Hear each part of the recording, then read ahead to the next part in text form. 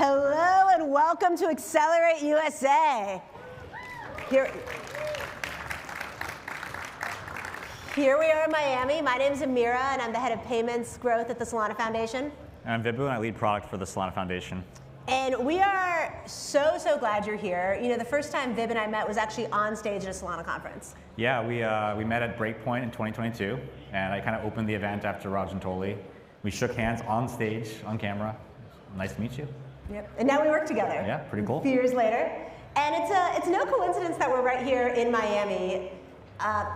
You know, I feel so lucky to be an American. And one of the many reasons that I feel lucky to be here in this country, be from here, is because this place attracts the most fierce, creative, frontier-thinking, gritty people in the world. And that's why America is at the forefront of building in finance and technology. And that's what today really is. It's a celebration of American dominance in finance and tech. And the story isn't a new one. America has dominated these places for decades. But what feels different is the way that this dominance looks. The playbook is a little different. The rails it is being built on is different. The people who are building is broader. The places it's coming from are different. That's why we're here in Miami, which feels like an epicenter of a lot of this energy right now. Yeah, and last year we hosted the first ever major Solana event in New York City. And even since then, it feels like the world has changed. Well, we had the Genius Act pass. We've had huge growth in stablecoins, real-world assets, institutional adoption overall. You know, I think I think of it as like, you know, the progress. Last year we were in the kind of progress stage. Today we're really in the execution phase, and Solana is at the center of that conversation. You know, we think of Solana as the home of internet capital markets. And the ecosystem has been delivering on that dream in so many different ways, and that puts Solana in the center of many conversations, not just the financial ones, but we're at the heart of conversations around AI, around robotics, around policy. And there's so many awesome stories just coming out every couple of days. Like you might have seen Western Union just launched a stablecoin on Solana this week. Last week, Meta enabled creator payouts in Solana stablecoins. That is really awesome. And that's why today isn't a crypto conference. When Vib and I set out to produce Accelerate and the content for it, we said this isn't really about what's going on in Web3. It's really a conversation about the future of the American financial system. And it just happens that a lot of it's built on Solana. And so today we've constructed it. It's one day, one stage. You can just sit in your seat and enjoy the best builders, thinkers, innovators, policymakers who are really thinking at the frontier of these topics. And it really spans the gamut. It's everything from payments and banking institutions to people in sports, to people in culture. We've invited people from other ecosystems. We're inviting a ton of debate, critique, because we really think that in order to have a bright future ahead of us and continue this domination, we need to be thinking about it from all sides. So we have incredible content here in front of you today. It's a stacked lineup, but we also are in this broader conference hall. Over here is the East Coast, we have Lady Liberty, we have Washington, D.C., we have the West Coast, and you can get a taste of this entire ecosystem by walking around. I'd be remiss if I didn't shout out our incredible events team who just absolutely crushed it, makes it look really beautiful every time. So please enjoy the day.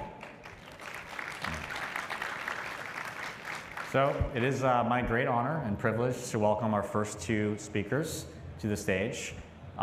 First one is Alejandra, who's venture capitalist and one of the seed investors in Solana, actually, at Foundation Capital. And she'll be joined by one of the great American entrepreneurs of our time, the co-founder of Solana, Anatoly Yakovenko. Let's give it up.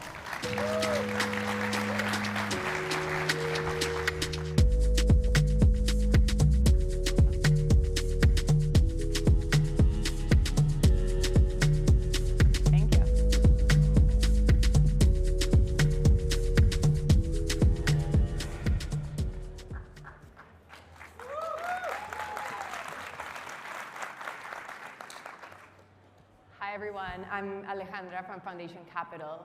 We've been investors in Solana since 2018 and have been proud supporters of many of the other ecosystem projects in mainnet. So very happy to be here, to be joined by Toli to walk through a lot that we're going to cover. Some of the founding origin story of Solana, potentially AI, we have time, and one of our favorite topics, mobile and Seeker. So excited to be here. So let's start at the beginning, from a little bit of a different angle, given we're here at Accelerate. You're from the USSR, and you spent some time there as a child, so that must have shaped your view on what the American opportunity really is. And so what does it mean for you to build in the US coming from there?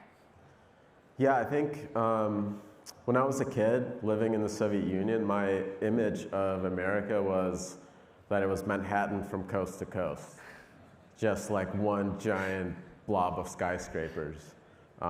So it was surprising kind of landing in rural Chicago that there's like farmland and like family homes and stuff like that. It was just, you know, you just don't know what you're expecting. And I landed in like '92, Chicago, when the Bulls were like winning their championships.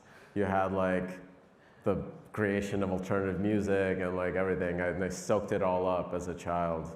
It was, I think, like a very transformative moment, obviously. So it was fun growing up in that time. And I've kind of, for some reason, always like got hooked on technology. My parents got me a computer. I was on the '93 early internet, messing around with programming and like basic script and Windows. The dot-com boom started happening, and like just the idea that you can be a founder and you can build a technology company that's transformative. That was, I think, the seed of kind of what inspired me to become an engineer, to go into computer science, and to always just be tinkering on something on the side. So in college, I joined a startup. We were building voice over IP systems. We didn't know what we were doing in the middle of central Illinois. But we built it and it worked. But we had no clue that you could scale something globally. This was, I think, probably the missing piece that took me a long time to figure out. And only by observing like folks like, you know, like Facebook and all these other companies really succeed and take services globally on the internet that my mind kind of shifted. That took 20 years. So like, I mean, I'm a slow learner, I guess. That is definitely not what your reference call said. We always do reference calls before we invest in startups in 2018. And I'll actually pull up the exact quote, given you just said slow learner. He's an extremely quick study in whatever discipline he gets in, whether it's stock market trading, understanding the relationships and opportunities for arbitrage. And so we definitely see that in the very, very niche subjects that you end up talking about these days. So a lot has happened since you moved here, got that entrepreneurial chip. There's the question on risk that always comes up when people are thinking about launching startups. Curious how your upbringing shaped the way that you think about risk.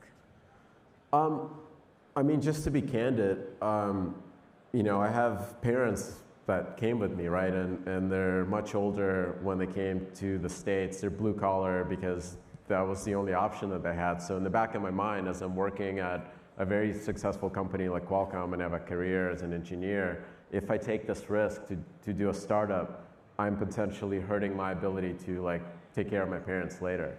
And this is something, that tension was always there. And it's very hard to take that leap. I think my thought was always that I felt like I needed to at least like raise enough money to pay for my salary, so I'm not like running negative. And I think that threshold actually ended up saving me from taking a bunch of making a bunch of bad startups. So like a really close friend of mine from college, Greg, who ended up the CTO of Solana Labs in those early days, me and him, we lived together for like 15 years. We would work out, we would surf, we would constantly talk about ideas, either engineering or coding or startup, and we'd always be trying to build stuff as a side project. There were like 15 failures that were never a taxable event before like Solana came to fruition. So I think, you know, my experience, like a lot of founders that succeed kind of have a couple characteristics. And this is maybe my own pattern recognition, is they're a bit obsessed with doing something. They're always busy. So no matter what they're doing, there's always like 3 different projects that they're working on. So focus is hard. But that obsession to always be trying and iterating, I think, is important. The other piece is they can basically build the entire product themselves. Whatever if what kind of, I could have written all of Solana myself, and it probably would have been worse in a lot of ways, but I knew how to do every piece. So when I was hiring or bringing on co-founders, I was scaling myself. And this is a very selfish thing to say, but I was giving pieces that I knew exactly how to build myself to somebody else, so then I could work on the next unknown piece. And I think that's kind of a key ingredient in a successful founder. It's interesting when you were talking about that tinkering, because some of your referrals as well talked about how Loom, which turned into Solana, was actually technically way less risky than a lot of the other things that you were thinking about, and it had to do with like that being thoughtful, considerate, and thorough, and really choosing an architecture that was proven in order to scale in a way that no one else was really doing at the time. So let's talk a little bit about those first innings in Solana. You were talking about NASDAQ and really just like running at the speed of light. So how has the trajectory changed since Solana started and your vision for it? This is probably another kind of key ingredient, I think, in successful companies, is that you actually end up with a vision that is very consistent from start to finish.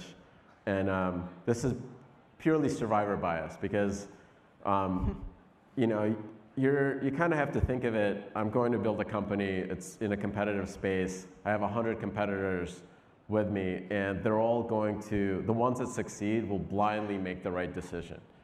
Nobody has enough information, but you have enough competitors that some of them will pick the right options and they'll go as fast as they can, and that's the only ones that will survive. So you cannot really, you don't have the option or the privilege to kind of make a lot of risk-reducing decisions. So for whatever reason, I felt that the right approach or the right design, and I didn't have enough information to really know that this is the right thing that's going to succeed, that we had to optimize for speed, for throughput, and the way to do it is to use kind of the technology that we knew that was readily available and cheap, which is bandwidth. So this is the approach that we took. And looking at all the other options, I had my own reasons why I thought it was right. And but there's obviously a bunch of other smart people that are incredibly smart with pedigrees and degrees from incredible universities and just as equally as capable as me that made different decisions. And it's really, really hard to know who's going to be right or not. But you kind of have to stick to your guns and keep working on that singular vision until either the market decides you were right or not. And this is, I think, the difference between founders and investors is that investors have the privilege of kind of making a couple hedge bets, but they only really succeed also if they make a couple really big bets, but they can at least hedge their positions or hedge the risk. But as a founder, you don't have that option. You are investing at a much higher kind of risk to reward ratio than any given fund. So you can't really listen to them too much.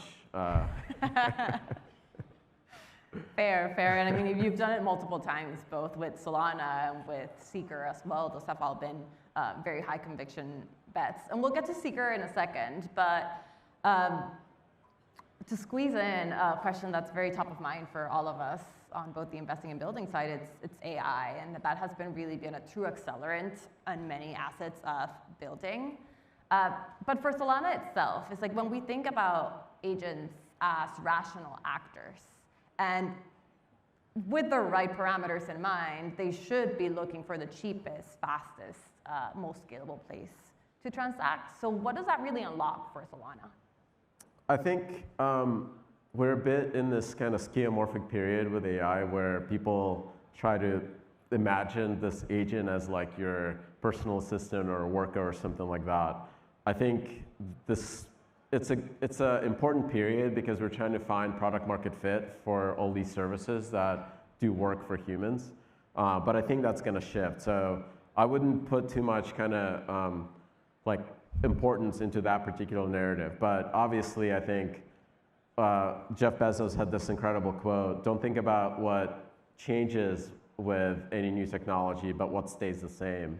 So in any given period, 10 years from now, cheaper, faster is going to be better than slower and more expensive. So that's always going to be true. So I think focusing on that makes something cheaper and faster with high reliability and all these other factors that clearly are important now, were important last year, will be important next year. So focusing on those, I think, is key.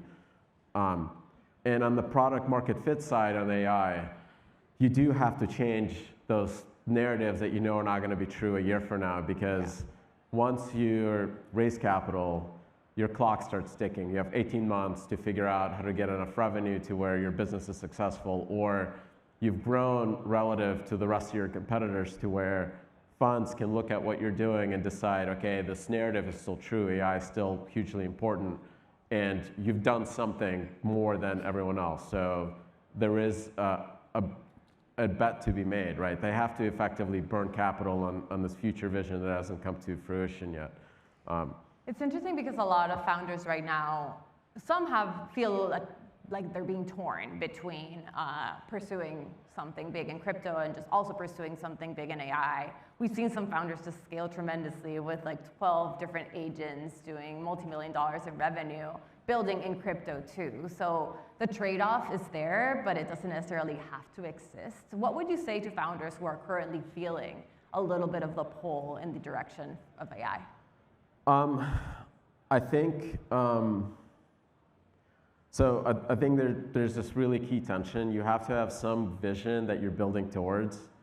And it's like, whenever I heard these stories, like before starting a company, it just, like, none of that sunk in. It all seemed like BS. But you actually do need to have some vision that you're constantly betting on blindly, because only the company that builds as fast towards the right thing will survive. And you have no idea if you're building towards the right thing, but you kind of have to make a gut decision. Cheaper, faster transactions are the most important thing. And that was the core insight that I got lucky with. And it's really hard to know, again, like at that moment, if you're doing the right thing. At the same time, you have 18 months before you run out of money. If you think you have 36 months before you raise, because you raise a bigger round, you either raise too much or you're not spending fast enough, because again, there's a competitor that is making all the right decisions, that is going as fast as they can, that will hit that 18 months mark, and they will raise more and grow faster.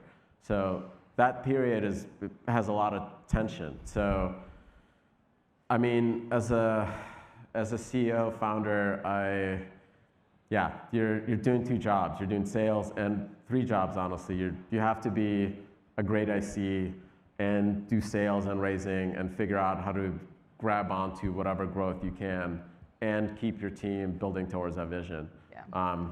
It's tough because you have a short amount of time, but you don't want to do a marginal improvement at this point. I think what was so interesting about Solana at that time is that it was just going to be incrementally better if this worked at scale. Shifting topics a little bit towards Seeker and mobile. We actually published a piece a few months ago that was just talking about how being high performance at this point is table stakes in crypto. The ball has shifted a lot more towards distribution and getting this into people's hands. And you've seen new ones develop with that, whether it's Base, Arc, Tempo.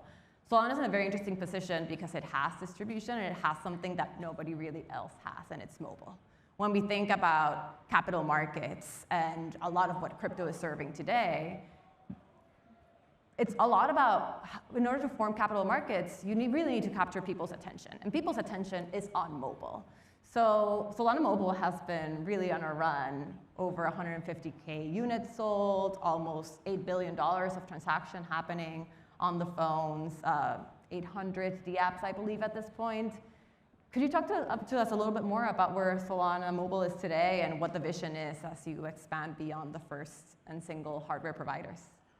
Yeah, I think this is, again, like I think as a founder, you're trying to pick what's going to happen in the future, what's going to stay constant.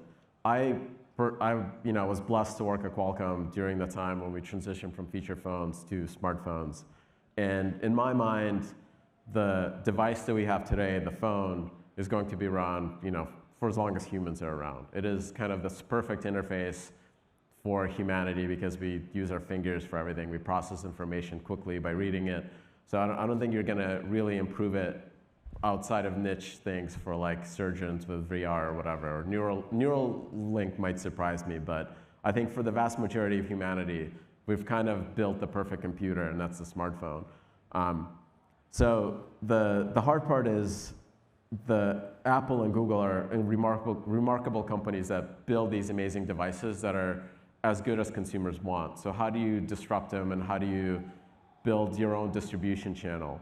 I think the really an important thing with crypto is that finance actually is a very different segment than the general population. Vast majority of revenue comes from volume, which is, you don't really care about the number of people. What you care about is the spendiest group that is trading the most or spending the most or sending the most payments. So you can target that segment specifically and build better, safer environments and applications. So we can focus on things like Seed Vault, where users have better security than they do out of the application wallets. We can focus on the fees that applications are charged, like the 30%, 20% fees that Google and Apple Play Store charge. Those don't really work with a lot of financial applications and things like that, and then kind of build a wedge and build this ecosystem and device that will hopefully get a lot of benefit to consumers and developers on Solana. And that vertical integration of having the phone and the entire app store and full control over all the environment there is really great. I mean, this is why Apple and Google are like the two biggest companies in the world. So the pie is enormous, the TAM is enormous, but obviously the competition is fierce. It's very interesting because when you do have the hardware, the wallet, the application, you really can reduce a lot of the frictions that we see in crypto today. And it really extends composability down to the operating system in a way that you don't see anywhere else in crypto. You can have native notifications, you can have payment intents, and all of that run on Solana primitives. And so the feedback loop that you get from having all of those things in one place just can really compound to build great products that you wouldn't really see anywhere else. Yeah, the only hard part is hardware. It takes 18 to 24 months to build, so the iteration cycles there are hard, and you're now competing with AI and Apple and everyone for silicon. So that's just a little hard. Small detail. Yeah. So as we go into just this last section and we turn back a little bit towards founders, there are a couple of questions for you. Did you ever think that you were going to be so focused on distribution as you are today? Honestly, like I think as a founder, I don't know if this tracks with a lot of founders that have kind of made it across a bunch of humps, is I only think about the next 8 weeks. Like, what can we build? What can we actually like ship in the next 8 weeks? And just the idea of like, oh man, in 5 years we're gonna be really worried about distribution or all these other problems. Those are high-class problems. It means that somehow in the next 18 months we didn't fail. That I was able to raise enough money to keep the team together and keep going, or nobody quit because they've been working 80-hour weeks or something like that. None of those like problems when you start out actually matter. Like you actually should and must think about what can I do today? What can I do in the next 2 weeks? What can I do in the next 18 months to where by the time you reach that point, you're still surviving. Paul Graham has a bunch of essays on like, don't die. It's really how the successful companies just didn't die. That's it. So right now, I think distribution is always key in these later stages, and these are high-class problems, but they're incredibly difficult because all successful companies that have distribution can verticalize and take whatever revenue or market share that you have and start adding it to their products and monetizing that. And now users don't have that pain pressure to switch, right? To switch apps or something like that. Crypto, I think, has the advantage that it's still just a really, we've gone through a lot of stages where it was the cypherpunks and very niche to where it's still now in that transition period from a technology that's proven, there's revenue models that are proven that are still transitioning to full institutional support and full kind of commercialization. So we have an advantage because we can move faster, we're global, and a lot of these companies that have built their businesses around these kind of regulatory captured markets that provide great services to users, but they're stuck in the ways that they do things. So we have an opportunity to disrupt them, but nobody's giving up revenue without a fight. So it's going to take a lot of work to build a distribution and to deliver value to consumers at the end of the day. And to wrap, in 20 seconds, what would have been a word of advice that you would give to founders now that would have been hard to hear before? Oh, man.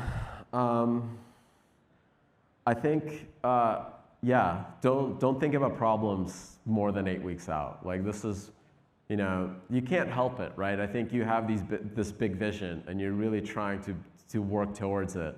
And you think about all these things. Oh, we have to build this, we have to build that, because if I don't do it, I won't arrive at that vision. I think. But give your big vision and your pitch deck to your VCs. Yeah, but yeah, you still have to have it. Don't slingshot your team between one thing to another. You know, I think you have to kind of trust. If you did a good job hiring, you have to trust your team to kind of go build the right things.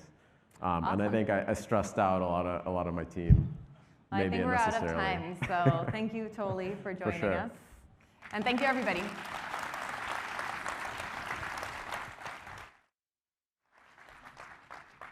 One more round of applause for Crypto Daddy, the one and only Toli, who has come back from the woods to join us. Welcome to Miami. Hi. This is the second US Accelerate. Accelerate started a year ago in New York. We saw this amazing change in sentiment in the US, and we're like, we need to do something about this. So we have an incredible lineup of speakers.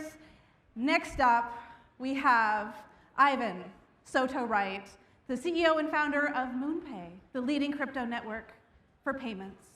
And we have the one and only, she is probably the most inspiring woman in all of crypto. She is the president of Solana Foundation. Huge round of applause for Lily Liu and Ivan Soto-Wright. All right. I'll be up there. Yeah.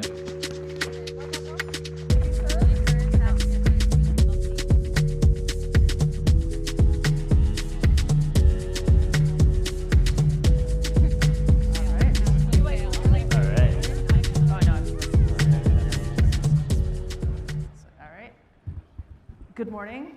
What's up, Ivan? How we doing? How we doing, Miami? All right. All right. Good. Great to be back in Miami. So, Ivan, you guys have certainly been up to a whole lot. Had a number of announcements last week. Will you take us through those announcements and talk us through what's going on with MoonPay, how that positions you going forward? Yeah, so it's been a very exciting time for MoonPay. Probably the biggest week in our history last week. We're going to hopefully top it this week with another major announcement. We're very excited. Last week, we really expanded our vision. We started with on-ramps. We became known as the buy button to the vast majority of crypto wallets and applications. But our vision is much broader. We want to essentially be the infrastructure platform, the operating system for value movement.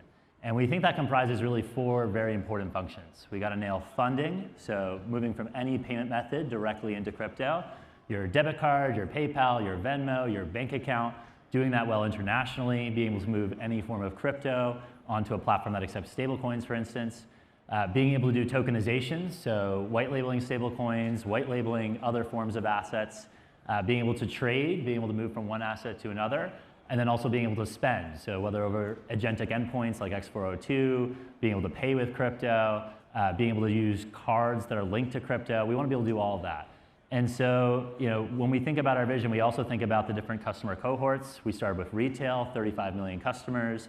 We now power vast majority of the major crypto brands, but now we're moving into institutions. So last year we hired Caroline Pham, former head of the CFTC, and she's now leading our institutional unit. And as part of that, we spoke to some of the biggest players in the institutional landscape, and a lot of them are saying one of the biggest barriers to getting started was key management. So we recently acquired a company called Sodot. We're very excited about Sodot's team joining MoonPay, and they are experts in MPC technology, experts in custody, and coupled with our infrastructure that we've built already, we think we can bring a lot more institutions on board. We think that, given our reach, given our distribution, the next big opportunity as well is taking these tokenized assets and making it easy to distribute across our platform. So, we're seeing all the big funds thinking, oh, I want to bring my assets on chain. How do we make that accessible to everyone? That's where we're really focused. Awesome. Now, us sitting in the blockchain world, one of our longstanding shared aspirations is for DeFi to actually overtake CeFi. Is that something that you guys think is going to happen, and what role is MoonPay going to play in that? 100%. Yeah, I think DeFi will overtake CeFi. I think generally we move to the most efficient system. I think DeFi is going to be vastly more efficient. And for us, we always saw, okay, first iteration of crypto, kind of closed loop, centralized order book. A lot of these exchanges held onto your keys. But the future is you should be in control, right? You should be in control. You should be able to move into any asset on chain frictionlessly. And you look at Solana. Solana is moving, I think #1 in DEX volume trading on a weekly basis. We're starting to see, I think we're looking at around 27% penetration relative to centralized exchanges in terms of volume happening through DeFi. And I think that's only going to continue to accelerate. And I think really the driver of that, we're obviously seeing amazing stuff going on with agentic. We're going to continue to see agents take more possession of your transactions, take on more of your financial life. And as that happens, these agents don't sleep. They'll work on weekends. They are going to be instantly transacting. They're going to be far more efficient. And so what is going to be the infrastructure of choice for agents? It's most likely going to be DeFi. So if we take that thesis, then we should be bullish on DeFi. How close do you think we are to agents transacting on our behalf while we're sleeping and paying our bills? Yeah. So we've been really focused on this. So we were one of the first to roll out the MoonPay CLI, so command line interface. You can take one line of code, you can give it to your OpenClaw agent, and with an authorization of MoonPay, we can essentially open up a bank account for you. We can top up a wallet. We can swap from any asset to any asset. We just announced Moon Agent cards, so you can actually have those agents start to spend on your behalf. But I really think one of the things that we really need to solve with agents is UX. So right now, there's a lot of instances where humans are in the loop, and in some cases, agents aren't really good at crawling a lot of websites. So the idea would be, how can you make an agent completely transact headlessly? Like that's really, I think, the next major upgrade in terms of the UX. So you'll be able to just say something to your agent, and it'll just execute without you having to necessarily navigate to another website or another page. And so we're working on that. We're trying to get as close as possible to, and when I actually zoom out a lot, I think, what is the future of money movement? What is the future of value movement? It's just going to be natural intents. You're going to say, I want to buy Bitcoin on a weekly basis, or I want to move into this asset on Solana. I want to send money to this person. I want to pay this invoice. And ultimately, the agent should be able to instantly transact and do that for you without having to interact with it. And so we'll slowly start to trust it with more and more things. We're going to start with the baby steps, and then over time, I think it will take on more of your financial life. Cool. So you've talked about some of the acquisitions you guys have made, and as I was looking into it, it seems like you did 6 acquisitions over the last year and a half, and seems like there might be another one to talk about. So who's going to be joining us in the empty seat? Yeah, well, we've got a special guest coming out. We're very, very excited today to announce the acquisition of DFlow. And we have Nitesh Nath, the co-founder CEO, coming out right now to welcome to the stage. We got Nitesh. There we go.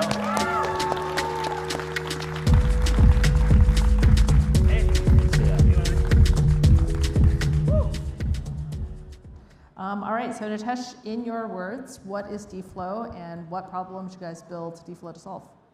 Yeah, DFlow builds trading infrastructure on Solana. We are the lowest latency and best execution place to trade any Solana token. We also build a lot of stuff around tokenization, so we worked with Kalshi to tokenize their prediction markets on Solana. Massive growth over the last year. I think we just crossed 50 billion in trading volume. Yesterday we announced that we're now the primary router in the Coinbase app, so Coinbase and Coinbase.com. We honestly, we just sought to solve best execution on Solana. Yeah. So Ivan, you've been talking about institutional, on or off ramps, cards, agents, and now trading. This is the execution layer. This is the #1 in the game right here. So why is trading infrastructure a priority for you right now? Well, I think it's going to be increasingly important. So one, obviously, from our perspective, Solana, very important ecosystem.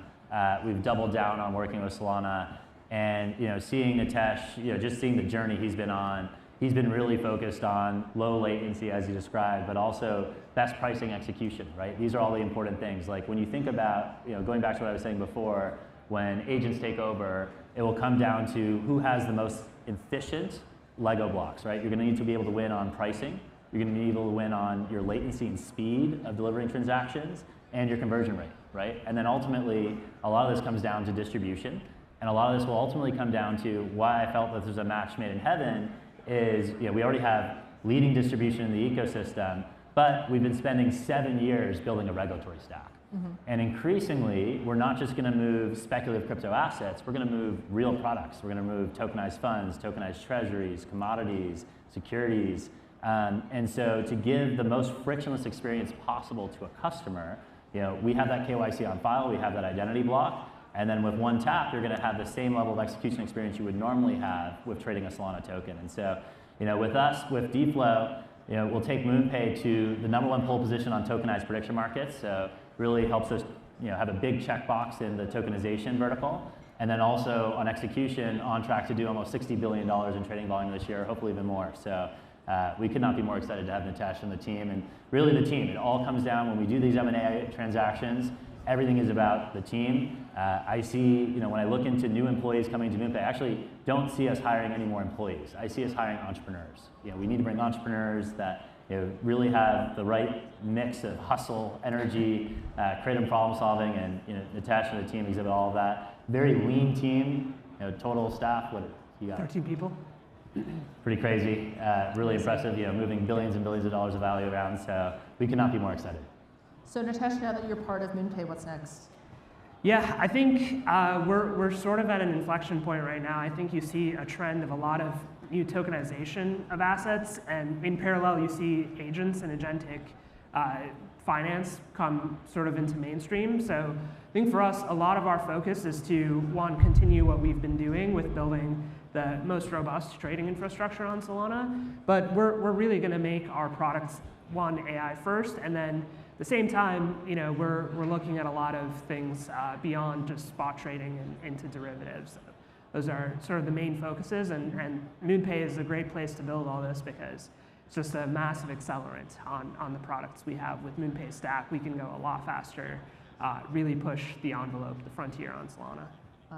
So Ivan, last question for you. A lot of people still think about MoonPay as just on and off ramps. And yeah, hopefully we changed the game today a little bit. We're moving in the direction, not just an on-ramp company, but an operating system for value. That's right. Institutions, all sorts of asset classes, trading, prediction markets, all sorts of stuff. And so what does this now mean that MoonPay can do that others can't do? Yeah, so I see them as all Lego blocks as described. And by doing all these different pieces, you start to see even more harmony across the stack. Really, I think a lot of it comes down to getting KYC and KYB right, because I think that's going to be a giant friction point for new users, especially if they want to access some of these newer instruments and newer products. And I think the other big focus for us has really been, as I said before, headless, right? How do you get to a place where we essentially had to rebuild our entire stack from scratch and say, how do we build at the lowest level from APIs? Because ultimately, the agents are just going to want to be able to find those things and execute them ruthlessly efficiently. So we had to do a lot of adaptation. When we started the product, it was really focused on humans and making a beautiful aesthetic experience for humans. That's probably less important. I mean, it's still important to get it right for mass adoption for everyone in the world, but for agents, they purely care about having these API endpoints that are phenomenal. Yeah. So if we can do all these different pieces well, you start to see even more synergies across that stack. And so that's why we've evolved beyond just on-ramps. On-ramps, very important, part of the ecosystem, still a very difficult challenge to solve. But when you start to combine on-ramps with something like execution, then it's like, okay, wow, now I can move into any asset on-chain frictionlessly. You can combine both those components and access, you can go from a card, Venmo, PayPal, any payment method directly into any asset on Solana, any prediction market, any tokenized asset. So all of this is super exciting. Now, I remember the first time we met in person was actually at Singapore Breakpoint in 2024. Right. And you'd approach us, and you were basically like, I want to go on, I want to do a lot in Solana. I want to go all in on Solana. At the time, I was like, okay, that sounds awesome. We as an ecosystem were in a little bit of a different place. And I'm curious, like over the last year and a half after you decided that you wanted to make that investment in the Solana ecosystem, have you felt kind of like You were positively surprised? How's it gone for you? Yeah, so I think Solana's a goated community. I'll say that first. I think number two, just the best builders, right? And you're attracting some of the most incredible talent to work on Solana. I think a lot of it comes down to the talent, right? You're ultimately going to become even more efficient. You're going to continue upgrading Solana. And so you got to attract the developer mindshare. If you get the right developer mindshare, then you're going to have the best products. And ultimately, that's the main reason that we chose, let's go all in with Solana. These guys get UX, they understand the experiences, they're solving real problems for real people. So yeah, we're honored to be part of it. Awesome. Well, congratulations, guys. And from on-ramps to trading to everything in between. So that's what we're about here at Solana as well. We get asked a lot, are you guys about payments? Are you focused more on payments? Are you focused more on trading? We've always said, when you think about the ways you use money, you don't segment it like that. You have money, you want to use it for different things at different times in different ways, and you've got to be able to provide all of that in the same environment, and that's the whole value proposition. Yeah, so. That's why we're not just an operating system of money anymore, it's an operating system of value, because we're expanding the definition of money. It's going to essentially anything you can put on chain. So transact everything. Let's see. Let's go. Killer, guys. Thank you.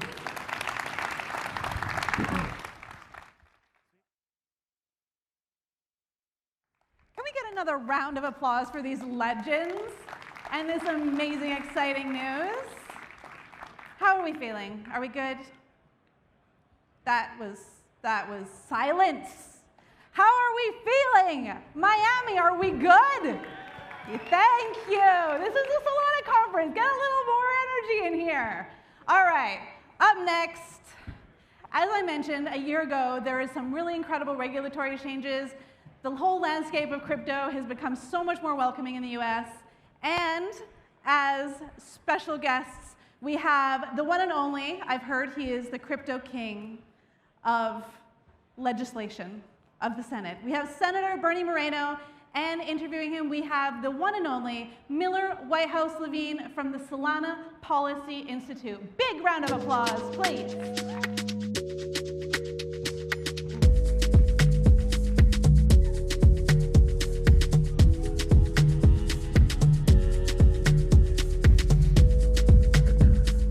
Good morning, all. It's still morning, so it's a good first day here at Accelerate. We have the Crypto King of Congress, I think it is, here with us today, Senator Bernie Moreno. Senator Moreno, you found crypto before crypto found you. When was the first consensus you went to? How do you know crypto so well? So I went to the first conference in 2012, so a long time ago. There was a lot less people, and there was a lot more questions about whether this is a real industry or not. And I've only been a senator for 15 months, so this has been quite a transition for me. And how has it been on the policymaking side of the industry versus actually working in the industry? Well, you know, it's very similar, honestly. People don't take you seriously. People don't know what they're talking about. You have to convince people of a lot of things that seem like they're common sense. But ultimately, because of President Trump, we're making a lot of progress. We passed the Genius Act. Next week, we're going to mark up the Clarity Act in the Senate, which is a big deal. Can we get an amen for that one? And we have to merge it with, not to give you all the inside baseball, but there's a bunch of committees that have jurisdiction. So we have to put it all into a tidy package. But we'll get it on the president's desk before the end of June, and it'll sign into law before July 4th. Give us a bit of those pieces that have to fall together. This audience is begging for clarity, so I think they know a bit of the details. Well, so I'm on the banking committee, so we obviously have jurisdiction on a lot of the SEC issues in the bill. The agriculture committee, believe it or not, has jurisdiction because of the Commodities Futures Trading Commission, so they have already passed that section. We have a piece in judiciary, there's a piece in ethics, so we have to put all the 4 committees' reports into one bill, get that on the floor, pass it in the Senate, and then the House has to pass what we passed. Once that happens, then it becomes a law once the president signs it. And I think all that happens before July 4th, which is actually pretty remarkable. I know it's been a long time coming, but 2 years ago, there was an all-out assault in Washington, D.C. against the entire industry. So in 2 years, we've passed Genius, stablecoins, that's now the law of the land. We're seeing huge adoption. And now we'll have the Clarity Act happen, which basically allows massive innovation to happen. In fact, For me, that's the most exciting thing, is how many of you are going to create new companies and new businesses because now you have total clarity on what the rules of the road are. What are the outstanding issues that that you think are going to have to get ironed out to see it move forward? Yield was a big one. I think most folks on Twitter saw the drama. It seems like that may have been resolved. No, I don't, actually, I got to say it carefully, I don't think there's actually any outstanding issues. Yield and interest has been resolved. Look, the banks were never going to be happy. That was a point I made 6-7 months ago. They wanted the full repeal of Genius, and they really don't want clarity to pass because they don't want what they view as legitimizing an industry that is a threat to them. So the banks are never going to be happy, but they're going to be fine. Yield is resolved.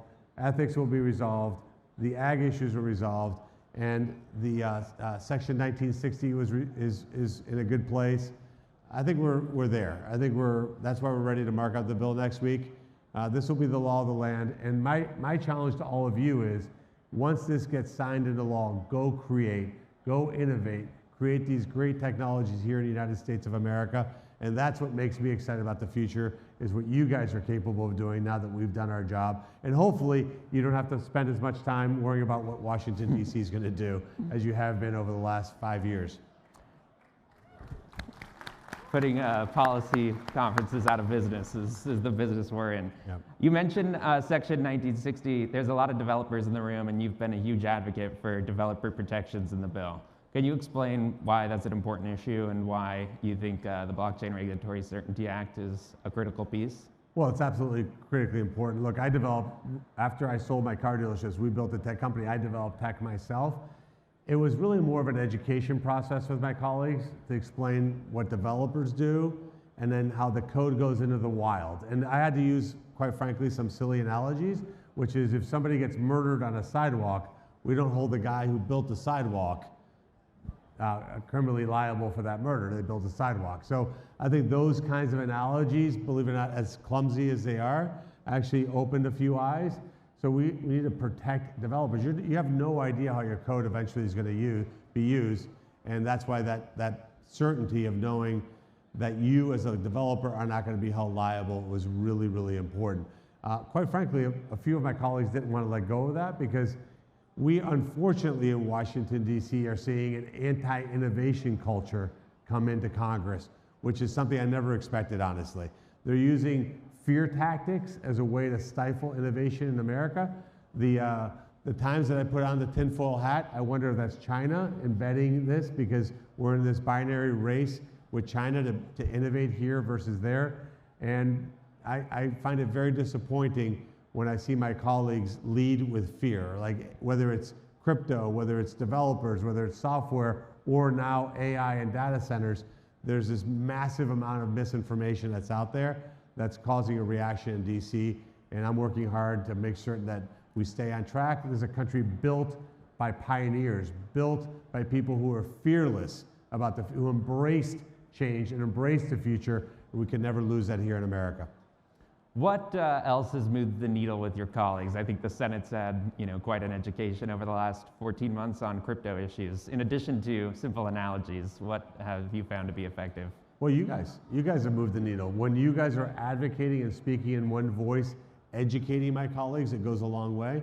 Sometimes it's obvious to say, but not a lot of my colleagues are experts in digital assets, shall I say it that way kindly, which is fine.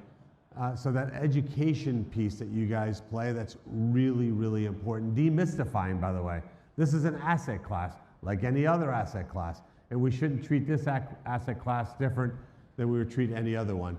I think when you frame it that way for people, it really helps them get to where they need to be.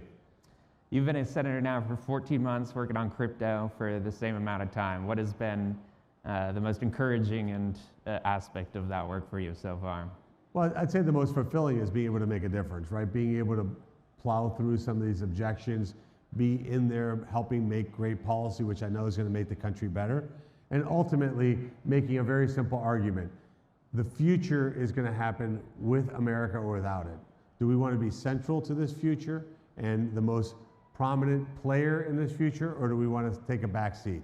Obviously, that's not acceptable for us in DC to take a back seat to anybody.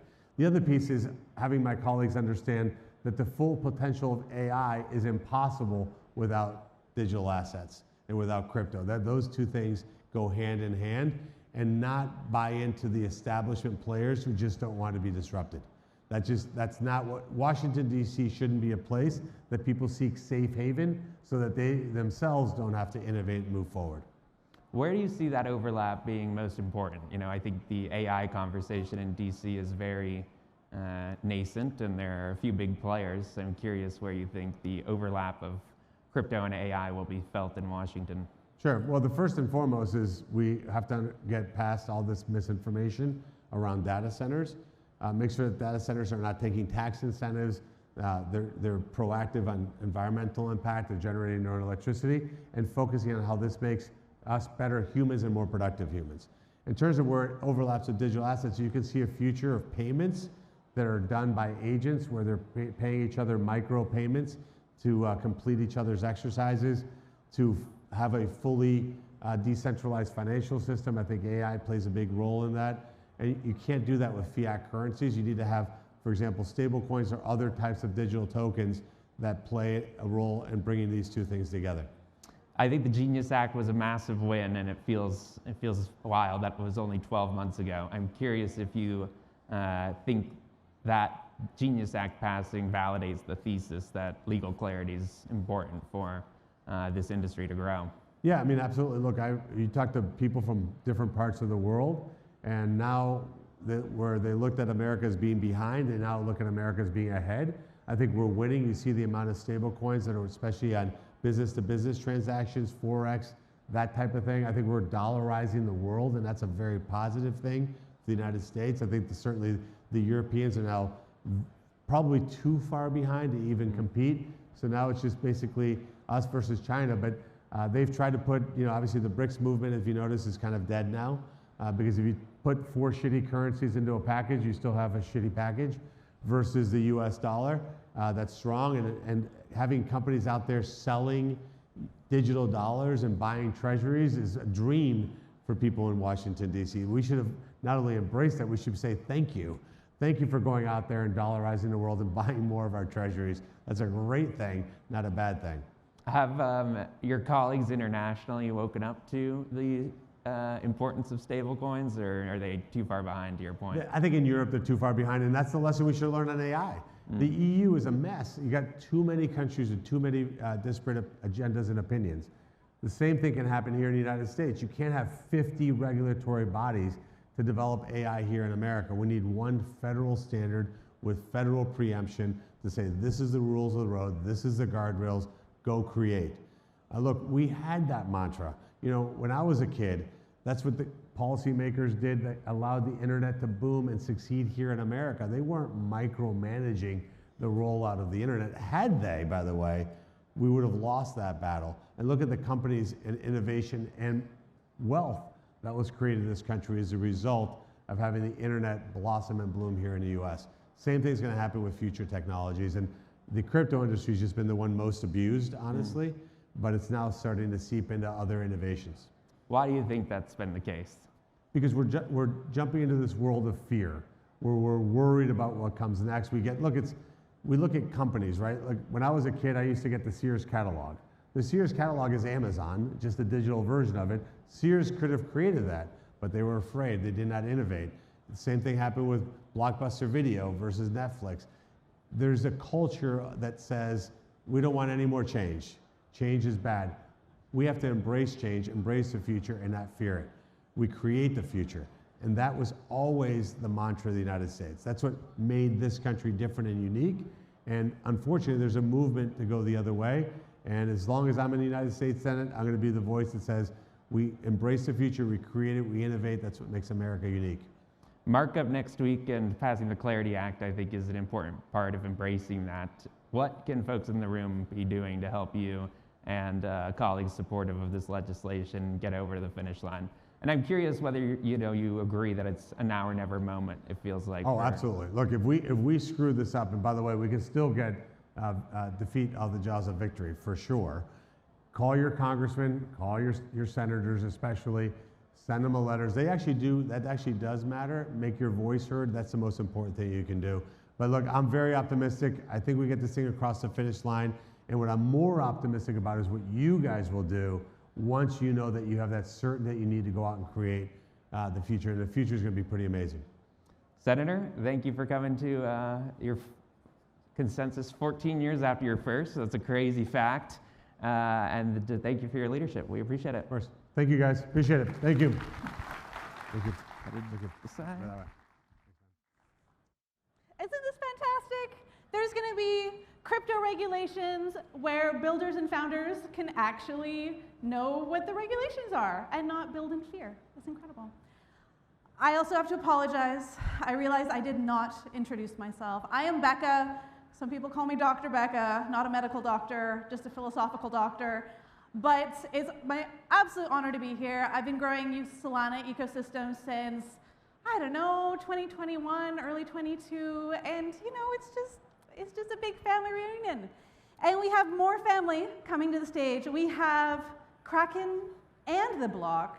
So we have Arjun Sethi, the CEO, and Kraken, and we have the one and only Gareth Jenkinson, who is the head of multimedia at the block. Big round of applause for Arjun and Gareth.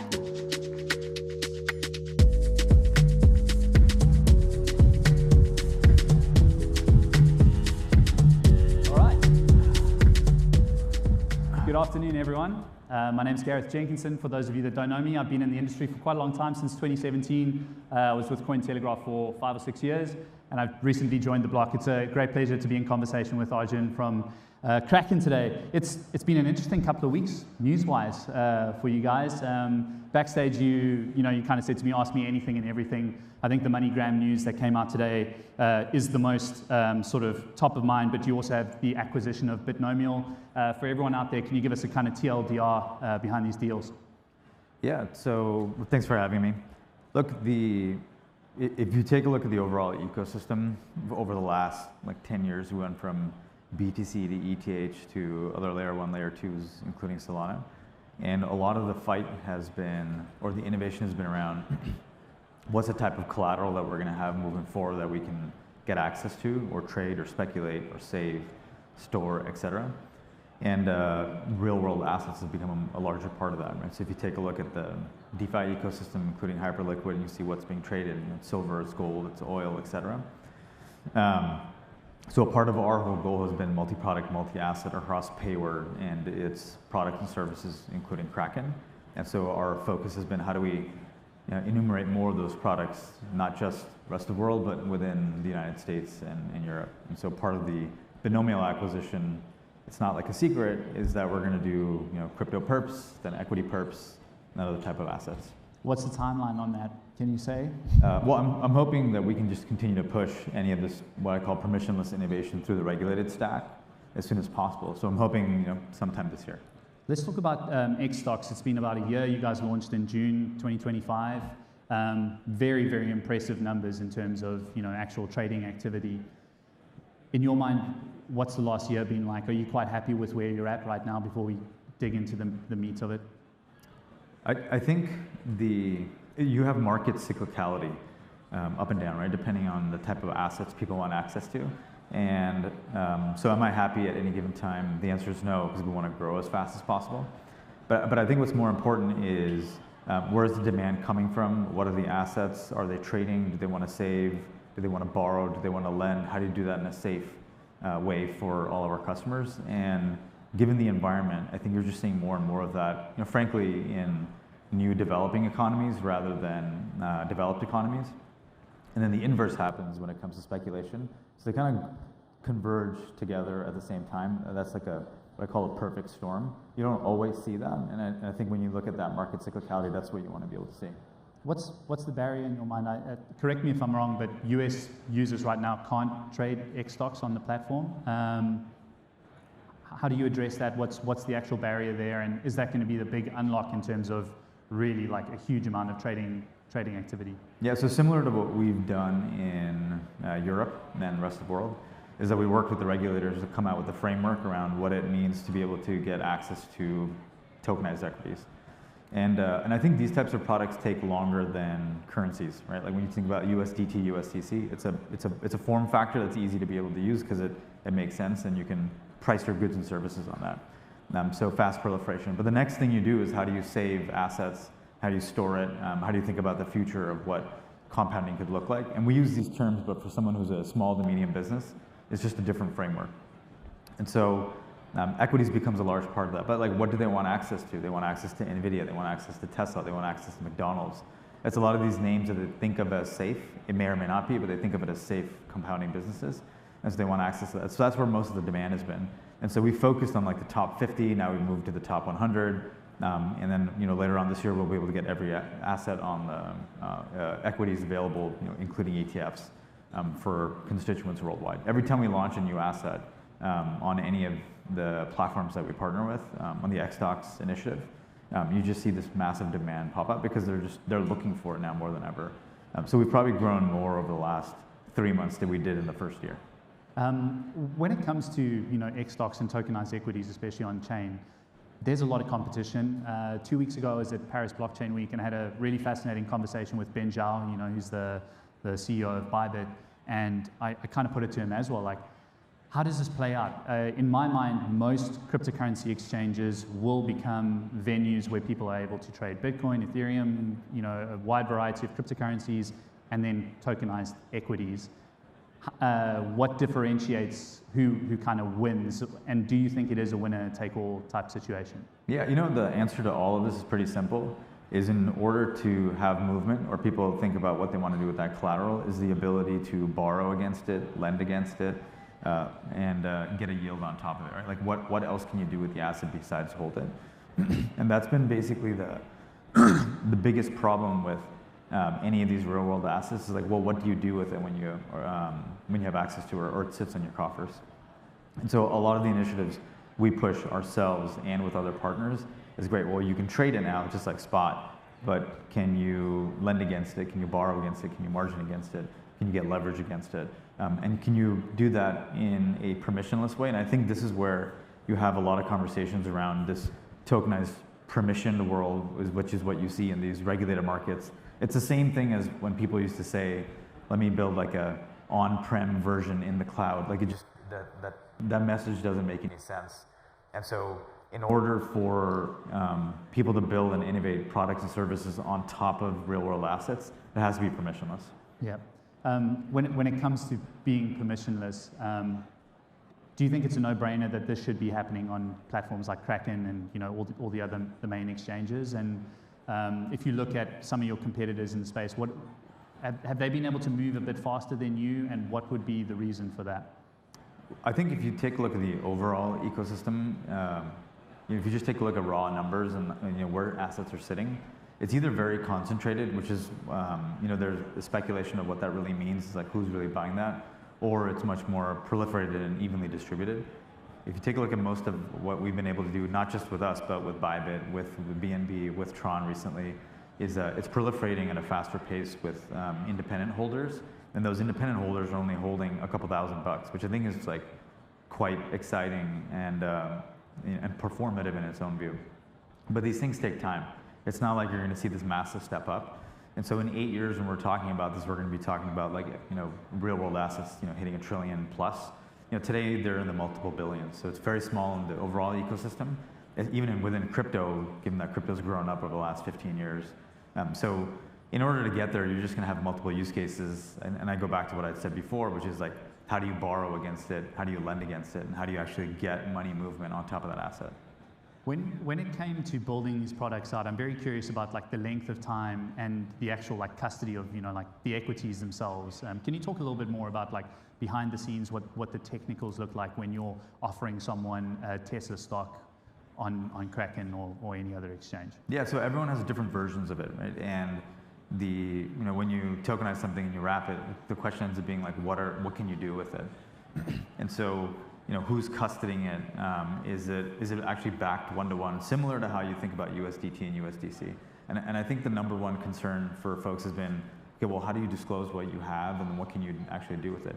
If you look at the vast majority of, let's say, DTCC and all these initiatives that are happening in the United States, They have this perspective that let's create a utopian world where like you get access to everything, when the number one problem is do I just have access to the asset? So if you're sitting in Argentina in your small to medium business and you want to hold a certain number of assets, regardless of what it is, gold, equities, stablecoin, what you really care is like what you can do with that capital. You may not care as much, at least today, about proxy votes or governance votes, or like, can Elon get his next, grant if he hits his milestones?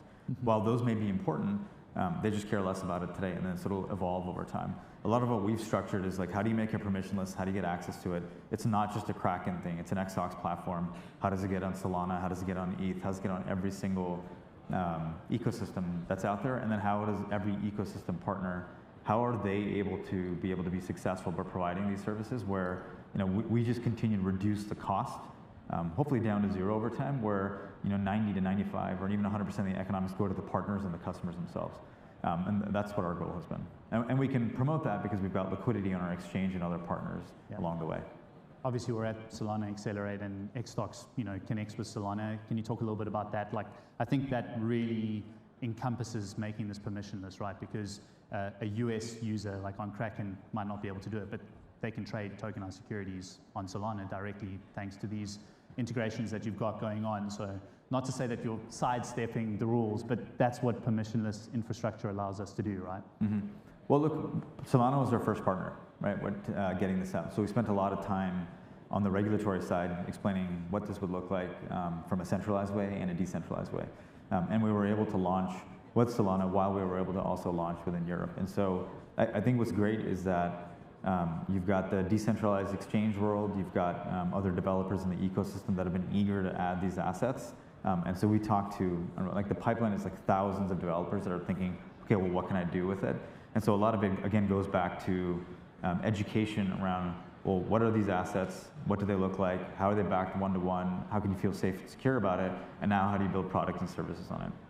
And the great thing about Solana and some of the other ecosystems, but again, number one was, we know this is going to take a long time. We know it's not like a fast meme craze, but this is really important for the overall development ecosystem, but the underlying customers, regardless of where they are.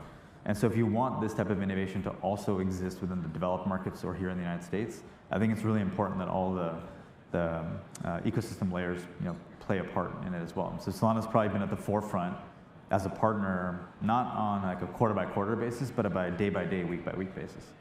Let's just gauge the room very quickly. Does anyone own any tokenized stocks, and are you doing it on Solana? It's like a handful of hands, not too many people. Why do you think that not more people are putting up their hands? Yeah, so from what I count, it's roughly 10%. Like I said, I think it takes time. But if you asked everyone, do they have collateral in USDC and USDT today, it's going to be 99%. Yeah. But if you ask the same question, 5-10 years ago, it was 10%. Yeah. So it just takes time to sort of add these assets. And I go back to the basics. What are all the other protocols and ecosystems around borrowing and lending going to look like for tokenized equities? Yeah. I found it very interesting. There were some headlines around the IPO, and it made it sound like it was new news about the IPO, but I don't know how much you can say right now about timelines of the IPO and what you guys are really hoping to achieve with this milestone. Yeah, so for any company that, in my opinion, and we're another hat where we have an asset management company, a lot of the feedback and advice we give to any company is, okay, well, you want to make sure that you're set up at a foundational level for durable growth. And durable growth means that it's like a compounding over a certain period of time. You've got predictable cash flows in another area where you can invest in other parts of the market that might be, or in your company that are volatile. And so trading is a volatile category, regardless of the ecosystem you're in, commodities, equities, et cetera. Asset management, banking, insurance, SaaS revenue, at least in the past, were more predictable, and that has its oscillations. And so a lot of what we've been building out is great. We started off in trading, then we added assets under management and assets under custody, and we call AOP, assets on platform. And what are the yields that we can give back to our customers, but also generate revenue for ourselves at the same time? That's what we've been building, and that doesn't happen overnight. That's going to take 3, 5, 10 years. Yeah. My last question to you, because we've got a minute. Last year I was at ECC when Robinhood announced that their tokenized security offering. They chose to build it on an Ethereum L2. Do you think that it matters the infrastructure that people are bringing tokenized equities on chain, or do you think it should be pretty platform agnostic? And what has been your approach to allow you to branch out onto all the different infrastructure? Look, take what we do out of it. I think the most important piece is that people are educating themselves on this is important. And how do you move from the old world TradFi collateral systems where the settlements took days, weeks, in some cases months, depending on the asset, and how do you move it to 24/7 immediately right now, where you get access to your asset that you own? That's just going to take some time. And so as more and more onboarding happens, not just with people all over the world that have a couple $1,000s, but like mid-market, enterprise, institutions where they're providing this back to, let's call it retail customers, that's going to make the big difference. And that means being patient with it. So all the headlines that you see that people talk about, like this is going to change the world, it's not going to change tomorrow, but I think it will in 8 to 10 years. That's all we have time for, ladies and gentlemen. Big round of applause for Arjun. Thank you. Thanks for having me. Thank you very much. All right. One of the things we love about our ecosystem is our incredible founders. They ship nonstop. And our next special guest is one of our favorite shippers. He is the one and only. He is the co-founder and CEO of Jito, which, as you know, is doing big things. They have announcements every single day. You might know him as Buffalo. A round of applause.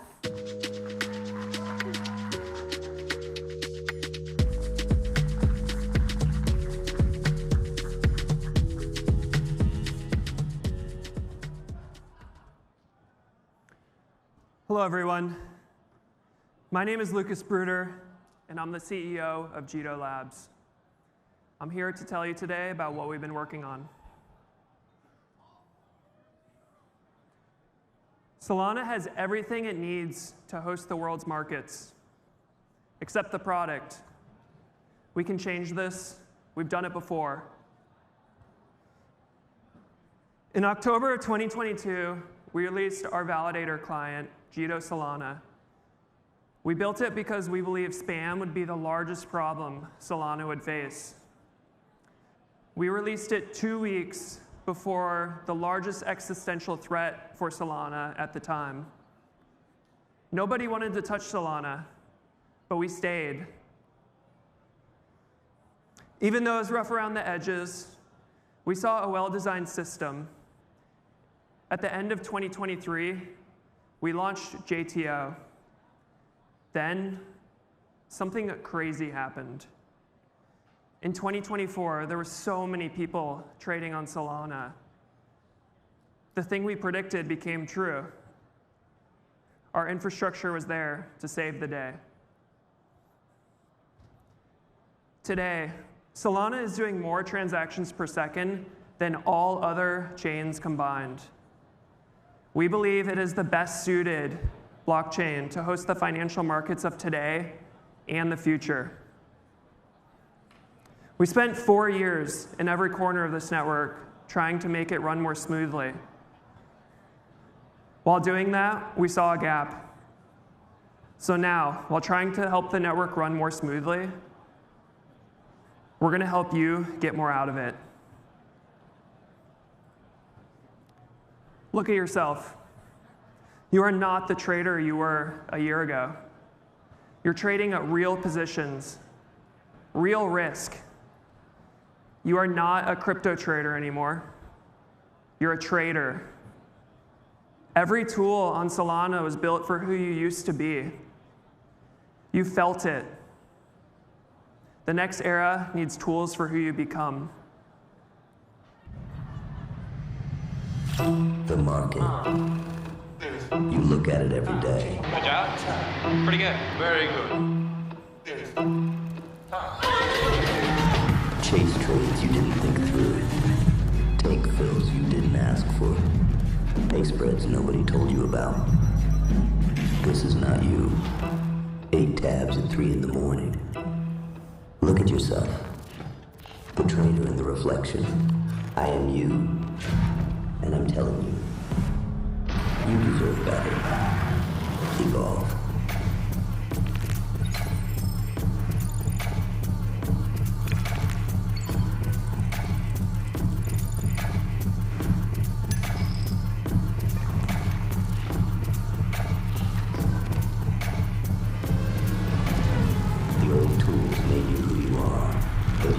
who you were. JTX.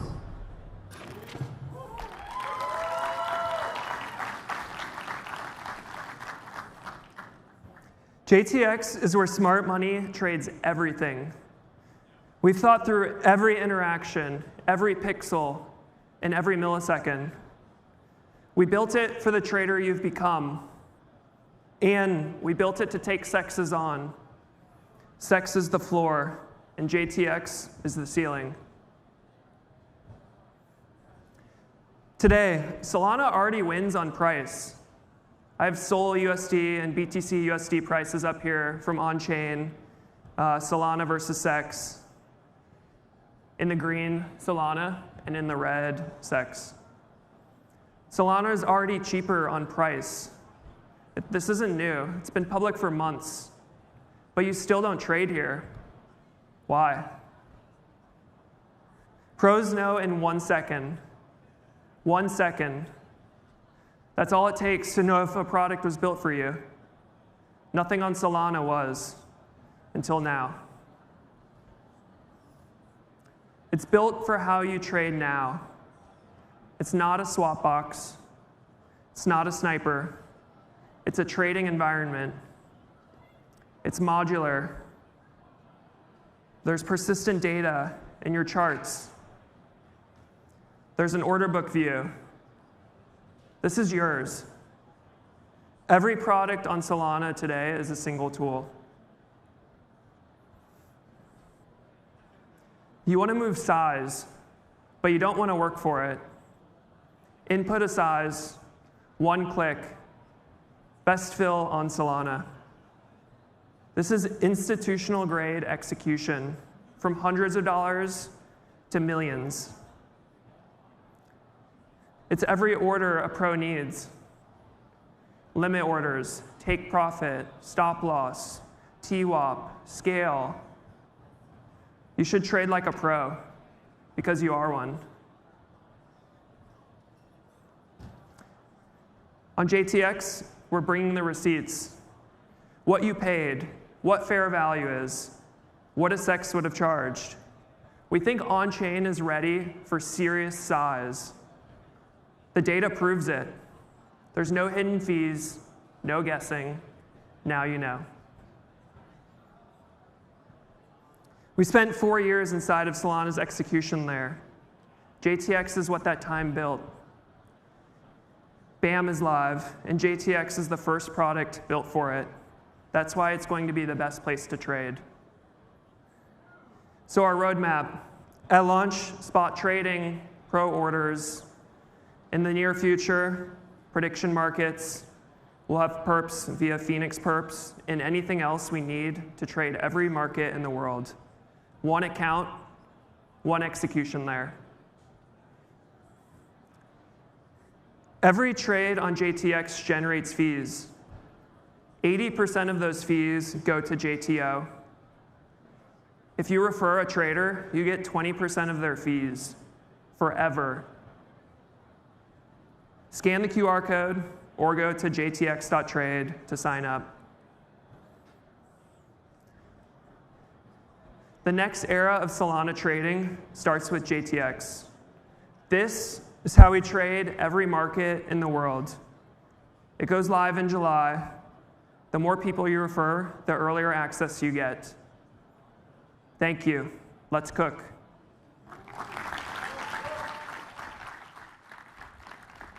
All right.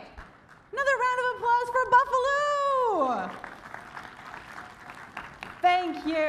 All right. So, as we know, AI is a thing. It has exploded in the last few years, and agentic commerce has become a whole world unto itself on Solana. Here to share all of his thoughts, he's the one and only Rish. He's one of my favorite people. I have the pleasure of working with him every day at Foundation, and he brings an incredible amount of big brains and joy. He is the head of AI growth, and he's going to share some big brain thoughts. Huge round of applause for Rish.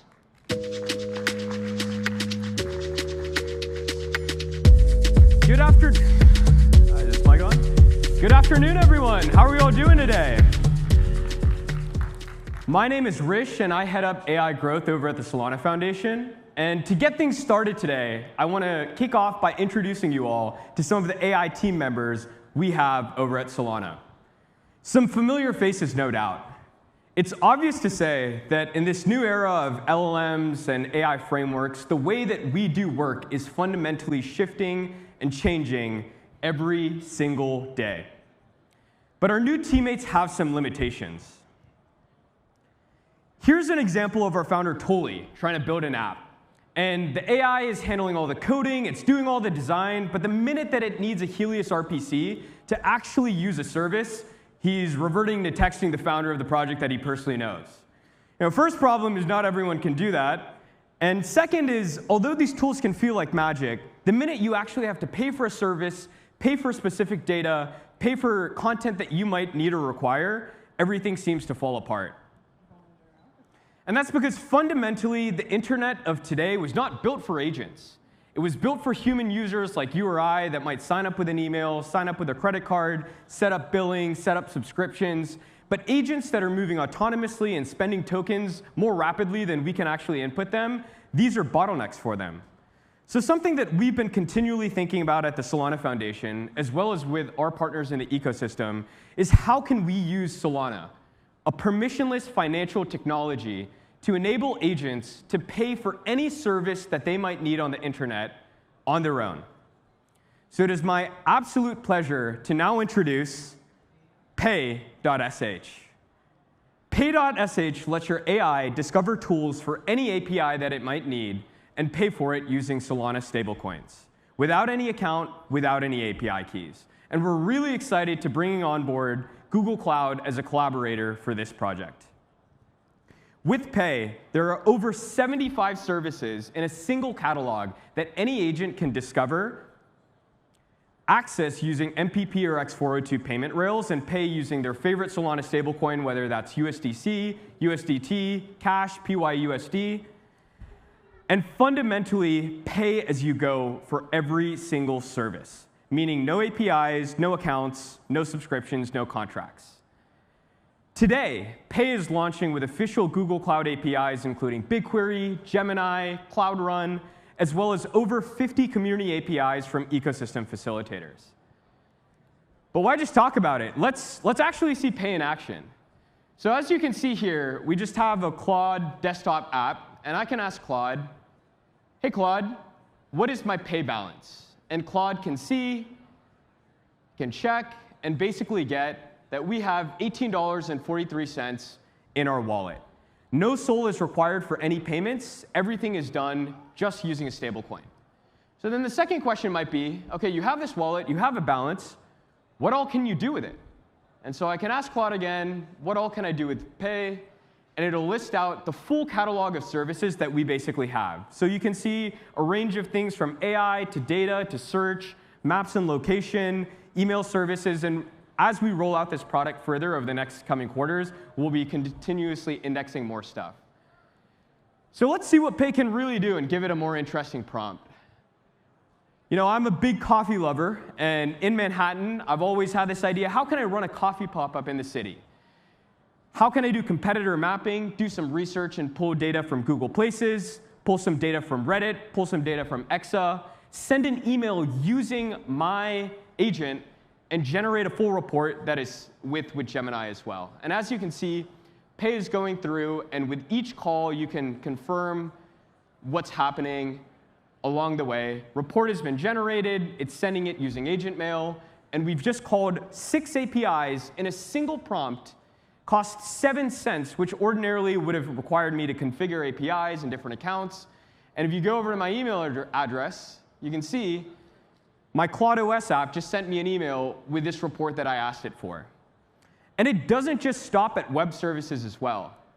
We released Pay internally at the Solana Foundation last week, and one of the most exciting services that people loved was, how can you actually use Pay to buy physical goods and services? And one of the services that we're launching day one through Perch is discoverable buying goods on Amazon. So say I want to buy a coffee apron for this pop-up. It indexes the Amazon search, finds the different options, confirms with me, OK, which option do you want? What email address should you send this to? And basically, this is the new way that you can buy anything all within a single application without ever leaving your Claude app. And I sent something the other day over to the lab at Miami where I've been co-working for the past few days, and we can check out if Pay really did its job well and got us the right apron order. And we can see, CrossMint, we got our order confirmation, and wouldn't you know, Claude just ordered me an apron from its app. This is the future of agentic commerce as we see it. And I'm incredibly excited to introduce Devin Mitchum from the Google Cloud team to join us on stage to share a little bit more about the future of agentic commerce, stablecoins, and Solana. Devin?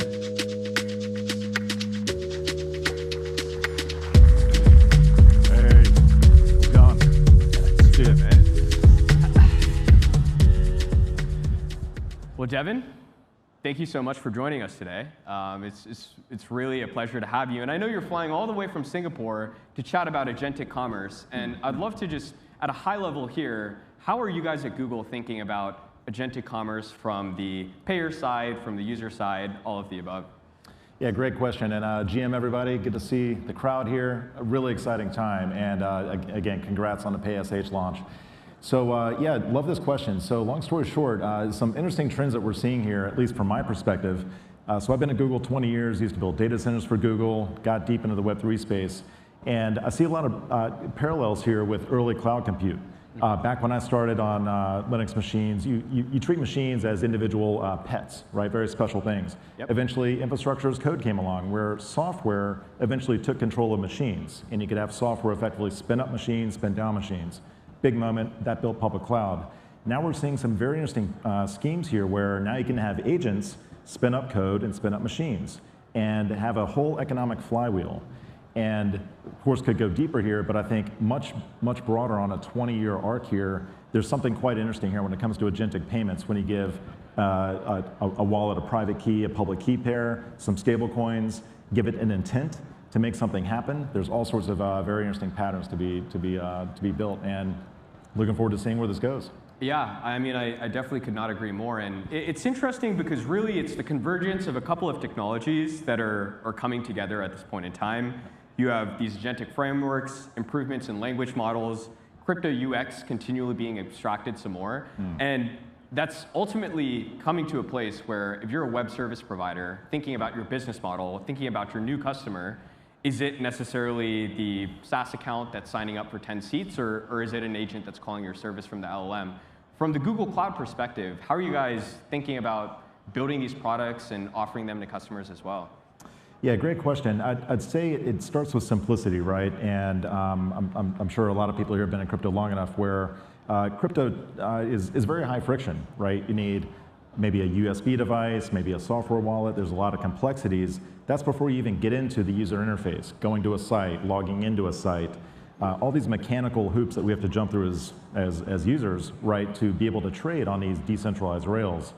And I think one thing that's actually quite interesting, if you're a developer, if you're a startup, if you're an institution looking into space, is that UX surface area is compressing. And as this turns into code, and as agents have intelligence and an ability to understand front ends or understand how to talk to an API socket to purchase or procure a resource temporarily, you have a whole new pattern, and I would argue the friction also collapses. So I think it'll get quite interesting where once the friction collapses, you can have much more maybe sophisticated use cases here where agents can, again, act on your intents, solve atomic transactions, settle efficiently in terms of gas or routes or searcher solver approaches.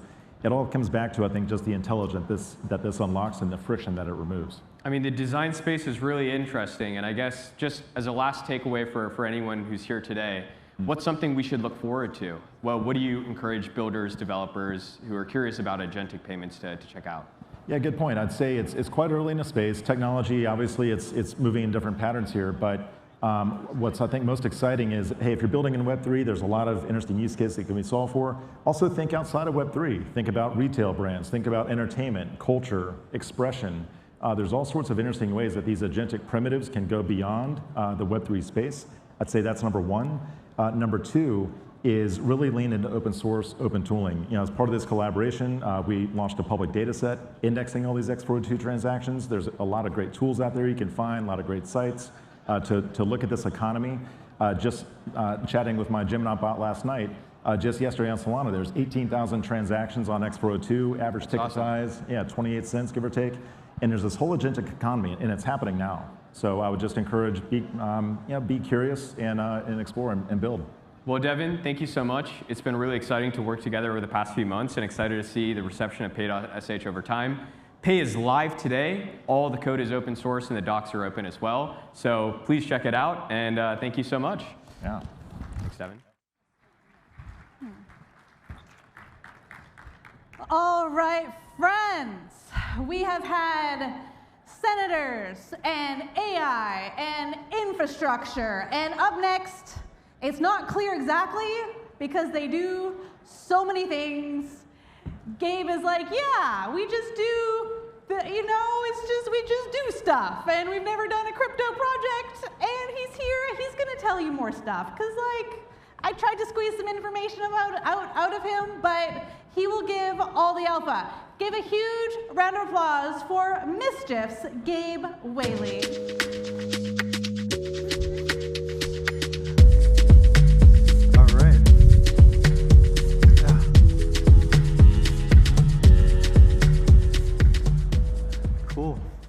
What's up, everyone? All right, my name is Gabe. I'm the founder of Mischief. Maybe 10 days ago, I was asked to come here and give a talk, and I was like, gosh, what will I talk about? Mischief's never actually done a crypto project. Maybe people will know about Mischief, maybe they won't. So what I'm gonna do is I'm gonna cover some bases for a couple of minutes, and then I'm gonna do something that Mischief has never actually done, which is I'm going to submit a request for partnerships. So I'm not here to brag on our projects. I'm not here to do a keynote or to launch a product. I'm going to talk about speculative projects that we have not yet figured out how to do. And maybe someone in the audience knows something that I don't, and we have potential to work together. So a little bit of background. A couple of years ago at Art Basel Miami, which I guess is here. Yeah, I guess the last time I've been here was Art Basel Miami. We jerry-rigged this ATM machine, a real working functional ATM machine, which I don't know if you know, but you can get them for like $3 grand a pop and set them up on your street corner, sidewalk, whatever, and make passive income that way. We learned that the harder way because our initial vision was, instead of just an ATM machine, let's attach a digital leaderboard to it that ranks people based on how much money they have in their remaining account balance, turning the idea of flexing your wealth into a competitive game. Of course, the best place to put that was here at Miami Art Basel. And of course, everyone did exactly what we predicted they would do. Celebrities started showing up, clocking in at $3 million. A huge crowd started gathering around the ATM machine, so much so that the art fair ended up assigning 5 extra security guards around our booth because the crowd would get so big that they would start bumping into the art on the walls of the side-by-side galleries. Here's another one that plays with some themes that I think are relevant to this space. A while back, I bought a Damien Hirst spot painting. Not a painting, a print, which still goes for like 30,000 US dollars. Bought it for 30,000 US dollars. When I bought it, the dealer was like, congrats on your purchase. What are you gonna do with this? I was like, probably do something at work. And he was like, great, people put this up at their offices all the time. That's amazing. By the way, congrats. This will probably 2x in value over the next 3 to 4 years. What he did not know is that later that night, me and my team ended up slicing every single dot out of that painting and then selling each one for $500 a piece and then auctioning off the remaining skeleton for something over $100,000. So we definitely more than 2x that artwork essentially overnight. Another one, PT Cruiser, one of the most beautiful cars of all time. The game here was we had the key fob, which, as you probably know, you click it once, you unlock the door, you click it twice, it starts the car. We reverse engineered that thing and made 5,000 of them that we sold instantly for $25 a pop before flipping the GPS on in the car and just letting the crowd do what they would with the vehicle. So over a span of like 8 months, thousands of people did a combination of cooperative collaboration to find the car, exchange hands, take it to different destinations, give it repairs, create artwork on the car. Others committed grand theft auto. They would find the car parked unawares, they would hijack it, they would steal it, and eventually this car made its way all the way from New York down through the Midwest and eventually to a final resting place in California, Arizona, where it got towed. And when it got towed, it was actually very funny because I got a call from the tow pound owner saying, hey, I think we have your car because this is under your name. But it's a really weird thing because people keep showing up with the key and all the keys work. So what's going on? Here's a weird one. There's two sort of like prevalent forces in the world right now. One is taxes. Everyone has to pay them. You guys hate them. The other prevalent force is anime. Anime is taking over everything. So us and our big brain schematics, we were like, you know what? Without thinking too hard, let's just jam these two worlds together and create a TurboTax competitor in the form of an anime dating simulator. So the way it works is you go on these cute virtual dates with this girl named Iris. And as you guys get to know each other, I mean, she asks you normal first date questions like, what do you do for work? How much money do you make? Are you actually single? Do you have kids? Whatever. And then eventually she asks you for what your social security number is. If you were willing to commit to the relationship at that point, she would then file your taxes. And we had 20,000 people use this to file their taxes in 2023. I'm not going to talk about that one. You guys have probably seen it. Okay, I think I only have a couple minutes left. Time for the request for partners. These are mischief projects that have not yet been done. I'm taking a bit of a risk by even talking about these here because theoretically there's nothing stopping you from taking these ideas and making them your own.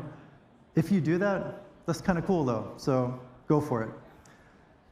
To start off, we need a boat. And not only do we need a boat registered in the United States. How many people here own a boat? All right, I'm talking just to you. Okay, so global tariffs, you know it's an issue. The cost of goods is skyrocketing, everything is in flux, luxury is down. We have experienced this firsthand because we manufacture a lot of luxury goods in Asia. Our thinking is, if we can change the place of manufacturing from China, hypothetically, to what might constitute as United States soil, i.e. a US registered boat parked 200 miles off the coast of China, with all of our factory workers and materials on that boat, maybe we can produce high-end leather goods that bypass tariffs. So I'll talk to you afterwards. We need a science lab. So speaking more about luxury, the issue with luxury is it's a little bit too accessible right now. How do rich people flex and show that they're truly rich when any poor person can get a dupe, can find something off the secondary market? How can we create this divide again that used to actually exist between the wealthy bourgeois and the proletariat? What we would like to propose is we would like to design a bespoke high-end designer STD. It doesn't cause any damage or weird icks of that nature, but what it does do is it proves verifiably that you have fucked to an nth degree a hot person or a wealthy enough person that was able to get their hands on this STD. So anyways, if anyone here has a science lab or has access to a science lab, we are looking for that. Next up, I need these two guys. So on the left, we have George W. Bush. Everyone recognizes him. To the right, you may not recognize this person, but that is the son of Osama bin Laden, Omar bin Laden. What do these two have in common? They are both actually quite good, prolific painters dealing with the subject matter of westward expansion and manifest destiny in America, which is crazy. So I need to get in touch with both of them separately without them knowing that I'm talking to them at the same time, curate their artworks, and throw a gallery show called Twin Painters, where they all end up showing up, and we exhibit the work of these two potentially great artists of our time. Maybe this is the last one. We need a restaurant, preferably a restaurant that serves steak. Fun fact, and maybe you know this, maybe you don't, but there is a tick called the Lone Star tick, and when you get bitten by this tick, it basically deletes your ability to consume and process meat. So what we want to produce as a response to the global climate catastrophe is a restaurant called The Last Supper, where we completely deck it out. It is the best steak dinner you have ever had. Like, premium, Wagyu, porterhouse, whatever. But for dessert, we bring out a tick in this beautiful like golden container, and you receive a bite from that tick. It is the last meat you will ever consume. And then these random ideas, which I think I probably ran out of time. But we do aspire to make a nightclub. We do aspire to make a video game, a roller coaster. And if anyone has a line on a McDonald's franchise, I just want to open and run a McDonald's franchise for fun. So anyways, that's Mischief. That is our request for partners. You can find me at Gabe@Mischief. Cool. All right. Thank you.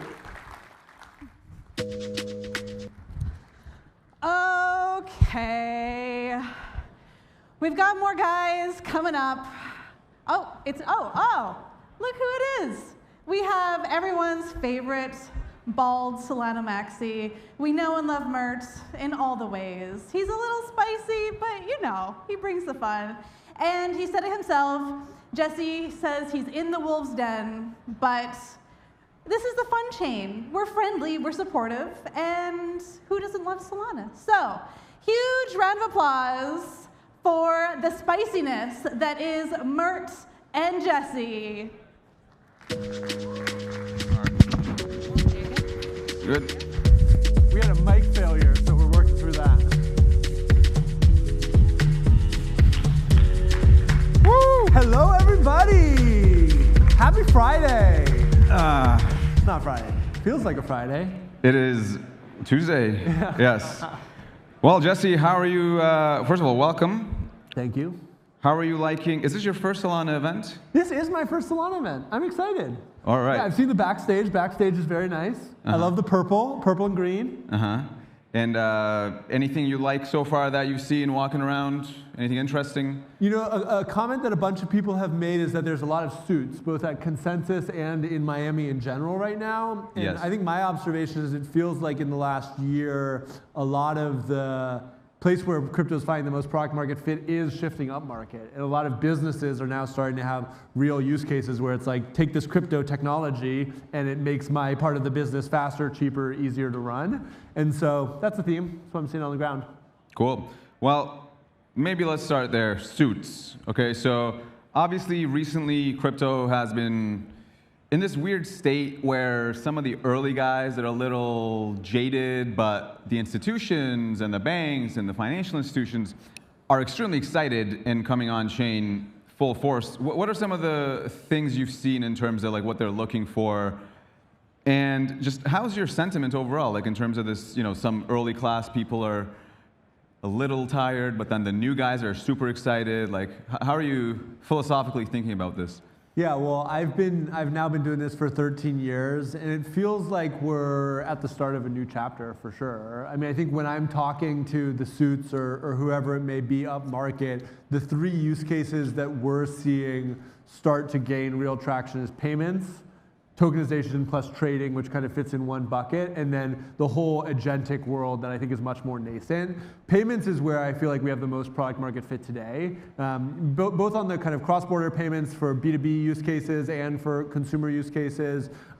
It's somewhat on the FX, which we can talk about, where I think we're starting to see that emerge. And it's really just like money now is faster, cheaper, and more global. And that is this thing that when you put it into a business process that's doing payouts or pay-ins that previously has taken a few days, that now takes a few seconds, and is basically free, it just makes it work better. And so I think that kind of switch has flipped, and now you're seeing the kind of progressive adoption of that by basically every business in the world, and we're starting still at like less than 1%, so we have a long way to go. I think trading and tokenization, this is more kind of like emerging product market fit right now, where we're seeing almost every asset class be tokenized, whether that's tokenizing the actual spot asset in the form of tokenized equities, or tokenizing the market itself in the form of a perpetual that's accessible on chain. And I think what businesses are seeing value in that from is, again, the 24/7 aspect of it, where markets now are fully on all the time, the global aspect of it, and I think the composability aspect of it as well, where you're actually enabling this collateral or these markets to be useful across a programmable economy. And I was just looking today, I think it was Camino. Like Camino, for instance, has been having a ton of growth of tokenized real-world assets for borrowing.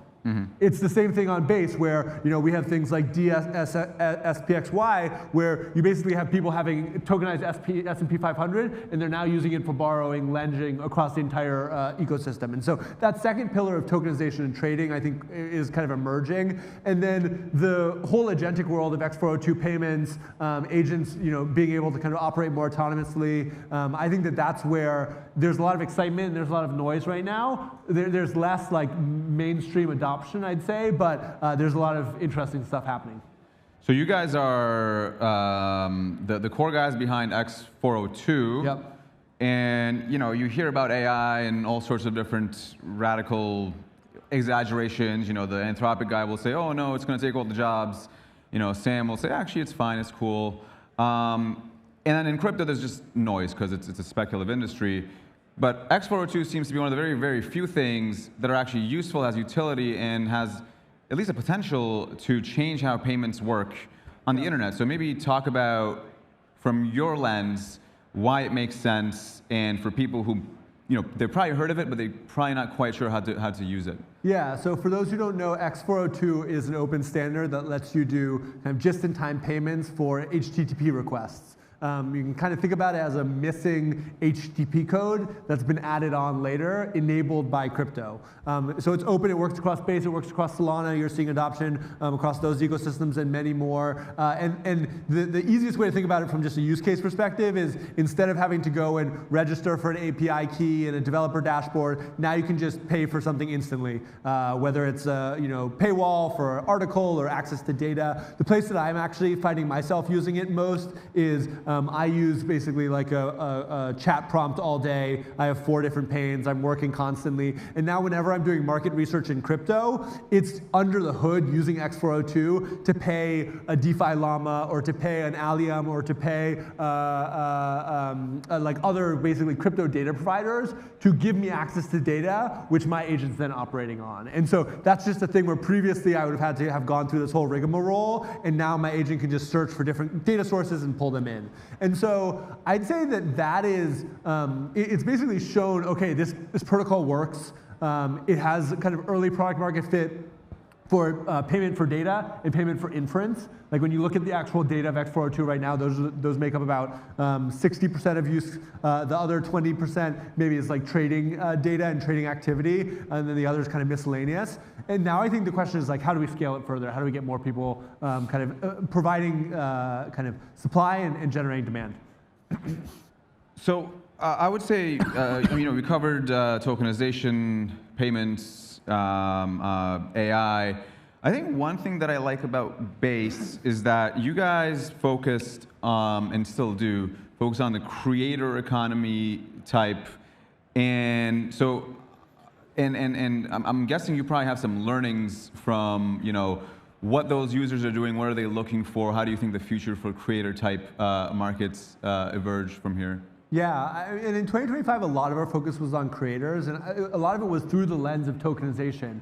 Basically looking at how we could use tokenization to take what I think is one of the most valuable assets in the world, which is basically all of the content that creators create right now, which is locked up in Web2 platforms, and bring it into this open economy that's being built in crypto, and make it more fungible, more valuable, and actually put it back in the pockets of creators. And I'd say the biggest thing that we learned, 2 things maybe. One was that the technology really works. Like literally, you can tokenize anything right now, and we're seeing it with stocks, we're seeing it with bonds, we're seeing it with private credit, we're seeing it with receivables.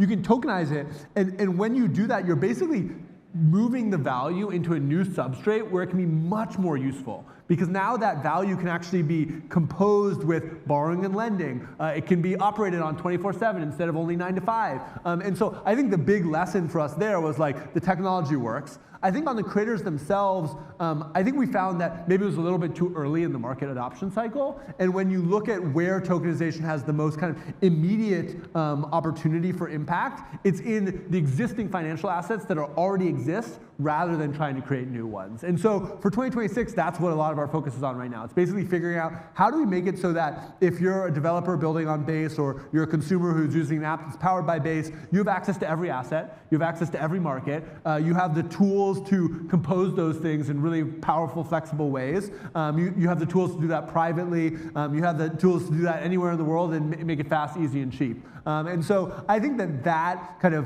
upgrading the financial system is probably the next proximate step that we're going to spend the next few years in as we kind of take all the learnings from the last few years. All right. Well, you mentioned the word privacy, so therefore I must comment on it. You guys made an acquisition maybe a year or a few years ago on Goldfish. So one is I want to understand how Base thinks about privacy, but then two, I want to hear in your own frame how you think about privacy in crypto specifically, and what you think about some alternative approaches that have been tried, such as the Cantons of the world. Yeah, so I think privacy is a fundamental human right. Like at the end of the day, if we're talking about economic freedom globally, and we're talking about how do we increase economic freedom, giving people privacy is a key way to do that. And if you look at crypto today, I don't think we really deliver on that promise. Like all of the transactions that most of us are doing right now are happening on fully public ledgers. And there's there's some pseudonymity there, but I think for the most part, consumer transactions happening on public ledgers isn't a good kind of end state for where we're heading. And so I think the opportunity for Base, for Solana, for all of us is to figure out how do we get to that next level.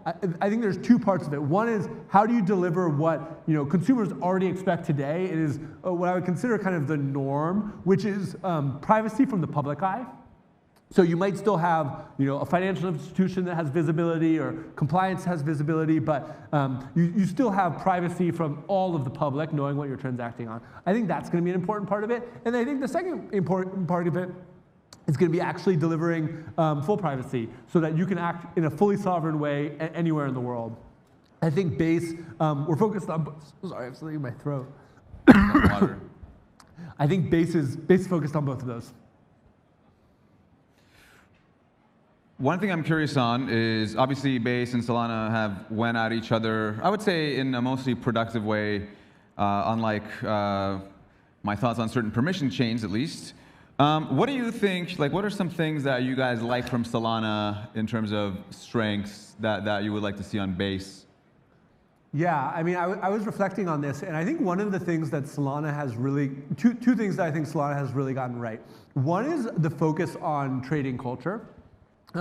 Where I think that Solana has leaned in really over the last couple of years to build a trading culture, both from a there's going to be consumer trading activity that's happening here, but also from an infrastructure perspective, we're going to IBRL. We're going to focus on figuring out how do we make trading infrastructure that works and can kind of push the limits of market design. And so, for instance, prop AMMs, that was something that we saw emerge on Solana. I think that that's a result of that investment that the community's made.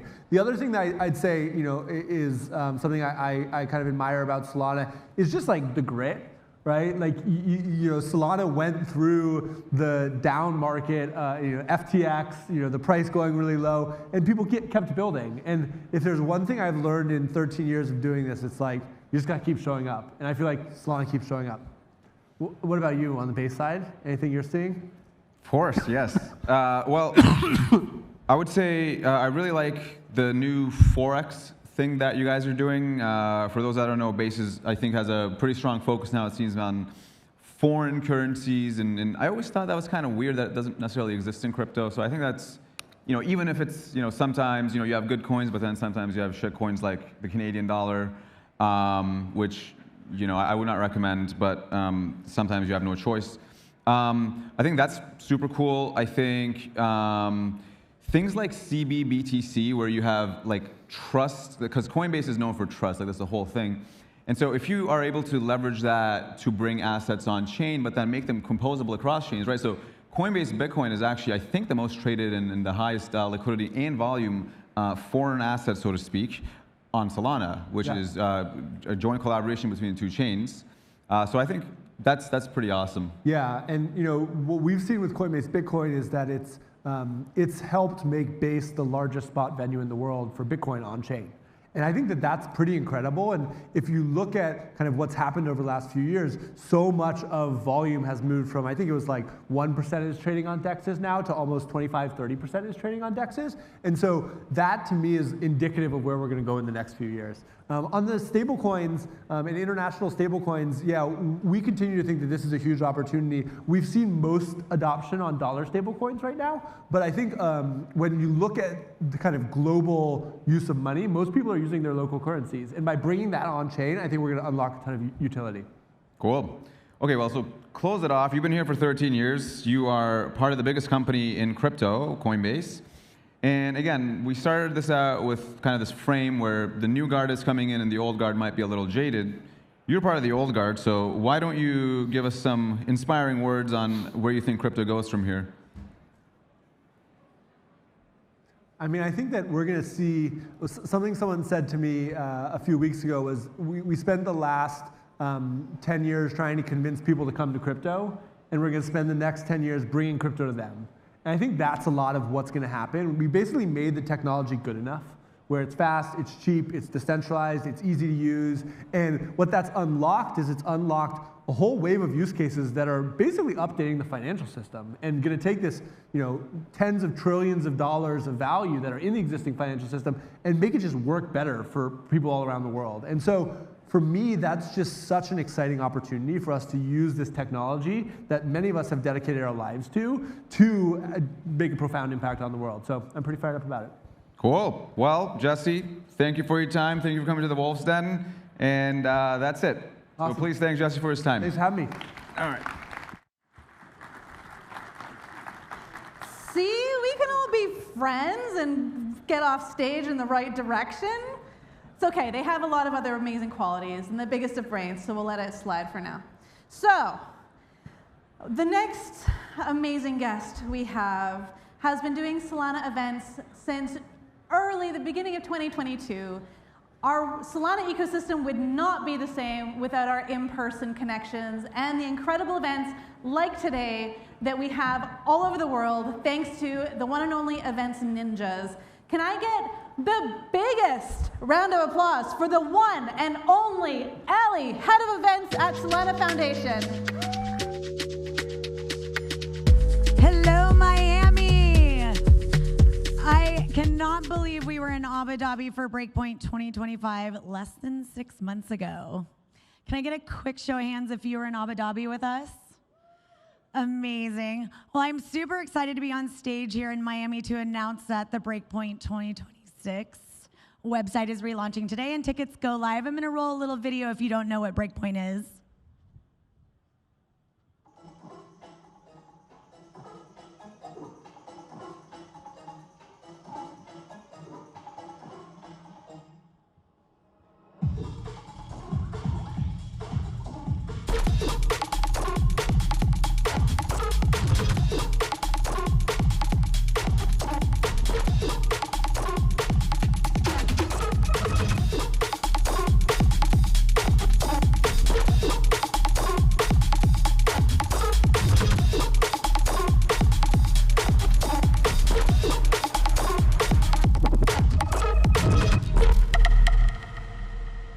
I hope to see everybody in London, November 15th through 17th.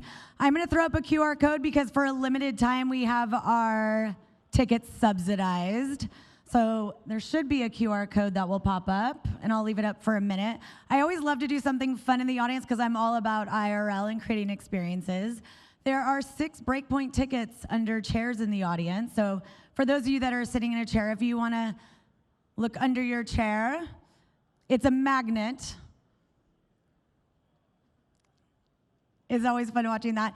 And if this wasn't exciting enough to have people searching for Breakpoint tickets, by popular demand, we are also going to be bringing back the Hacker House. It's very nostalgic.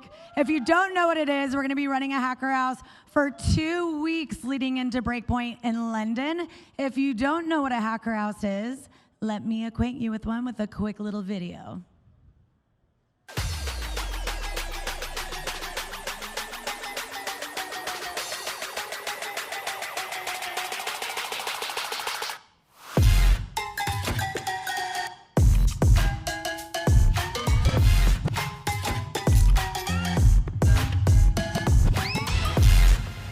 I hope you're as pumped as I am. See you all in London, everyone.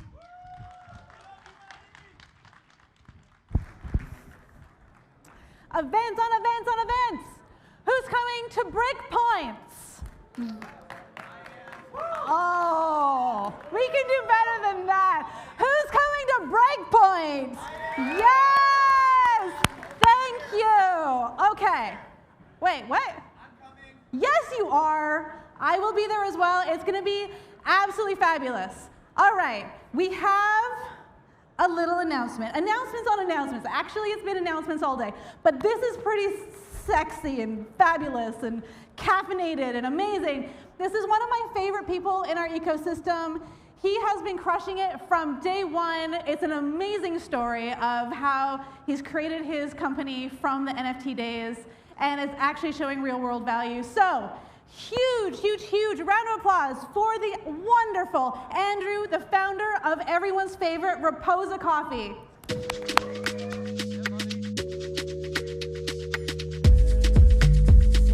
Good afternoon, everybody. How we doing today? Come on, we need better than that. Let me see some Raposa energy. Yeah, that's more like it. All right, this is gonna be fun, so keep that energy in mind. 3 years ago, Raposa didn't exist like this. It wasn't in stores, it wasn't in cafes, it barely existed at all. But it started right here on Solana. We built it as an experiment, a coffee brand born on the internet through NFTs, powered by our incredible ecosystem and our die-hard community. And thanks to them, we wouldn't be where we are today. And we turned that into a real-world business with our very own roastery, a line of 8 industry-leading specialty nitro cold brews made with a globally patented process, where NFTs became loyalty and real-world products connected back to digital ownership. And against all odds, we're standing here today, part of the probably less than 1% of NFT projects that turned something into real and tangible goods. And from day one, we've been all in on Solana. As all of you know, you've seen us at many, many events. We're running our own validator, pioneering in-person use of Solana Pay when it first started, and continued to do so with stablecoin payments as that vertical continued to improve. And today, and of course, fueling ecosystems, the ecosystem events around the world, one cup at a time. And today, it's become something very real. We've served thousands of customers, built a global coffee business, and proven that a brand can start on chain and win in the real world.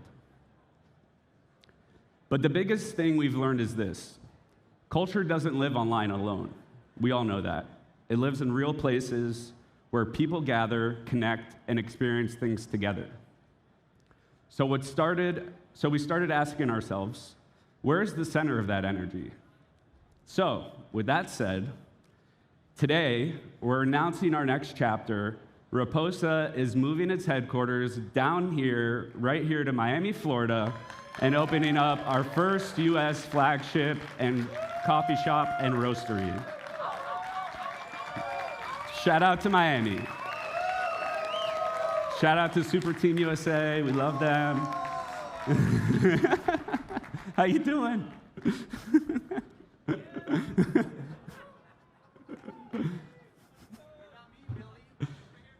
Okay, let's get to the next thing because you're here a little early, but that's okay. That's okay. So, we didn't choose Miami by accident. We chose it because of the culture, the energy, and the opportunity to build alongside the most iconic sports organizations in culture and more. So let me show you what I mean.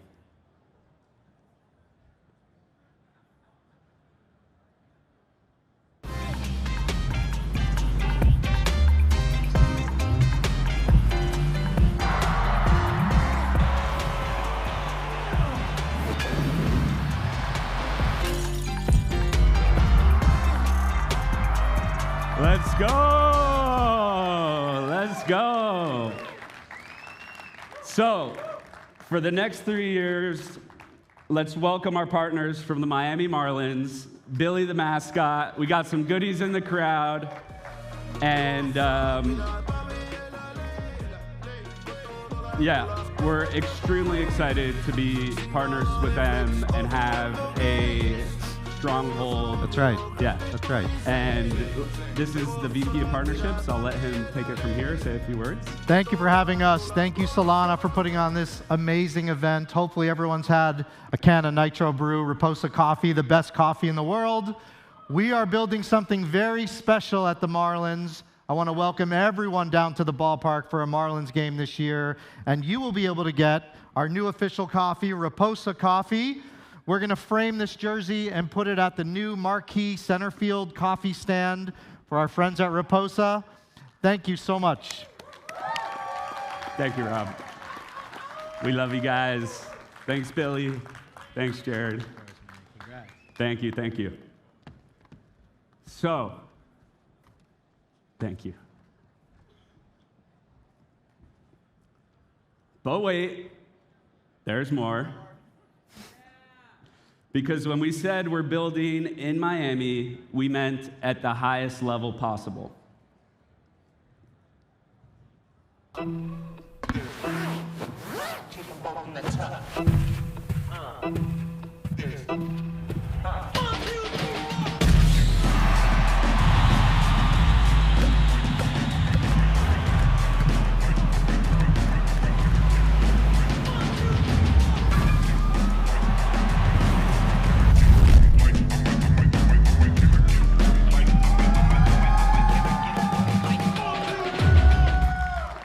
So not just the Miami Marlins, but the Miami Heat as well for the next 3 seasons. Please help me welcome our partners at the Miami Heat. Come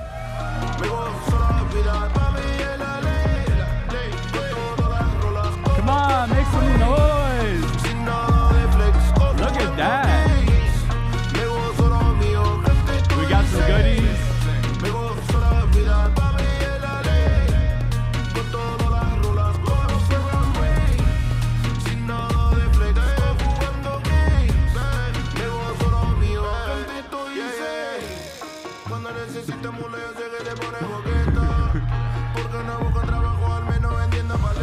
Bernie's out there throwing keychains. Make sure you get one. Got the wonderful Miami Heat dancers with us.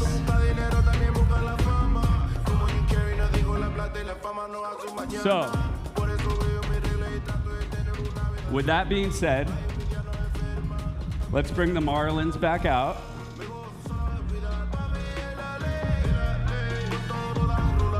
And if we could cut off the music, that'd be great. And the rest of the Raposa core team. So it started on Solana. All right, one more round of applause.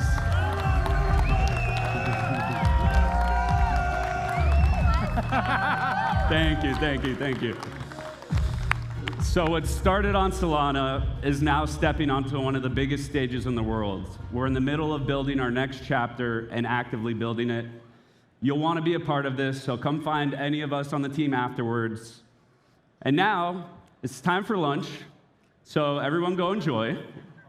Make sure to grab a Raposa coffee, and the main stage will be back live at 1:45 p.m. Thank you very much.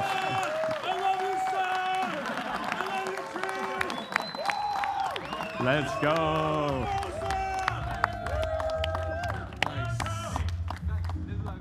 Let's do a photo. All right. Here, come on, let's hold it up. Yeah. Let me put this in my pocket.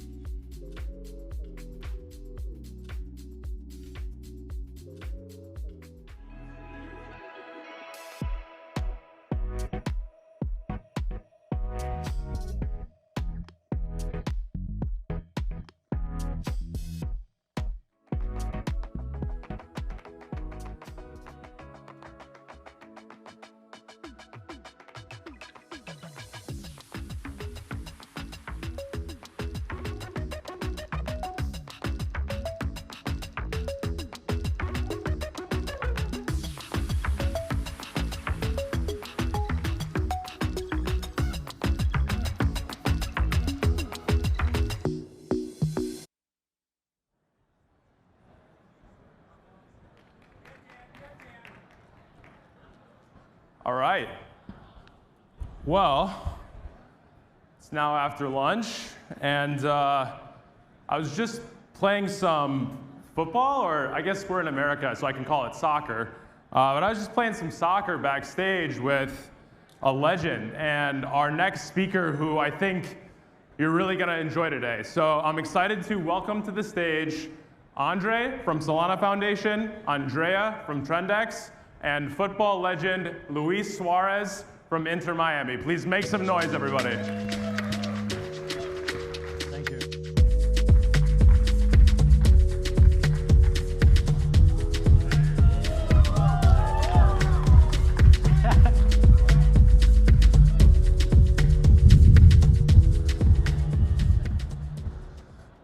All right, so hello everyone. Really excited to be here alongside Andrea and Luis Suarez.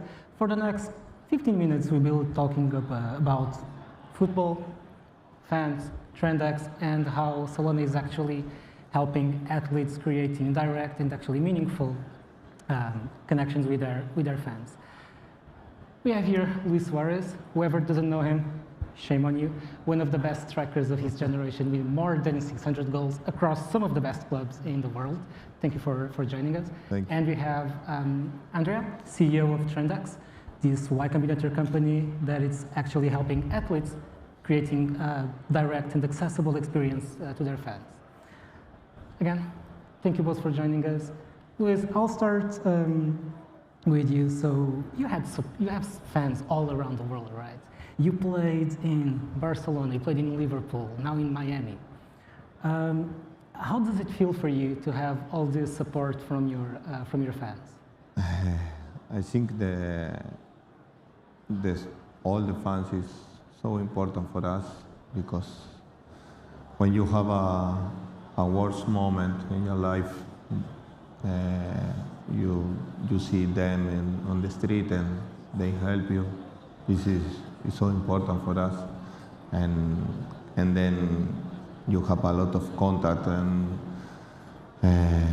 outside the pitch, because in the pitch or when you watch the TV, the people think we are a normal person, and we are not a normal we are normal person, because I am dad, I am married with my wife.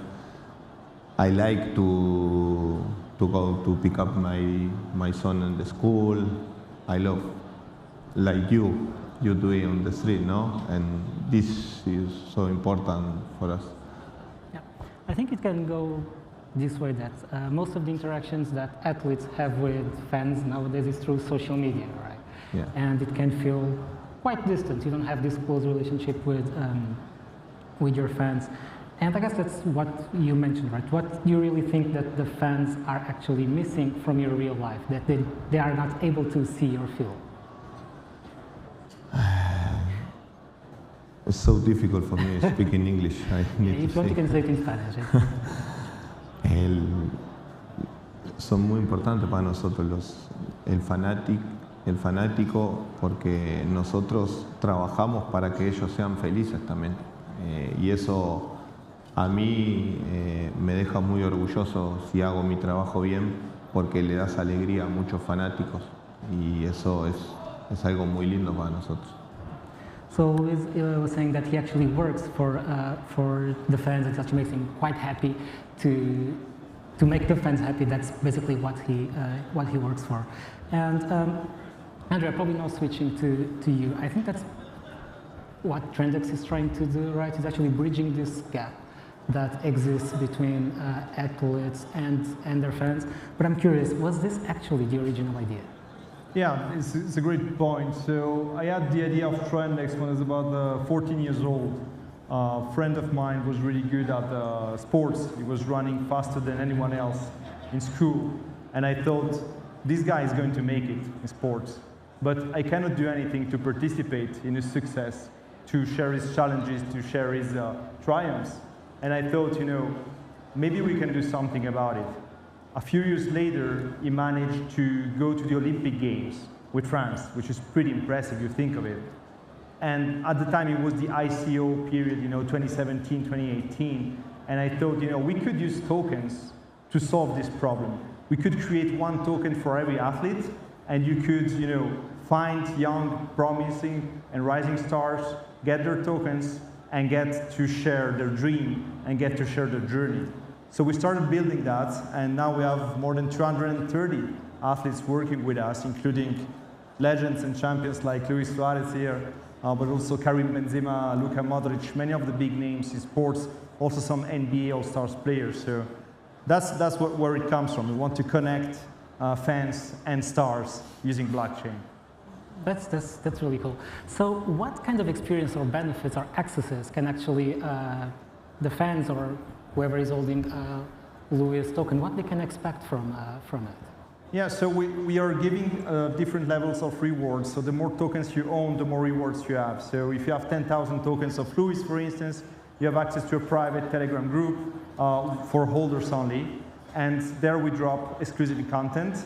Then we also have draft and raffles for jerseys, signed balls, all the memorabilia. We ship it to your home if you have the tokens. And we also organize private events. We did a game with Zinedine Zidane for some holders. We do some very exclusive events. And based on how many tokens you own, every month we drop new rewards for many players. That's really cool. So, Luis, regarding your project, now it's Solana and with Transax, what would you like your fans to feel that they are part of? ¿Qué quieres que sientan? No, fan token, con Trended, sí, Solana creo que hace un acercamiento de la gente hacia el jugador. Esta clase de meet and greet a nosotros nos ayuda mucho porque en la parte humana te hace que la gente te vea como sos normalmente, realmente. Y bueno, creo que de acá al proyecto que hay junto con Trended es seguir creciendo, seguir creando meet and greet para que la gente se vaya acercando a nosotros, que es muy importante. Right, so basically Luis is saying that with this project he wants fans to be closer to him and keep on growing his fan community. So that's really awesome. Do you feel that having this project on Solana is actually a way for you to give back to your fans? ¿Cómo fue el final? Si piensas que tener este proyecto en Solana es una forma de poder dar algo a tus fans de vuelta. Claro, porque los fans, mucha gente solo lo que ve es una foto, muchas veces, y realmente a nosotros nos gusta dialogar, nos gusta que nos elogien, aunque siempre pienso yo de que el elogio tiene que ser una fortaleza, porque no te permite relajar. Pero creo que los fans es lo más importante que tiene el jugador de fútbol en este caso, porque es a los que hace felices. So we're saying that the fans are actually the most important thing that a player can have, and they just see a picture of him playing, and this is actually a way for him to be able to give back to the fans. Do you have any particular moment with your fans? ¿Que tienes algún momento con tus aficionados que guardes contigo? Creo que he vivido muchos momentos con aficionados, pero creo que el de cuando tú marcas en algún momento importante y ves para la tribuna y ves la felicidad de ellos, a vos te deja feliz ya. Pero no, lo bueno que tiene el fútbol, y por lo que yo veo, es que todo tipo de edades, de niños, adultos, hasta gente muy mayor, ver a veces a una abuelita o a un abuelito emocionado, a nosotros nos enorgullece. That's really cool. So we're saying that every single moment that he has when he scores a goal, it's really important for him to look at the crowd and see everyone really happy, from little kids to their grandparents. So it's actually really nice to see. So we were talking about bridging this gap, right, and making things more real and not as digital. Do you guys have something that you could share with us? Yeah, we are organizing a very private event with Luis Suarez, the man here, for his token holders. So you can check out suarez.trendex.gg. I don't know if you can show up the QR code, by the way. Look up TrendXGG on X. Here's the QR. Just scan it, and you can have access to a private, exclusive experience. You're going to get to meet with the champion, sign some jerseys, sign some balls, take some pictures together, chat about football, chat about passion, about winning, about work, about discipline. It's going to be great. It's a great moment, a really amazing, very private event, less than 30 people. And we are going to allow the top holders of the Luis Suarez token to have a guaranteed access.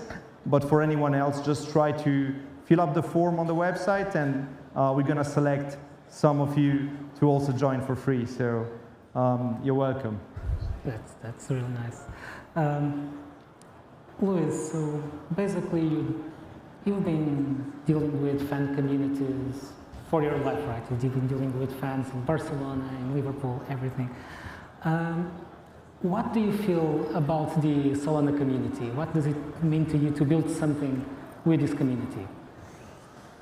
Creo que esto lo que hace es que el fan te conozca un poco más, sepa un poco más, estemos muy próximos a nosotros, y después creo que la comunidad en sí tiene que aprender de este tipo de clase de eventos que hacen conocer más al jugador, y también nosotros le tenemos que devolver a los fans todo el esfuerzo que hacen, ¿no? Porque nosotros sabemos que ellos hacen mucho sacrificio comprando entradas, viajando para ir a vernos a nosotros, y nosotros tenemos que devolverle con una sonrisa o con algo. Eso es muy lindo, ¿no? So Luis basically wants to give back to the community, knowing that they do sacrifices, buying tickets and all these different things. So he wants to give back to them to keep them closer. Hay a veces que ponemos una mala cara, pero porque perdemos el partido, y tienen que entender también eso. And he's saying that sometimes he just has like a mad face, but that's because they just lost the match. That's the only reason behind. Somos personas normales. Exactly, just regular people. That's a really good point. Andrea, like for you, so do you think that we are shifting? This is like a kind of shift that we are actually moving away from having clubs or just the matches as intermediaries between the athletes and the fans. It's like we are in this shift of creating direct relationships. Yeah, it's a great question. So I think obviously social media gives you a way to connect with stars, right? So Luis has like 16 million followers on X, 15 million on Instagram or something, which is pretty crazy, right? But it's very superficial. You only get to see content, but you don't really get to know the person. You don't really get to have access to anything. And I think the only way to do is in a very decentralized way, because if you think of it, Instagram is a very generic platform. They're doing something for any kind of person. They're not building, custom experiences for every kind of need. And I think we can provide a decentralized technology to allow this connection to really work at scale, and Solana is a great layer for building that. So at Trendex now, we are a third party who certifies that the tokens we launch are really the tokens of the athletes. They don't have their X account hacked or something, It's really them. It's one token in a lifetime, and really it's an official token, and it gives you really access to a ton of rewards. And at some point we can do that permissionless, It could become something very decentralized, where it could be a real shift. Anyone could be, anyone with an ambitious plan, anyone with a talent could come and just, join the platform, launch his token, and get to share the rewards with his fans. I believe this can be a very scalable thing. Thanks a lot, Andrea. We are actually running out of time, and Luis has a really busy schedule, but we would like to give something fun to the people that are in here. So we have here some football balls or soccer balls, let's put it this way, that Luis will sign and give to the people here.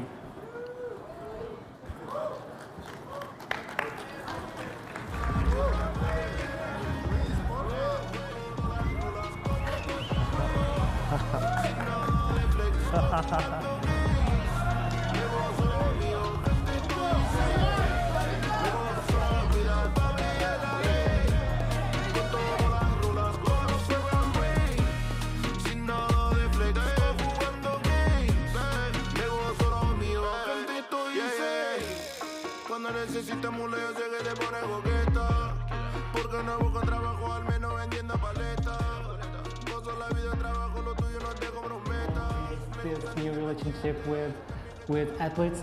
Thank you, everyone, as well. Thank you so much. Thank you. Oh, they're going to take pictures. Yeah, that's why I want you on, because we're... yeah, maar hij wil niet. You need to go. Yeah.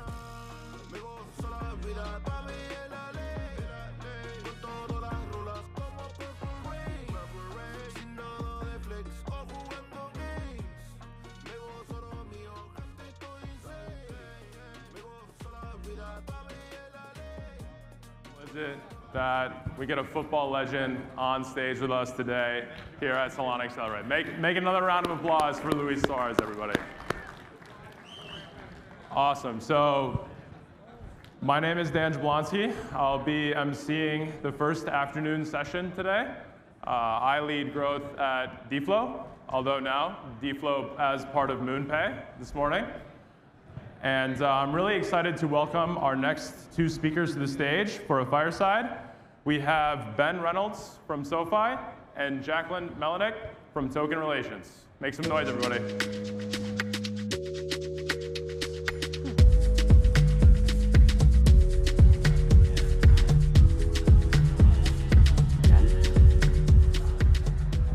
Hello, everyone. I heard some music in the background, but I don't think we have any crazy showcasing things here, but I'm excited to sit down today with Ben Reynolds. He is the SVP and Head of Big Business Banking at SoFi.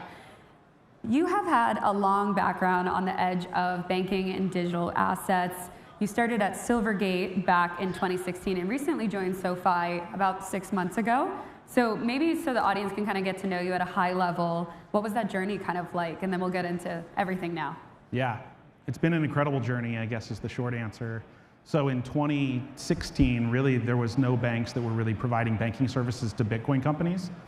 And so the offering was really, really simple. It was really just a bank account for Bitcoin companies, and it was actually that simple. But along the way, we built this thing called the Send Network. And the Send Network allowed our clients to move US dollars 24 hours a day, 7 days a week, which was really important in the space because there weren't banks that were operating in that way. We later took the company public and started working with DM and Libra. We were close to launching a stablecoin back then, but just couldn't get that across the finish line. And I was there until 2023, when ultimately the board made the decision to shut down the company. Since then, spent a little bit of time working at BVNK and BitGo, and as you said, joined SoFi about 6 months ago, really to lead big business banking. So what that is it's really commercial banking, really at the intersection of what's going on in digital assets and fiat. Mm-hmm. How are commercial banks thinking about digital assets today compared to maybe 10 years ago when maybe a lot of them weren't even thinking about it back then? Yeah, I mean, it's pretty incredible what's happened over the last 10 years. You know, like 10 years ago, things like Solana and Ethereum really weren't being used to build at any type of scale. Things like stablecoins didn't really exist. I think stablecoins are one of the major unlocks that we've seen over the last 10 years. You know, because they enable so many use cases. People talk about building on stablecoins today, but back then, really, if you think about it, the use case was trading. Exchanges like Bitfinex didn't have fiat rails. People were trying to figure out, how do I get fiat onto those exchanges? Stablecoins were the answer because they provided stable value, and I think that was the catalyst for the development that's happening today. Mm-hmm. over at Token Relations, we write a State of Stablecoins newsletter on a monthly basis. So I've got to ask you this. How do you think about the state of stablecoins today? And what is maybe the biggest thing inside of SoFi that you guys are focusing on in this front? Yeah. So there's sort of three things that we're focused on at SoFi in this area. First of all, we have 15 million retail clients, just enabling those clients to buy, sell, and hold Bitcoin, Ethereum, Solana. But then we launched, the second thing is we launched SoFi USD in December. So that's relatively new. And then the third is big business banking. So really sort of the intersection of stablecoins, liquidity, and everything that's going on in digital assets. So those are sort of the three pillars for us. Mm-hmm. I think if you zoom out a little bit, we just fundamentally believe that that payments are going to happen on blockchains, and we want to be at the center of that. Mm-hmm. So how are you guys working with Solana? I think you just mentioned that very casually. You want to explain to the audience what the new news is? Yeah, so the new news is we're launching SoFi USD on Solana. We're really excited about it. We think that it is the right chain to use for payments, partially because of the cost, partially because of the settlement speed, and ultimately the throughput. Mm-hmm. So, okay, you just brought up those few different key points, but originally it was just on Ethereum. Now you brought it to Solana. So I guess what was it about Solana that made you guys want to come to this market? Did you speak to anyone specifically on the team and you're like, okay, it makes sense? Not necessarily. I mean, we've been familiar with Solana for some time, and I think it was just a matter of sort of prioritization, if I'm being completely candid about it. It's hard to launch a stablecoin. You need network effects. We're still in the process of building out those use cases, and so we didn't want to get ahead of ourselves, but I think it was probably inevitable that we were going to do it no matter what. When you think about the future of payments coming on chain, what do you think will be the ultimate catalyst? Because I don't think we've had that inflection point yet. Yeah, I mean, I think there's potentially a couple of catalysts. One could be if you look at the stablecoin landscape today, it's really denominated in US dollars, and everything else is that's 99%, and then there's less than 1% that are in euros, yen, peso, whatever it might be. And so if we were to get if you were to have those other fiat currencies come on chain, and you were able to and there was sufficient liquidity, you can imagine that the FX markets shift. The way that you do cross-border payments is incredible because you could do it effectively without intermediaries. So I think that could be one catalyst is other fiat currencies coming on chain at scale. The other one is, as you look at what's going on in prediction markets and just broader DeFi and broader use cases, when you talk with, I have kids that are teenagers and young adults, and when you talk to them, they just want their money to work the way that their data works, their texts work, all their apps work. And so they don't understand when there's friction when you're taking money from a centralized exchange like Coinbase or Kraken and you're putting it onto a Polymarket or a Kashi or something like that, right? And so they just want that to work. But I think as those friction points get removed, that could potentially be a significant catalyst for those. And then the third one that I would say is, I think, really around centralized finance. So with the clarity that's coming from the Genius and from Clarity, ultimately it's easier for banks to build in the space. And so I think it's not just SoFi. I think there's other banks that are building in the space that are going to launch either stablecoins or tokenized deposits. And I know that the DeFi community has sort of looked at that historically and said well, that's TradFi. What do they know? But the reality is you have large banks with large user bases and large built-in network effects. And for any stablecoin to be successful, you sort of need those users and you need those network effects. So it's interesting when you think about a bank, SoFi, 15 million users. We also have a card processing business. We're launching commercial banking. And so you put those three things together and you start to have some really interesting synergies. So it could be the catalyst could be sort of top down instead of bottoms up the way it's been thus far. Mm-hmm. Do you find that there's a misunderstanding right now when it comes to stablecoin liquidity and having these hubs to access it? Yeah, I think so. I mean, I think people just overestimate the amount of liquidity that's out there, right? So total market cap of stablecoins is around 400 billion. Yeah. Which is fine if you're in the U.S. Yeah, it's right? fine. Yeah, but we want it higher. Yeah, but as soon as you take those stablecoins anywhere into an emerging market, it's difficult to, and you want to convert it between a dollar and ultimately the local currency, you end up paying a pretty significant fee to do that. Tether is probably the most widely accepted today, and I think there's pretty good liquidity there. Yeah. Ultimately, when you get to the place where, we're in an emerging market and you're willing to accept payment in Tether or another stablecoin, then I think, and there's some of that today, but it's not what people think it is. And so I think, to your point on what's sort of misunderstood, I think a lot of people think that, it's already mature. It's certainly not mature, and there's a long way to go. Mm-hmm. What's your advice to these big bank businesses or teams that you're speaking to when it comes to using major stablecoins out there like USDC, USDT, opposed to going their own route of creating stablecoin issuance? And even with like SoFi's USD at play, right? Like, how do you have those conversations and say, I believe this is, in your eyes, maybe the right way to go, opposed to like going and launching your own? Yeah. Yeah, so I think there's a couple of factors. The first is, so to your question of, building with stablecoins and what would I advise folks, I think first of all, you need to understand the differences between them, and you need to understand the risk that you're taking. Each of them are a little bit different, and so depending on what your risk tolerance is, like ultimately that'll, I think, help you decide which ones you want to work with. Ultimately, I think building in a way where you're stablecoin agnostic is the best strategy. Because as I mentioned, because they require network effects, you don't know which one is going to have, we know who has the greatest network effects today, right? It's Tether, followed by Circle with USDC, but you don't know who the next one's going to be that has ultimately the network effects or the escape velocity, as you mentioned. And so I think you want to build your platform in a way that's sort of agnostic to be able to work with whoever the winners are. But then secondly, sort of really understanding what are the differences between them and what are the risks that you're taking on. One of the reasons that we wanted to launch SoFi USD is because we are an OCC regulated bank, we're a member of the Fed, we have a Fed master account. So all of the reserves for SoFi USD will be held in that Fed master account, which means that they're 100% liquid, right?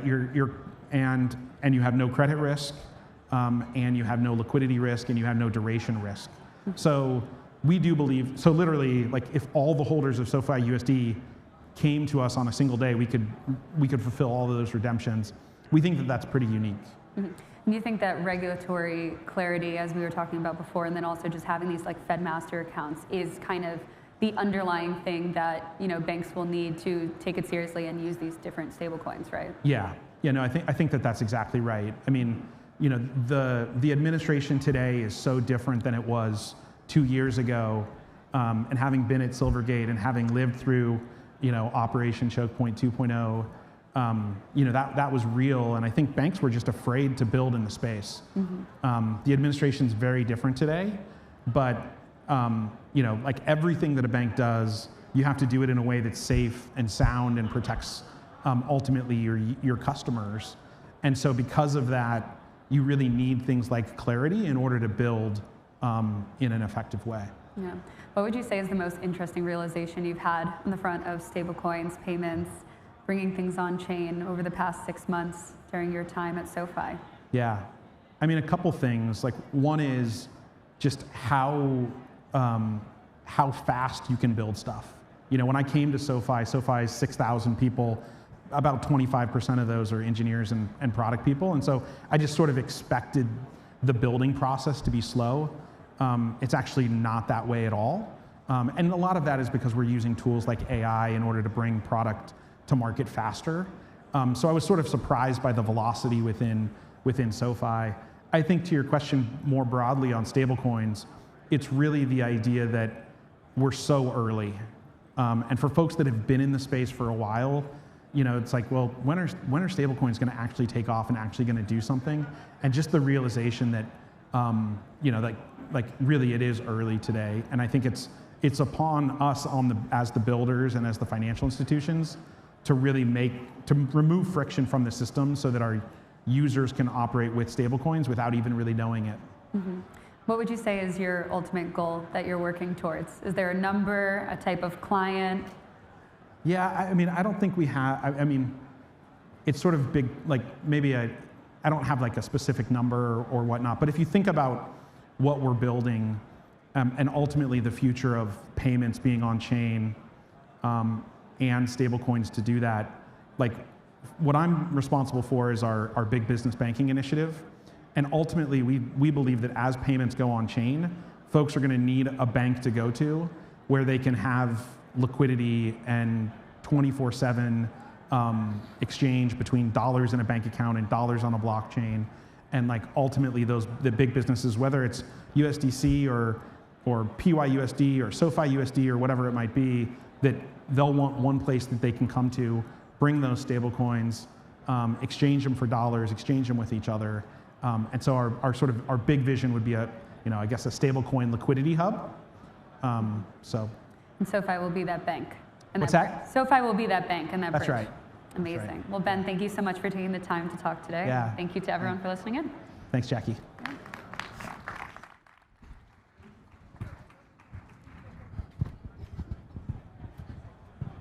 All right. Thank you so much. Up next, we have Fireside Chat with Lead Bank's Jackie Reeses and Blue Machelleri from T. Rowe Price.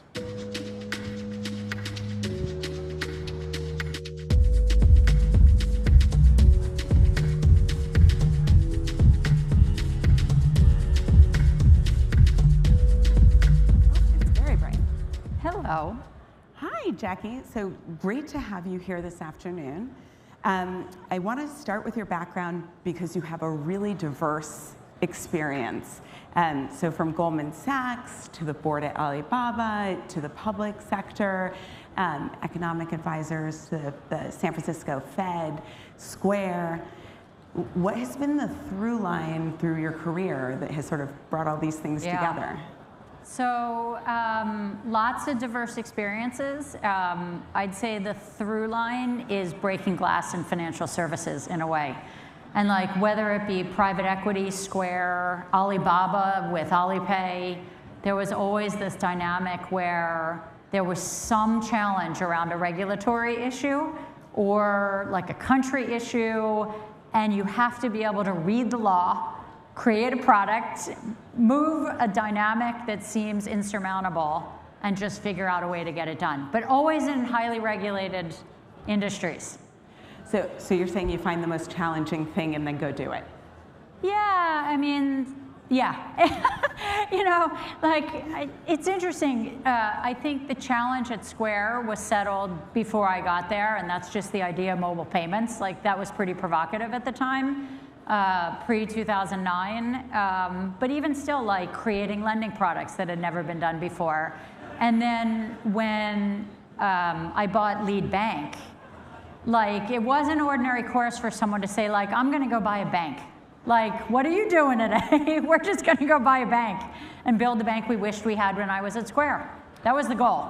So that's what makes Lead so interesting, is that it is a tech team that went out and built a bank, rather than being sort of a traditional bank that either stumbled into crypto and said, oh, this is an underserved group, this is a niche market I can get into. So what has that perspective allowed you to build at Lead, and what have you built so far, and where do you think you're going next? Yeah, I think our products look nothing like anyone else's for the crypto industry in particular. And it's largely because we've embraced crypto from the start of when we bought Lead. And many of you know we work with hundreds of companies in the digital asset space and provide a lot of the infrastructure that sits underneath some of the biggest crypto companies in the world. And the way we build our products is really first principles driven, and we built products that sound like products that are, 100 years old. So accounts, issuing, lending, stablecoin infrastructure, but ironically, it's just unbundled containers that basically take a financial product and unbundle it so that you can use each composable asset in a way that you need it in a very customer-centric way. So like that sounds like a lot of gobbledygook and abstraction. Just think about like what a bank account is. It's like a container, a compliance container that holds an account number, it holds balances, it stores money, and it enables you to move money in and out and earn interest. And so you can untangle each of those assets. And in a world of digital assets where items are programmable and they're objects, we've basically made banking object-driven so that you can untangle it, program it, and move it instantly. And I think when you build products that way from a banking infrastructure point of view, it's very native to the way that crypto builds in building crypto products. And so that was the construction of our products from the start, and that's why it matches so well with the digital asset industry. And then, you know, like our compliance team is amazing. And so they understand the products better than most compliance teams in banking, and when people understand the products, it enables you to actually look at risks that are real risks and not checkbox risk. So I want to follow up on the compliance team, because I think a lot of times people think of compliance as an afterthought. Like, well, we built this thing, and okay, now we're going to go out and get a compliance team, and they're going to just have to tack on the back end of it. What, I guess, what unique challenges, I'm going to guess there were a lot, but what unique challenges did you face in terms of navigating the compliance in such a highly regulated industry? Yeah. So our compliance team does two things that are different than almost everyone else. One, we have systems that are automated that are built for modern money movement and modern banking. By that, I mean things like anomaly detection. So we can see transactions, and our machine learning systems look at anomalies. We do it on the individual basis, and we can do it across the horizontal, basically across all of fintech and crypto, so that rather than assessing a risk based on any one transaction, we see across the breadth of everything, and we're able to limit what's really a risk. What does that translate into? It translates into conversion, it translates into transactions happening and not getting stopped. And then it's programmable, so we can set up notifications with our clients that basically say, notify in advance or stop. And there's all different kinds of workflows you can automate that allow our team to work with clients that change the way the system is programmable. So that totally changes the paradigm for crypto transactions trying to get through. And then the judgment around products, geographies, and how money moves, like our compliance team is front-facing, so we're able to take, you know, the most amazing compliance people from a lot of different companies, put them front-facing, and their job becomes more interesting because not only are they compliance, they're product creators, they're customer support people, they're trying to help you grow your business. That is a really different job than most compliance teams have, where they're not the heroes of the company. So Heidi, Chris, the rest of our compliance team, they're the heroes of our company. They're not back office, you know, internal only. Can someone find the compliance team kind of people? They're all known to our clients. Very different mentality. Yeah. They're allowed to say yes the first time around. Oh, right? absolutely. Like instead of saying no. The other thing we do, which I love, is that we edit. You know how, do you ever feel like banks just add stuff every year? I almost feel like it's like small business regulations that have happened over 80 years. Add. 80 years goes by, and you're like stuck by things that are too old, outdated. You don't know whether you're supposed to follow them. Our team edits. And if they don't edit, something went wrong. Right. And editing means if something's outdated or it was added in two places by two different teams, but they're almost the same, we edit it and fix it. And so editing is a big part of the way that our philosophy operates at Lead. So we talk a lot about the convergence of TradFi and DeFi, and Lead banks a significant portion of sort of the crypto ecosystem, but also provides a lot of on-chain services for traditional businesses. So from where you sit, how do you see the evolution of banking going forward? I think we're just getting started. I think right now we're in this world of hyper-fragmentation. You're looking at worlds where you're finding point solutions to solve a problem that we all have today. That problem could be scalability, it could be 24/7, could be settlements on weekends, it could be collateralization of what's required and how much money you have to store in collateral at different points in time. And all of those problems are getting solved today. And we're going to see a broader set of services that evolve over time to be able to hit a broader set of solutions that today we're dealing with in very narrow places. So I feel like we're probably going to spend 10 years getting more complicated, but we're going to get more complicated with incredible technology, and it'll all settle out with big blockchains, big liquidity providers, big financial services infrastructure providers, where liquidity and momentum and growth has kind of catapulted itself behind some of the leaders in the industry. And I don't think we're there yet. I feel like we're just at the start of what the ecosystem is building to. And it'll take a while to kind of shake out and see who ends up winning and losing across so many different opportunity sets. Yeah, no, I think that's very true. So as we sort of we saw Genius Act passed last year, we're going to see sort of final rulemaking. It's really starting to come into effect. What do you see as both the opportunities and the pitfalls of stablecoin adoption, of stablecoins going mainstream? Yeah. I mean, we build a lot of the infrastructure underneath the stablecoin industry, and we were the first bank to have on-chain products. We do a product that allows folks to stay in stables and not have to convert back to fiat. Stripe and Visa announced it at Stripe Sessions last year, and I guess it was launched, officially this December with the on-chain piece of it.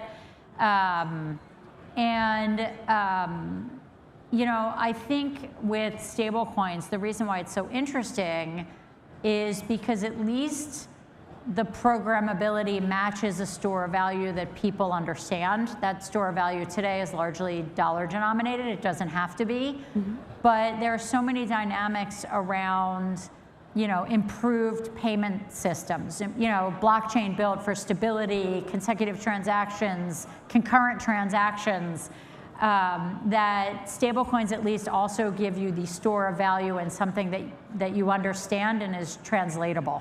And so I do believe there's significant value there that companies are finding for real use cases like cross-border payments right now, cross-border spend with some of these cards I refer to when I talk about the stay in stables settlement.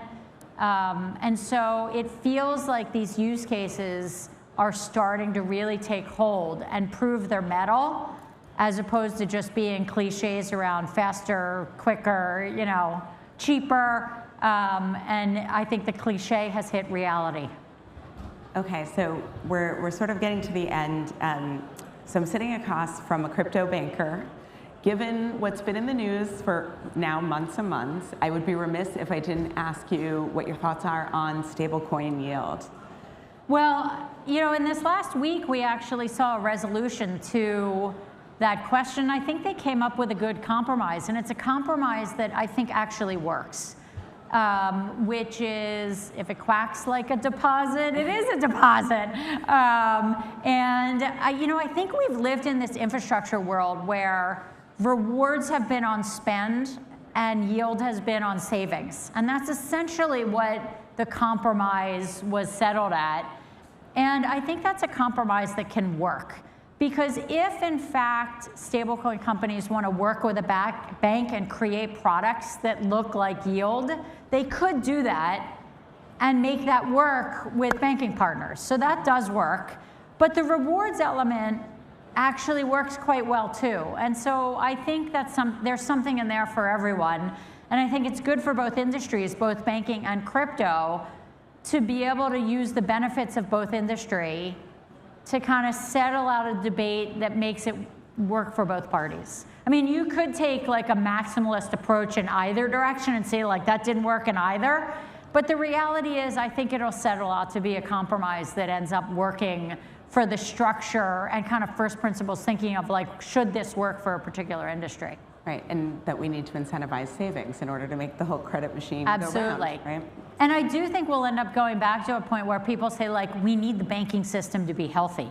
Like a healthy banking system, a healthy deposit system is something that is good for society. It's good for the system. And I think the more Americans have that stability, the more that people will be able to create companies, the more that people will be able to invest in crypto, build crypto native companies. And so I do think in the end, it'll end up being a compromise that works for everyone. Well, thank you, Jackie. Thank you for coming and visiting with us. Thank you. Thank you. Thanks. All right. Thank you very much. So our next two speakers both have very exciting announcements to share. I would like to welcome to the stage my fellow Miami resident Magnus Larsson and Max Siegel from Privy.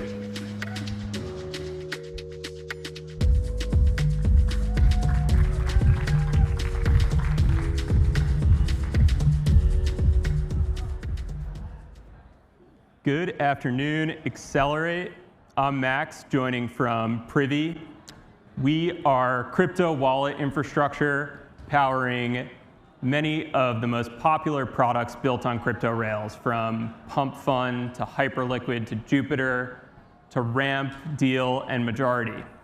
And something fascinating right now is happening at Privy. In the fall of last year, 20% of the assets in Privy wallets were stablecoins, and the other 80% were priced assets like Solana and Hype. And that number today is nearly 70%. And that's not happening because the products built on priced assets aren't growing. They're growing as fast as they ever have. But it's happening because many of the largest fintechs are rebuilding their financial infrastructure on crypto rails. And we're joined by Magnus Larsson today, who is the founder and CEO of Majority, one of the largest neobanks. And I couldn't imagine someone better positioned to talk about what's happening. So before we get into the stablecoin stuff, I'd love to hear a little more about Majority and why you founded it.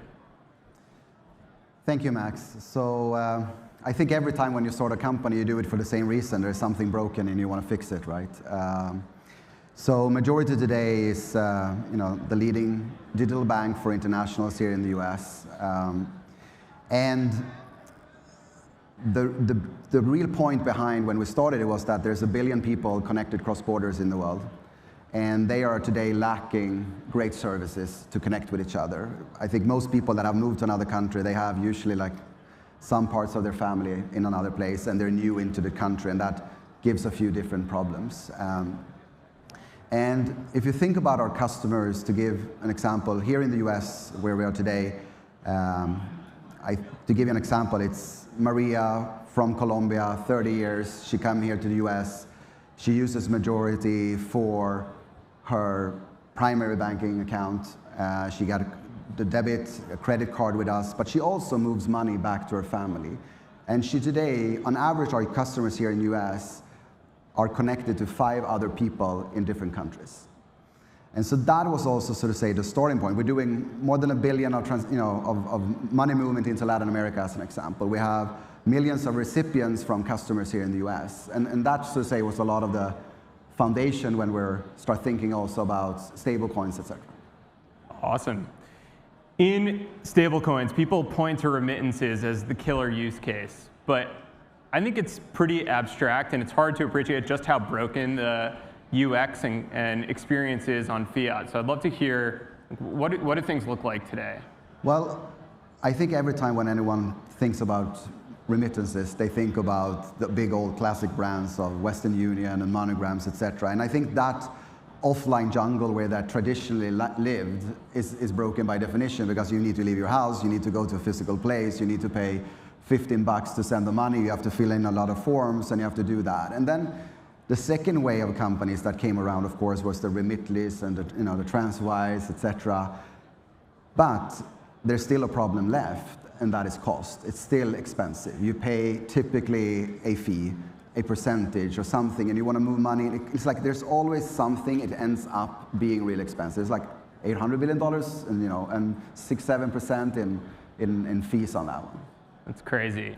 And crypto is literally designed to fix this. You could provision an account anywhere around the world, load it with assets, transfer those assets to any other account instantly and nearly for free, and you could provision a card on top of it to spend the assets anywhere. And actually, last week at Sessions, we launched what we call digital asset accounts that provide all that functionality via one API. And today, we're very excited to be bringing digital asset accounts to Solana so companies like Majority can access that functionality out of the box. So I'd love to hear more about how stuff like this is making it into the product experience at Majority. And congratulations on the new products as well. And we have our own, so to say, what's happening really now is that we are evaluating and we build our system today to work in parallel and basically we're moving parts of our product in some aspects on-chain. And the new product use case that we're doing now is that we're connecting to those 5 people on the other side of the border where we're now opening wallets where people can receive money instant, free, and they can use the money there. So now when I'm sending money to my, you're sending money to your mother or to your cousin or something similar, they can receive the money instantly and use them there. And then, of course, we're adding the other type of products that Majority does as well. That's awesome. That's a huge deal that the recipient of the remittance can receive assets in a Majority account anywhere around the world. Yeah, and I think what you've been really seeing and the shift, like, I think there's a question of like, why now and why does this happen? I think we have a regulatory momentum where this country has taken the lead of saying money should be digital, it should be privatized, and it should, basically what I see is like we're building almost like a new banking system. So what took us 5 years to build here in the US, we're now in 6 months been able to build and launch in other countries, which I think is like the speed of that is creating just a completely new environment for us to build products. That's crazy. That's crazy. One of our investors always says that in order to get to mass scale, like Mag 7 scale, you need to be a global company, and stablecoins are the technology that make it so that you could build a massive global scale $1 trillion fintech company. So exactly, and I think I think what's happening right now in the financial world is similar to what happened in the telecom industry. It's back in the days you paid per minute, a fee. You had opening fees, it was expensive, and then something called voice over IP came around, and ta-da, suddenly you call, everyone here most likely are using WhatsApp, right, to call your friends and family across border, and you don't pay zero, you pay zero for it. And I think that is actually what this technology is going to give. And I think if you drag out the line, this is what's going to happen. We're going to have, I believe there's going to be free money movement in the world in our lifetime, That is super exciting. So before we wrap, where do you see things going for here? What's next for Majority? Well, first is the expansion into Colombia and Mexico, and then we're going to continue to roll out all the Latin American countries that we have, connections from here in the US. I think that is, of course, the next going here. But what I do think also is that we're going to see the abstraction. One of the things that kind of occupies my head a lot right now is also thinking about currencies. In a future where everything is on chain and it's, you have the different pieces of the pieces, how will people actually think about that? I'm going to get paid in that one, but I have this type of currency on where did that happen and how that? And I think that abstraction is going to kind of disappear in some way. And I think that is like what I'm really excited about, to see how that also will play out. And I think Latin America is a very interesting spot right now because you're having some parts of dollarization happening at this point. 100%. Well, that's awesome. We're at a point now where anyone with an internet connection can get the best of financial services, whether that's holding dollar assets, spending on card rails, earning on your balance. And it's never been easier to build on crypto rails. And it's happening here. It's happening on Solana. And massive props to Magnus and the Majority team for leading the way. Thank you. Thank you. All right, thank you guys. So up next, we actually have one of my all-time favorite follows on Twitter, and also former Paxos guys. We have two Paxos guys on the stage. I'll let him elaborate, but please welcome Mike Dudas from Sixth Man Ventures and Charles from Paxos.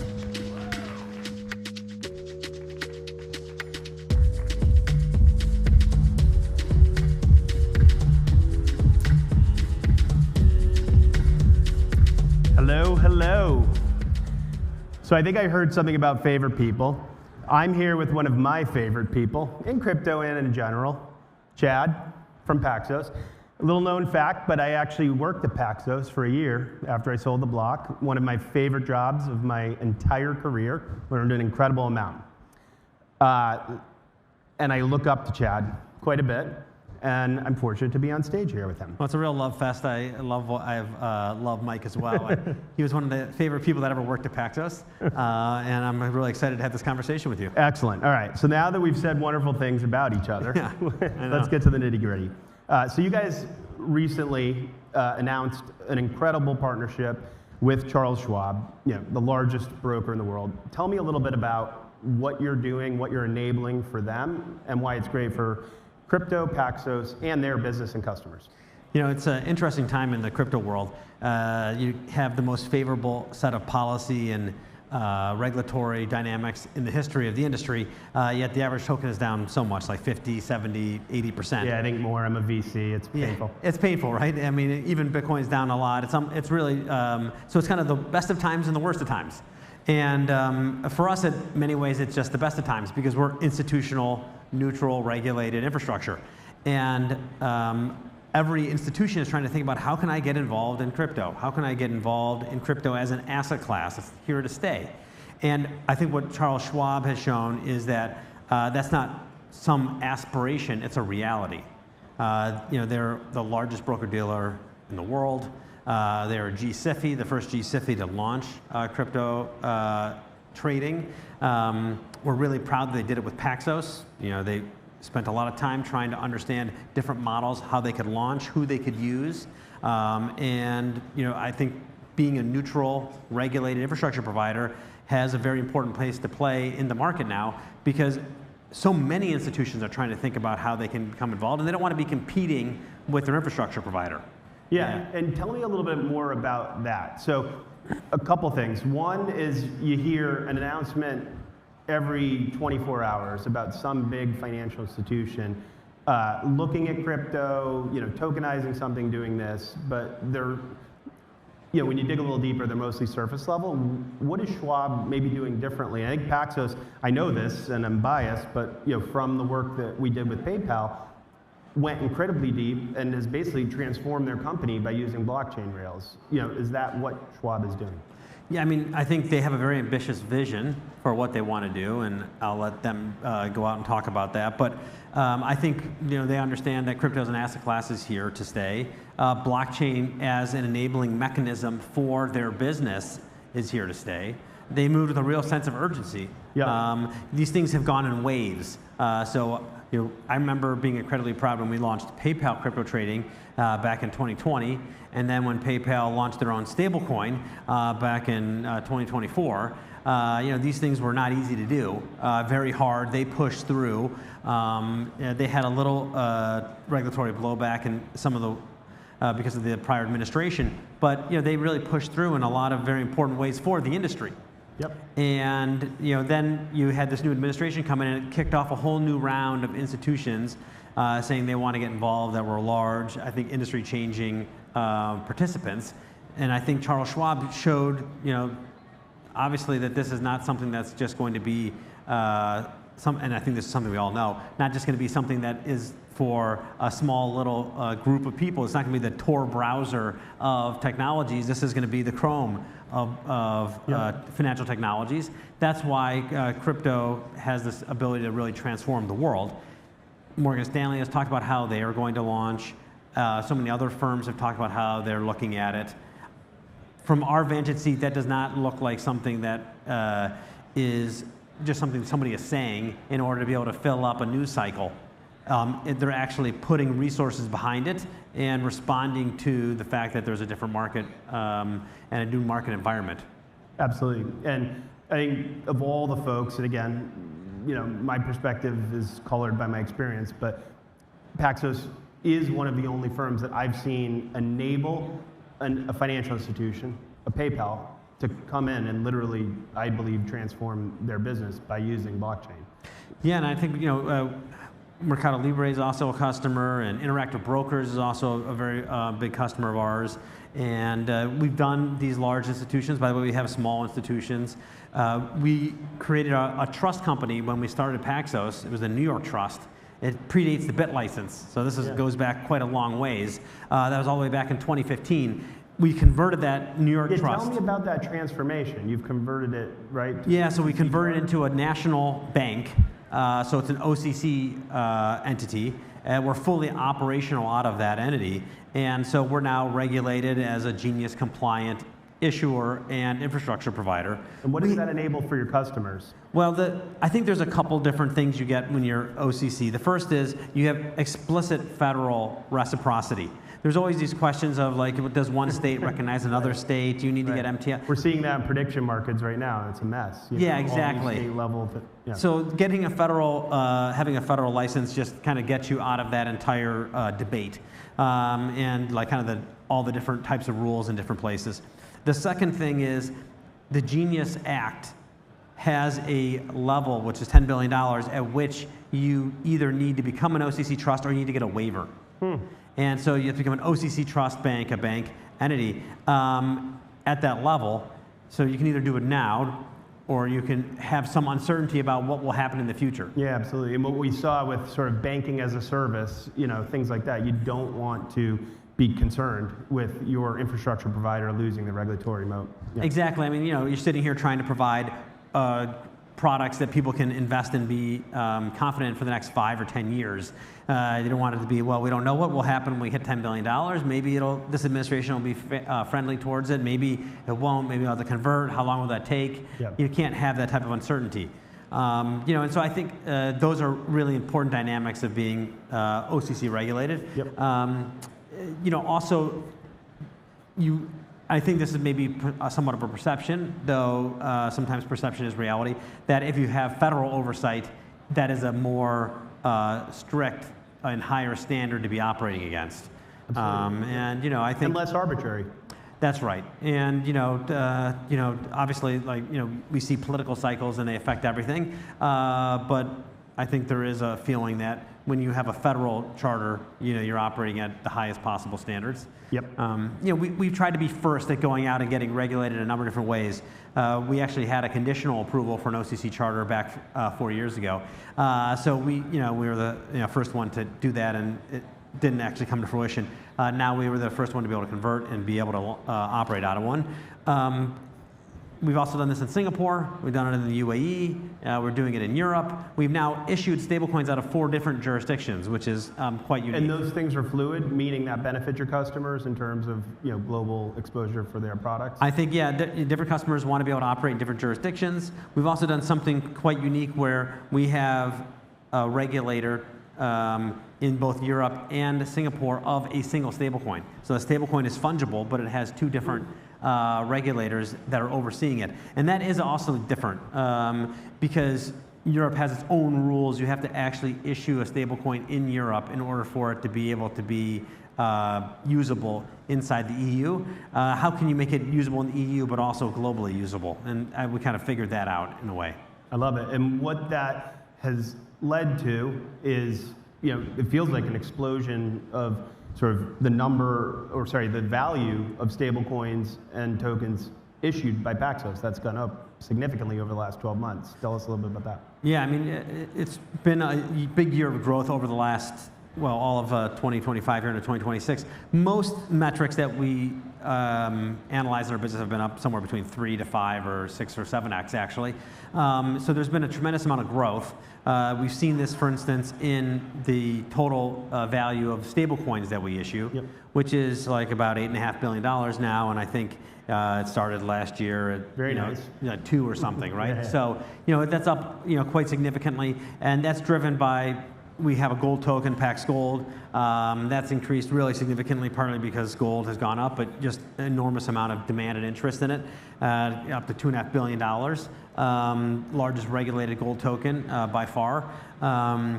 And that's issued through our national trust. We store all the gold in London. What's so interesting to me is that if you look at the other large stablecoin issuers, they have just one product, right? Call it USDT, USDC. What's incredible at Paxos is the ability to have multiple or many successful tokens, brands, and being sort of in a neutral enabling layer for others as well. Yeah, I mean, we certainly issued many different white label dollar tokens. Some people might not remember this, but Huobi, way back in the day, we had a Huobi token, and if you remember, and obviously BUSD, and the PayPal dollar, which we issue on a white label basis for them. They've been a great partner getting that launched. We also issue the global dollar on behalf of the Global Dollar Network, which is about 133 firms or something like that right now. And that's the quietest to me, it's the quietest large business in crypto. It's pretty incredible. Yeah, it's really grown a lot. We're up to $2.5 billion of market cap. I mean, even in the last month, it's grown like $700 million. So I think maybe that's part of the reason. What are the flows there? It's like not really, is it a consumer dollar? Is it a business settlement dollar? Well, the way it works is we're issuing for the Global Dollar Network. And anybody can join the Global Dollar Network. You just have to meet the terms and conditions. It's basically for businesses. It's 132, 133 firms or whatever it is.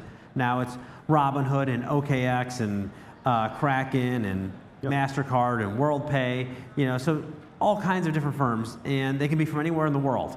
And so we're not distributing directly to the end user, it's for these firms. It's a little different than those, hey, issue for everybody, we're going to have hundreds of $5 million issuance stablecoins, like sort of the bridge, Stripe strategy. Exactly. I mean, I think there's a logic to having what I would almost think of as like a co-branded or an affinity card, which is what those small white labels are. When it comes down to having rails, I think there's only going to be a handful of rails. There shouldn't really be any more than that, analogously to Visa and MasterCard. We've seen that, like where you need liquidity between the different brands if you have hundreds of these brands out there. Yeah, it's very hard to build liquidity and utility, have the right rewards, the right regulatory framework. But in the case of the Global Dollar Network, we're specifically doing this for these firms. We just take an asset management fee. We're the neutral infrastructure issuer, and that is ultimately getting the rewards sent back to the participants in the Global Dollar Network. And that keeps growing, and people keep joining, and there are other consortiums and other white label issuers that come to us all the time to potentially launch. Because of this regulatory infrastructure, the trust that you've built, et cetera. Yes, and I also think because the market dynamics are such that it's still, like I would call it, a stable disequilibrium. You kind of have Tether and you have Circle out there, but it's very plausible. In fact, I almost think inevitable that you'll see another large stable coin that will probably be the largest stable coin. And so how is that going to be possible? Perhaps USDG. So over the next year, what's the biggest thing or the biggest couple things that you're working on? I think you're going to see, you have Charles Schwab, you're going to see a number of other GSIFIs launch. And I think you're going to see one or two big white label efforts launch that people are going to be really surprised at. They're going to be traditional institutions that are coming into the space, that are using this technology to really transform not just their businesses, but actually try and transform the entire financial landscape. I have a feeling you might be working on this, and I'm very excited about it. All right. Thank you so much. Awesome. Great being happy there. Yeah.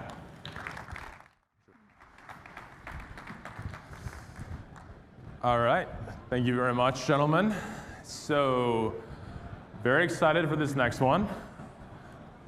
Please give a very big round of applause to one of the former largest names of the Trump administration, the CEO of Tether US, Bo Hines, and our very own Kristen Smith from Solana Policy Institute.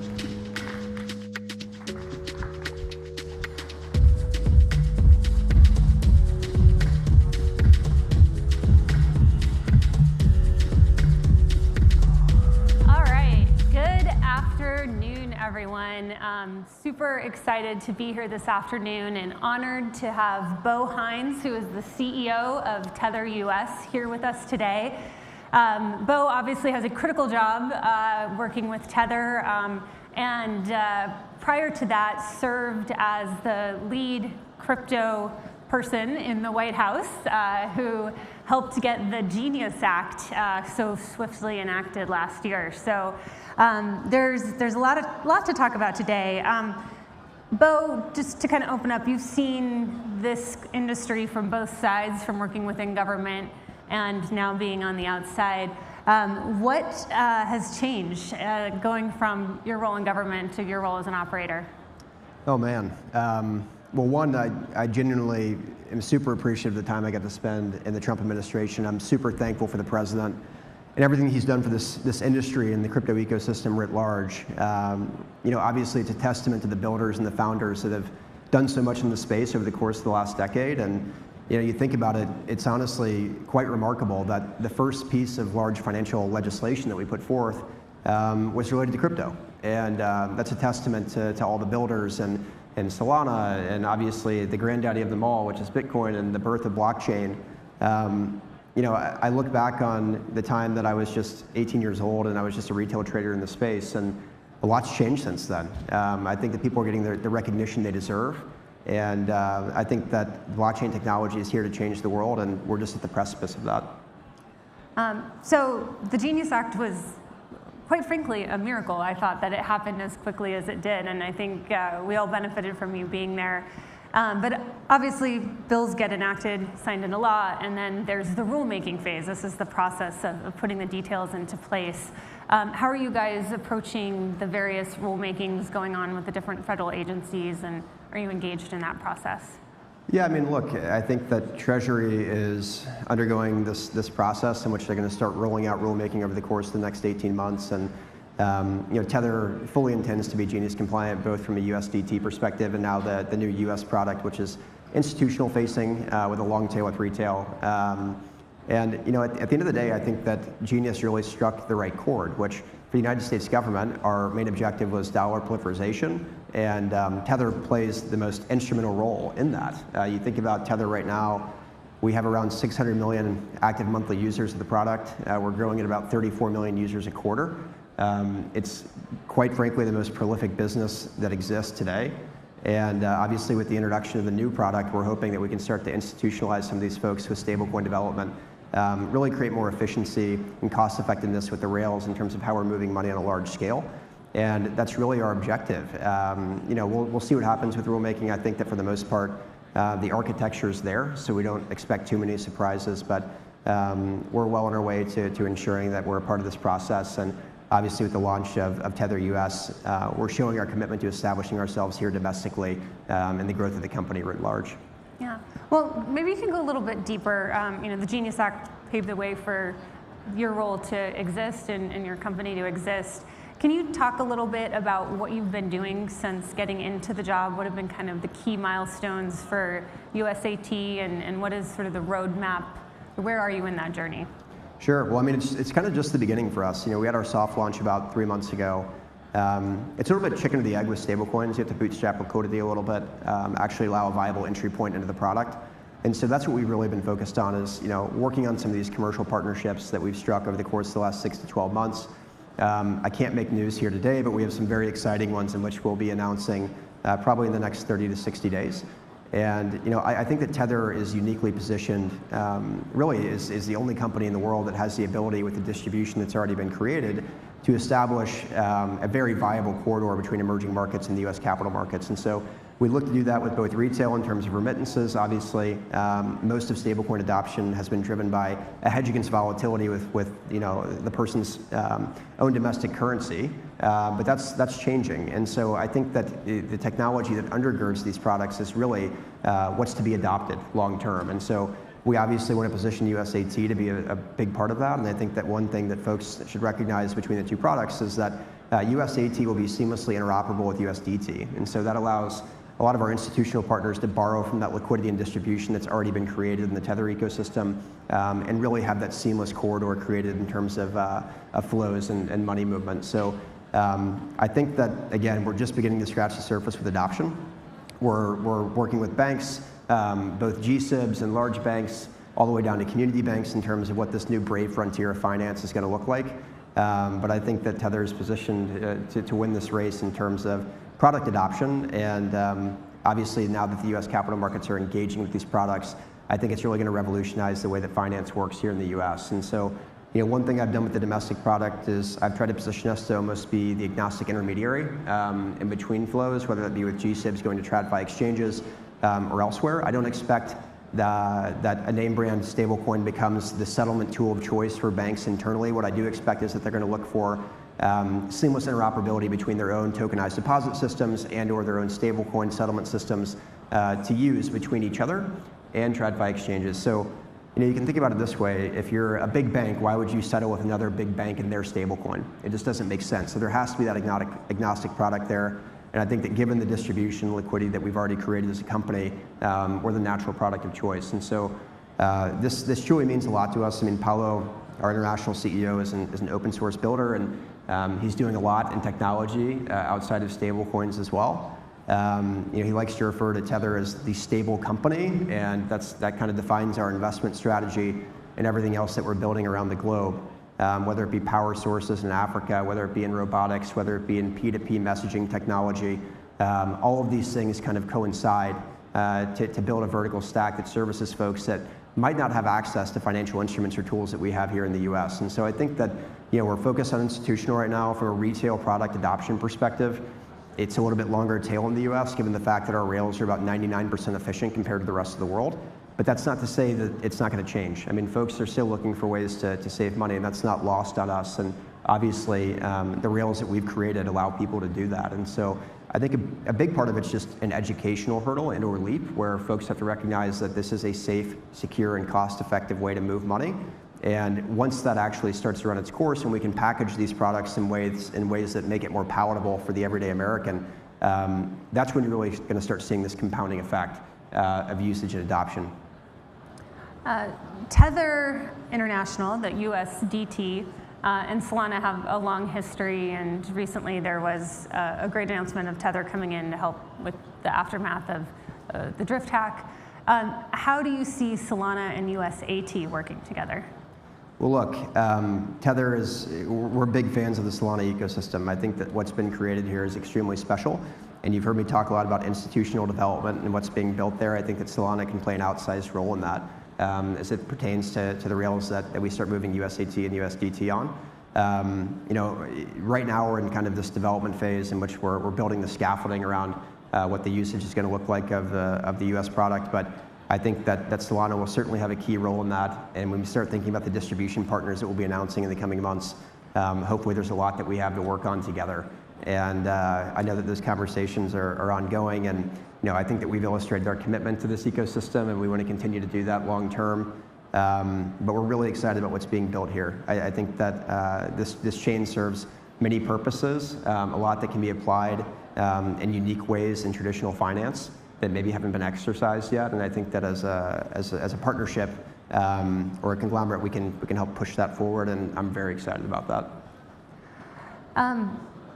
No longer your responsibility, but the Clarity Act.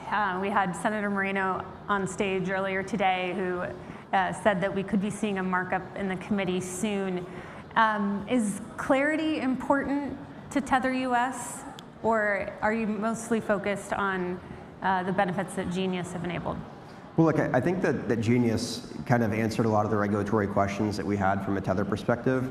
Our model is a bit different than our competitors in the sense of how we roll out our product and how we look at incentives and everything else. And so we've kind of sat on the sidelines for Clarity, but we understand how important it is for the ecosystem writ large. And I know it's the other piece of the puzzle. I mean, when I was in the White House, market structure was talked about ad nauseum. And I sometimes miss being in those conversations, and sometimes I don't. But what I can say is that Patrick has done a phenomenal job, who took my role since August. And I think that in speaking with Senator Moreno and watching the comments that he made with you on the podcast, I feel very excited about where we are.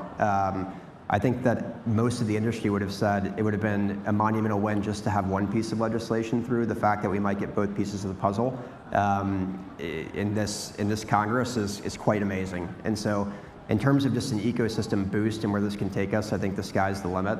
And so we're rooting this Clarity Act on from the sidelines, and we'll do everything we can just to voice our support for it.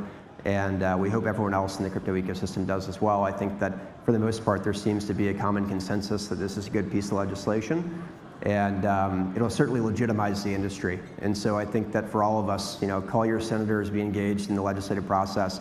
As minuscule as that might seem, it actually does matter. And so when they start moving towards markup, hopefully in the coming weeks, I hope to see a bipartisan result like we had on Genius. I think that Genius was one of the first bipartisan bills that moved out of Senate banking in quite some time. I hope they get a similar result here with Clarity, and then once this is completed, it's time to build. It's time to make the U.S. the crypto capital of the world, as the president described, and that was our mission from the time that we got in there. And so it's an exciting time for the space. I think that sometimes, especially seeing it from the outside and then being in it for so long, you kind of have some doldrums every once in a while, and people start getting just a little bit impatient. I think that we're still at the beginning of adoption, and that includes with the Bitcoin ecosystem, with Solana and everything else. I mean, these things have not been widely adopted across the globe just yet. And so you should be patting yourselves on the back for being a part of something that's so remarkable, and that will literally change the landscape of finance for years to come. I think we're going to see a bull run here, and I think that post-Clarity, you're going to start seeing larger institutions move and enacting these technologies, and I couldn't be more excited for the future. Final question. AI, we've heard a lot today about AI, agentic finance. How is Tether thinking about that, and is that part of your plans? Yeah, I mean, look, I think when you start looking at agentic payments, you can trust these models to choose what is the most cost-effective, most efficient, and most secure form of moving money. I think that naturally becomes stablecoins, and then there's the chain element of that as well, which I think that Solana is, again, uniquely positioned to be a dominant force in that space. I think that Tether is the natural product of choice. Again, I'm going to keep harping on this. The two things that matter in stablecoins are distribution and liquidity, period. And they're very hard to replicate. They're very hard to build. And so with the customer base that we have, with the security elements around what we've built, and with our chain partners and hopefully great chain partners like Solana, we expect Tether to again be a natural product of choice in this way. But we'll see how this evolves over time. I think that AI is a little bit in its infancy compared to the way that people speak about it, and we see these remarkable things coming from this technology already. But when you start combining that with blockchain technology, I don't think any of us can truly wrap our heads around just yet what that looks like. And so as we'll certainly try to position ourselves for that, and I certainly think that Tether will be a winner in terms of agentic payments. It almost has to be, given the reach that it has globally, and if AI continues to penetrate other parts of the globe, then naturally it will be that product that these agentic machines, large language learning models choose. It's something we're keeping our eye out on and we're building for. Well, that is all we have time for, but Bo, thank you so much for your work in government, your work in industry. We're really lucky to have you. Thank you very much. All right. Thank you very much, guys. So real quick, just by a quick show of hands, how many of you were here for the last Solana Miami event in 2022? All right. I see a few. Amazing. Well, up next, I would like to welcome my fellow Miami resident once again, the co-founder and CEO of Securities, the largest tokenization platform, Carlos Domingo.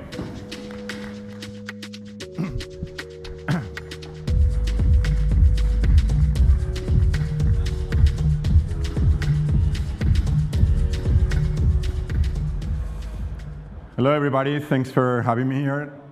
It's my second Solana conference, announcing some partnership with companies in the Solana ecosystem, so it's very exciting for us. My name is Carlos Domingo. I'm the co-founder and CEO of Securities. We're the leading tokenization company, and we're going to announce you something today related to how we expand the tokenization ecosystem on Solana. So today there is around 30 billion on RWAs across all the public chains, but this is just scratching the surface. And as the chair of the SEC was saying the other day, this feels kind of like the end of the beginning, but we're really at the very early days of tokenization. If you think about what's the biggest opportunity that we have in front of us from an asset class perspective, that's going to be equities and ETFs. Just in the US alone, there is around $110 trillion of equities and ETFs. That's a massive amount of money. If you think about how big crypto is today, it's $2.6 trillion. If only 2% of the total amount of tokenized equities and ETFs move on chain, that doubles the size of the crypto market. So this is how huge is this asset class and how relevant is even if a very small amount of money, amount of the AUM moves on chain. And then why moving stocks and ETFs on chain? Well, it's very easy. So today, stocks and ETFs, they trade in a slow settlement cycle. It's T+1. They have silo infrastructure. It's hard to know who the beneficial owners are, how to pay dividends. There's very costly global access. If you're in the US, yes, you have a lot of options. But if you're outside the US, it's very difficult to access US capital markets. There's a lot of compliance stuff that happens in a very low-tech environment, etc. When you move things on chain, you get things like 24/7 trading with instant settlement. You have global access from anybody with a crypto wallet that can connect to a US broker-dealer. You have unified ledger infrastructure that allows you to know in real time who the beneficial owners are. You can pay dividends in real time. You can conduct proxy votes on chain. You have programmable compliance to integrate with DeFi protocols, etc. So there's a massive amount of advantages for bringing stocks and ETFs on chain. Now we've already made progress here. So we've done a couple of announcements in the last few weeks. First, we've partnered with NYSE, the New York Stock Exchange. They are launching something they call a digital ATS, which is basically an on-chain trading infrastructure in a centralized ETS that Securities has been chosen as the transfer agent, broker-dealer, and design partner. We've announced also a partnership with ComputerShare, which is the largest transfer agent in the world, to be their tokenization partner. So anybody that uses ComputerShare, which are companies like NVIDIA, Tesla, Apple, etc., they can actually come on chain through Securities. Now, the next thing we need is actually something, on-chain trading infrastructure in a permissionless environment. So this is what today we're announcing at the conference. We have partnered with two of the most relevant companies in the Solana ecosystem. One of them is Jam Trading, is the largest crypto market maker, but one of the largest prop trading firms in TradFi, and the other one is Jupiter, which I'm pretty sure you guys. How many people here use Jupiter? Raise your hands. You see? So Jupiter, as you know, is kind of like the default entry point for anybody that wants to do things in Solana from a trading perspective. But what was missing was the ability for Jupiter users to be able to trade, equities on chain. So what we announced here is that Securities is going to partner with Jam and with Jupiter to build on Solana the prop AMM technology that Jam today already uses for trading digital assets that we're going to enable to trade tokenized stocks. This is very relevant because recently the SEC announced that front ends like Jupiter can actually access trading infrastructure without having to be registered as broker-dealers, as far as they use a broker-dealer behind the scenes, and Securities is also a broker-dealer. So we think that partnering with the two of the top companies in the Solana ecosystem, we're going to make tokenized stocks a reality, and we're super excited about it, and my time is over, so thank you very much.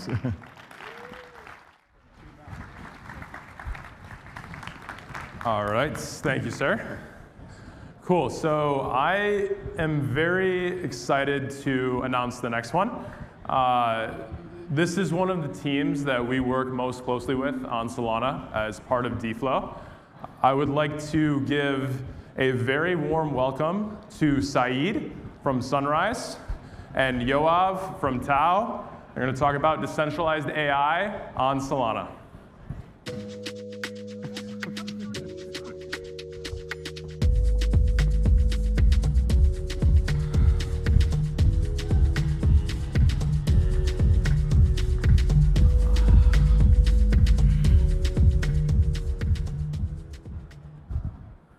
Hello, everyone.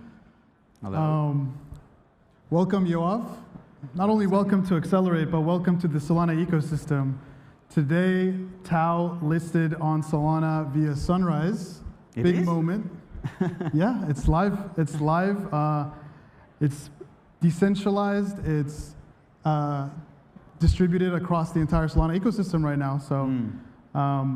It's been a major moment. So welcome not only to Accelerate, but also to the Solana ecosystem. Why was it so important, or what was the motivation for you to kind of go down this path with Tau?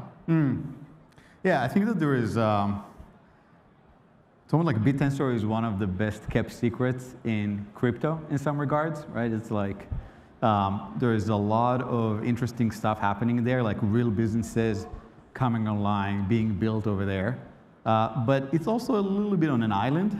And so what we want to do as Tao.com is basically connect that island to kind of like the broader, crypto and DeFi space and even beyond that, right? And so I think that Solana in that regard is just like a very natural place to start because that's where a lot of the liquidity and capital is, and also that's where a lot of the users are. And so in a way, it's a no-brainer for us to go to where the users are already. So everyone's been hearing about Tao. If you check online, you've got big people in Silicon Valley tweeting about Tao and how interesting the project is. You've got obviously a lot of people within the crypto native space talking about it, writing papers about it.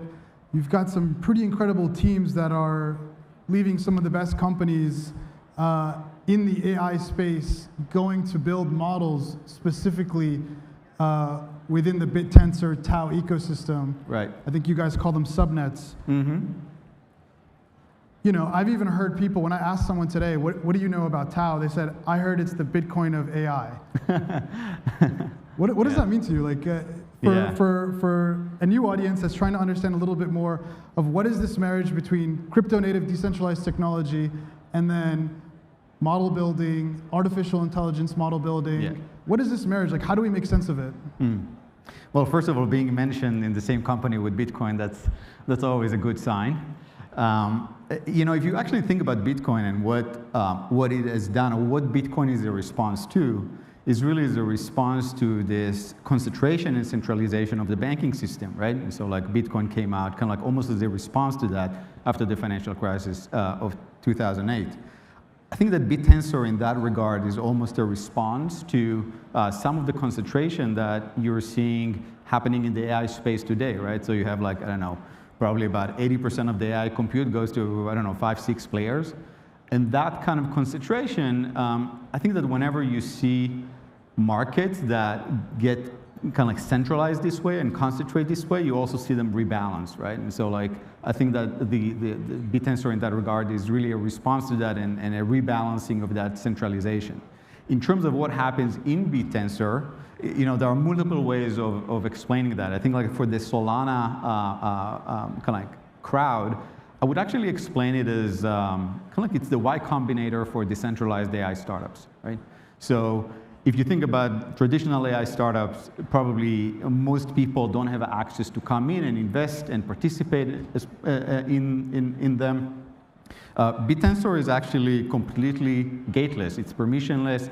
Anyone can come in, invest in these startups, participate in this ecosystem, be it as a miner or a validator or like start subnets, which is a really like real businesses that are operating on top of BitTensor. And so that's, I think like that's one way of thinking about BitTensor. It's kind of like the Y Combinator for decentralized AI startups. Yeah, I really like that. I really like that idea that Bitcoin came out of a concern that the financial system is too centralized and there's a lack of trust in those institutions over time. And so what you're saying is that within the kind of artificial intelligence, AI model building space, there is a real concern that there is a tremendous amount of centralization between OpenAI, Anthropic, Grok, Gemini. You have a couple of players, maybe a handful, 5 or 6 players that dominate, 1 or 2 that extremely dominate within that space, and it's probably not going to be very good for the end user and for the consumer and for businesses as a result. So essentially, my understanding is that 3 guys can leave OpenAI and say, hey, we're going to go build our own model. We're going to train a very specific model to do a specific thing that we think is going to be better. And we create this subnet. And then anyone can now access this model.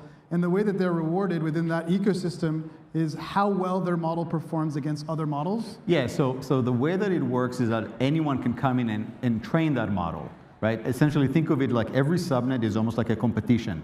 And so miners compete amongst themselves. Who, for instance, if you mentioned training a model, who trains it in the best way, right? The best way could be the highest quality, the speed, whatever that is.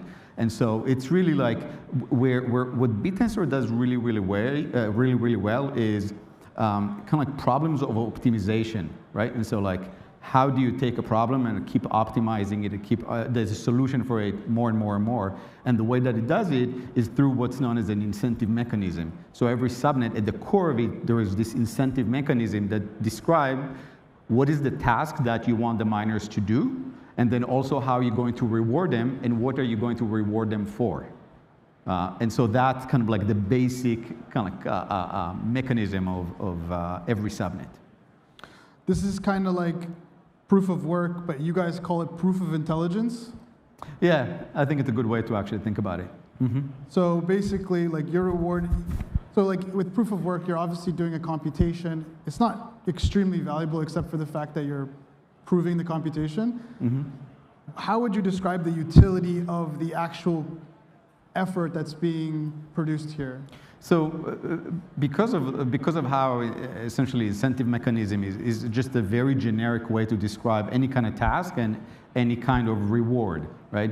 And so you can really do with subnets pretty much anything, and you see that the imagination that people come in and build businesses of BitTensor is very far and wide. You have subnets that train prediction of real estate prices. You have subnets that train really large models, right? Like recently, like BitTensor was able to train the largest decentralized model, 72 billion parameters, for the first time. And now there are some subnets that probably like are going for the 1 trillion. And if you mentioned like a lot of the like traditional AI players before. I think what they're really good at is concentrating resources and doing some incredible stuff there for sure. What BitTensor, rather than concentrating, what it does is coordinating, right? And so like rather than concentrating the resources, it's actually coordinating resources to produce intelligence, and pretty much any kind of intelligence that you could think of. So one of the things I was thinking about was, who is your most exciting or #1 consumer of the output? What business, you mentioned predicting real estate prices. In the stuff that you're seeing within that ecosystem, what is something that you can kind of tell the audience is something you just find really interesting? You think that that's a standout use case. That's something that people are going to be willing to pay money for. And that's something that uniquely BitTensor and the ecosystem around Tau is going to be able to provide. Yeah, I think that there are a few really interesting examples that come to mind. One is one of the subnets, Score, that basically, for instance, analyzes soccer games, football games, for the Europeans in us, and sell that data, sell the analysis to other entities. For instance, Kalshi, right? They have a partnership with Kalshi. If you look at someone like Targon, that's another subnet that is in partnership with Intel. Recently, like co-authored a paper together about the Targon virtual machine that allows enterprises, right? Like one of the problems that enterprises have is, hey, how can we use crypto because it's not secure? But Targon actually is enabling this trustless way of running, using their compute, and that through some encryption that they have on their virtual machine. Very cool. So I guess like a natural lead-in would be, for the Solana ecosystem, what do you want to see? What kind of participation do you want to see within Tau, within the BitTensor ecosystem? Participation meaning like from the Solana? Yeah, from the Solana dev community, from the retail, investor community, from everything in between. Yeah, so I think like first of all is what we've done today, which is just enable people to hold Tau in Solana, right? So we go to where the users are, to where the capital is. I think that makes a lot of sense. I think the next unlock is really if you think of Solana as like, hey, that's where capital and users are, and BitTensor is where intelligence is being produced, I think the intersection of that is really interesting. And in that regard, think about, for instance, training trading models that can be used, say, on top of Jupyter, for instance, right? Like that's a very interesting play that you can leverage BTensor for that. And there are subnets today, by the way, that already train these kind of like predictive models for trading pairs, and I mentioned real estate before, and so on. I really like how the kind of problem space or the opportunity space is so large. You can really do a lot. Yeah. I think last thing would be just how was your first day of being part of the Solana ecosystem? How was it working with Sunrise? How was it with launching Tau on this new vibrant blockchain? Yeah, I was actually telling you before, so like this is not rehearsed, but I was telling you that I was really impressed and blown away by the Solana Foundation and Sunrise, by kind of like how you guys executed it, how you brought us in as a partner, and that was very smooth. And so, yeah, like I feel very welcome today, and this is just the beginning, right? We're starting with Tau, but every subnet on BTensor has its own token. And so I would not be surprised if, like, in the not so long distance future, you will see us listing individual subnets here. And probably the sky's the limit in terms of the kind of partnerships that we can do together. No, it's amazing. I would say that each one of these starts with community demand and ecosystem demand, and you guys have done an incredible job of getting your message out there and letting people know why this novel technology is actually worth paying attention to. That makes the job 10 times easier, right? Build something cool, people will notice. Absolutely. And I think that's been kind of the heuristic that Sunrise has used to partner with different asset issuers, different technologies who want to kind of expand the horizons of where they can reach not only their customer, but also their investor, their community members, whatever you're really looking for. So I want to thank you. I also want to welcome you, and thanks for the time, man. Awesome. Thank you so much. Cool.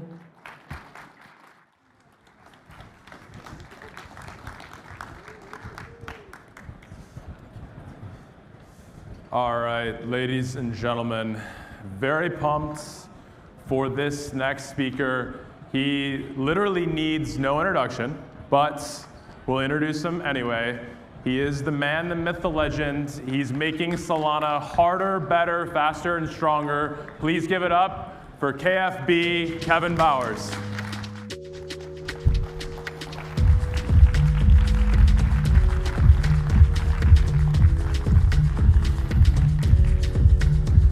Hello, I'm Kevin Bowers, Chief Scientist at the Jump Trading Group, and this is our second time presenting at Accelerate.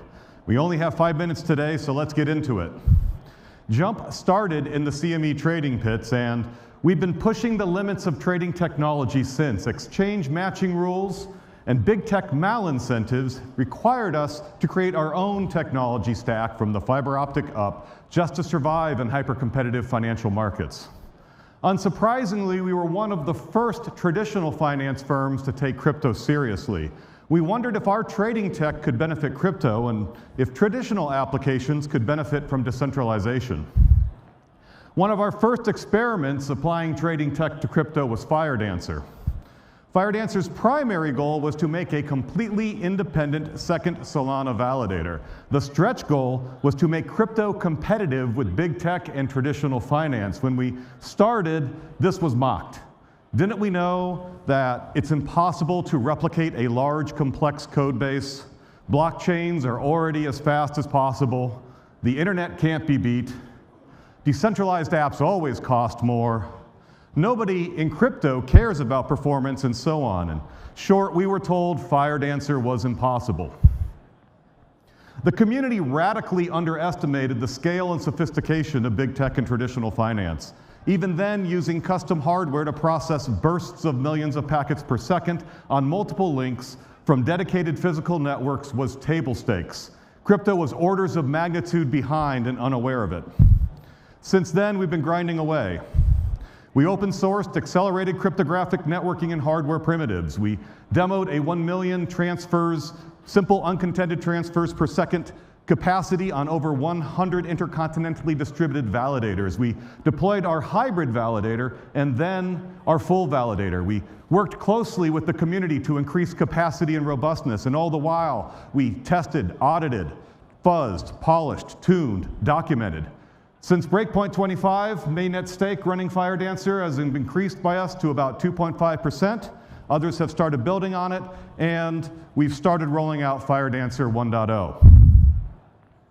Security audit started March 3rd, and we branched 1.0 on April 8th for our audit competition.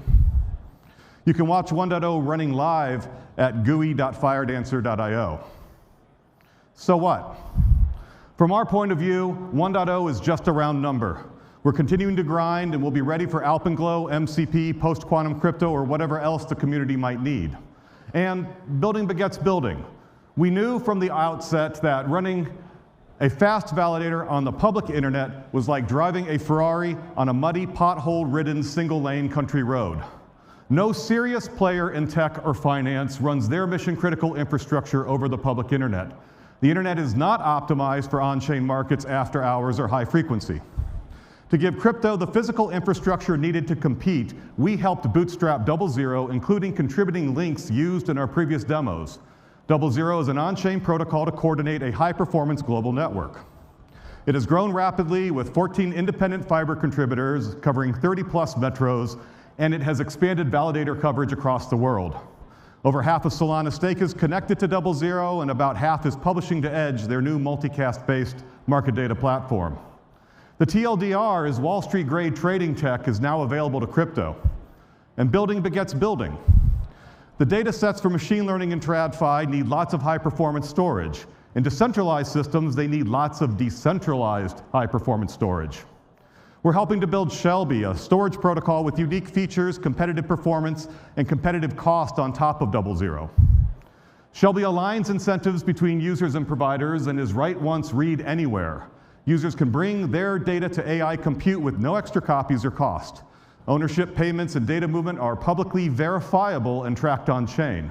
Shelby is an early access for builders. That is, bringing trading tech on-chain is enabling new applications, but so what?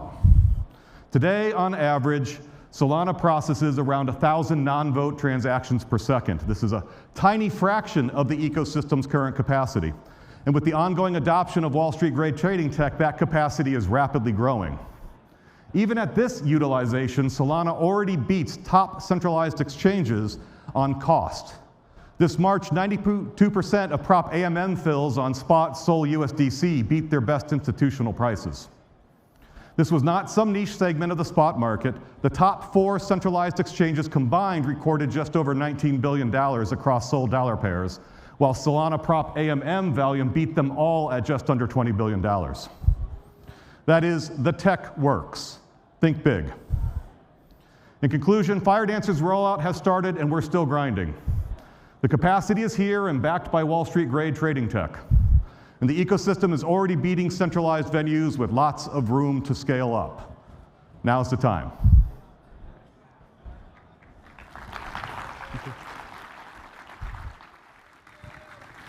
All right. Ladies and gentlemen, we're going to take a quick coffee break, and we will resume back in 10 to 15 minutes with the next session of programming.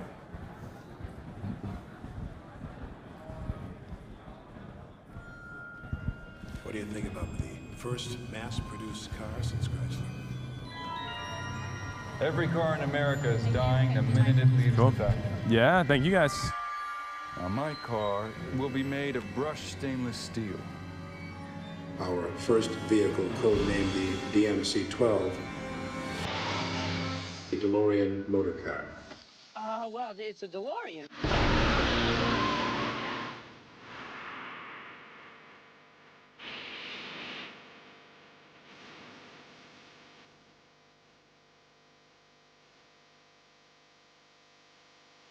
This is real innovation.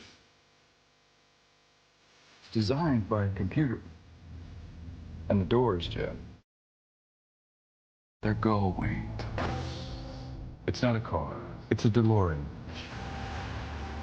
Are you telling me you built a time machine out of a DeLorean? You're gonna build a time machine into a car, why not do it with some style?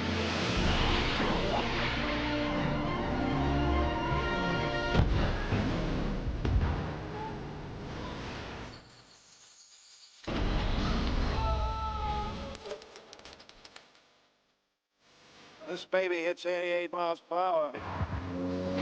You're gonna see some serious shit.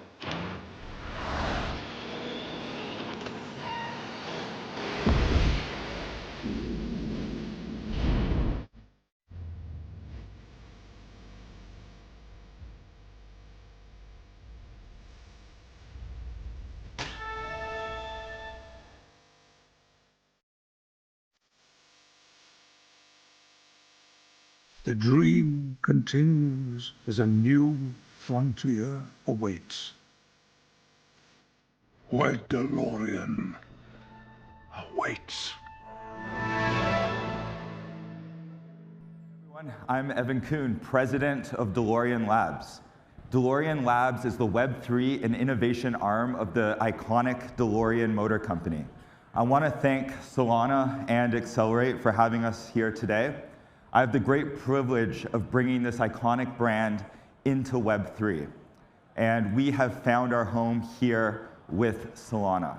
Yesterday, we dropped our DMC token on Solana, and the reception has been incredible. We've created so many amazing friends and partners in this iconic, classic, amazing ecosystem. I want to invite everyone to come over to our booth over in the Austin, Texas section. We are giving away a custom DeLorean DMC decked out in all the Solana decals and iconic stuff. And this is available if you scan the QR code. And hope you guys, someone in here, I hope wins this car. And I'm very excited to keep building the future here on Solana. Thank you.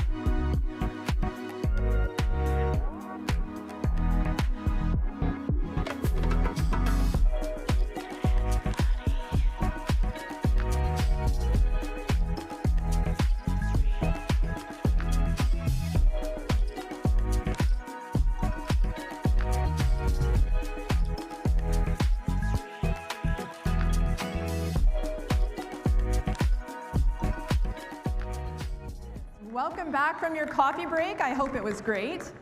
Now this morning, Vibhu and Amina shared some amazing facts with you about stablecoins. But we're going to kick it off after break with something that's going to change everything you know about how stablecoins work. Please welcome to the stage, from Anchorage Digital, Martin Koreka.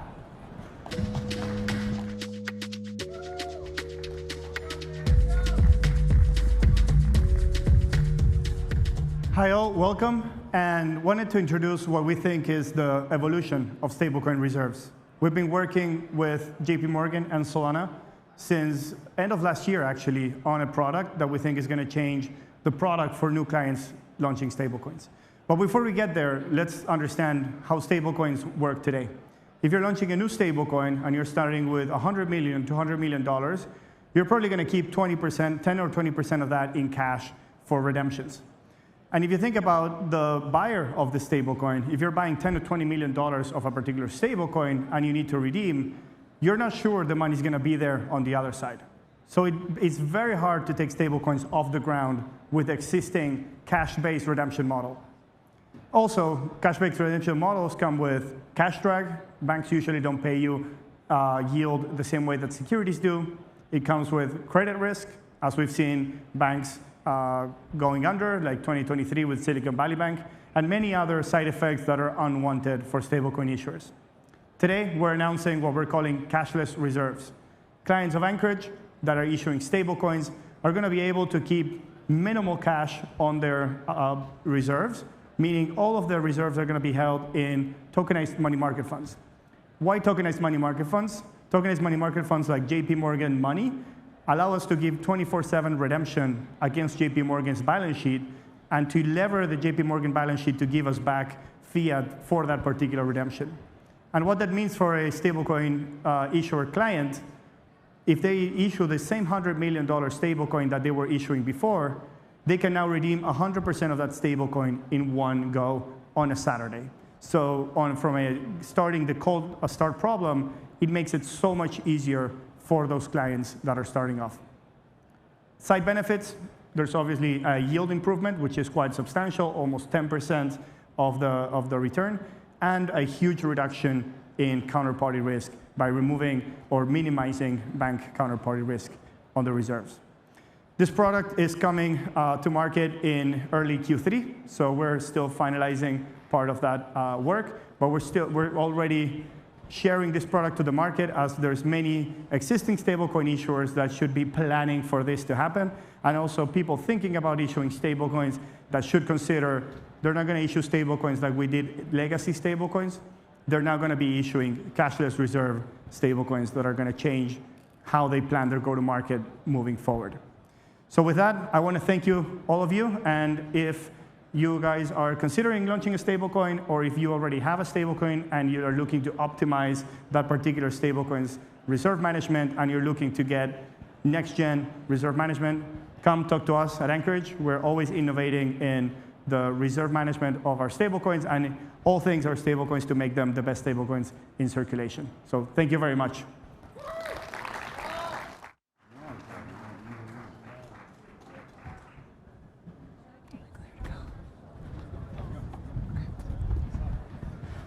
All right, Miami. Are we having a great day today? I don't know, I can't hear you. Are we having a great day today? All right. Well, my name is Yes Jess, and I'm so excited to be here with you this afternoon, back in my home country, sharing my love of Solana with all of you. We have so many new things coming up in Solana right now, from Super Team USA to all kinds of great legislation and filings that we're going to be talking about here in just a moment. But I want to hear you one more time. Are we having a good day? Yeah! Okay, whoever's in the back that gave me that energy, that's what I need to say. Oh, Taco, hey. Perfect. All right. Now, as we know, everything is changing right now. Legislation is changing. ETF windows are open. And even your grandmother is starting to ask you about Solana. Am I right? This next panel, it's true, right? Grandma's like, what is this Solana? Should I get in on it? The answer is always yes. Now, the people who are coming on stage now have known more about ETFs and this legislation window than anyone ever has. Here in a second, we're going to welcome from Bloomberg, James Seifert, who is going to be talking about a panel and let you know everything that you possibly need to know about what's coming up with legislative filings. But before I go, we need that energy back up. So Miami, I'm going to ask you one more time.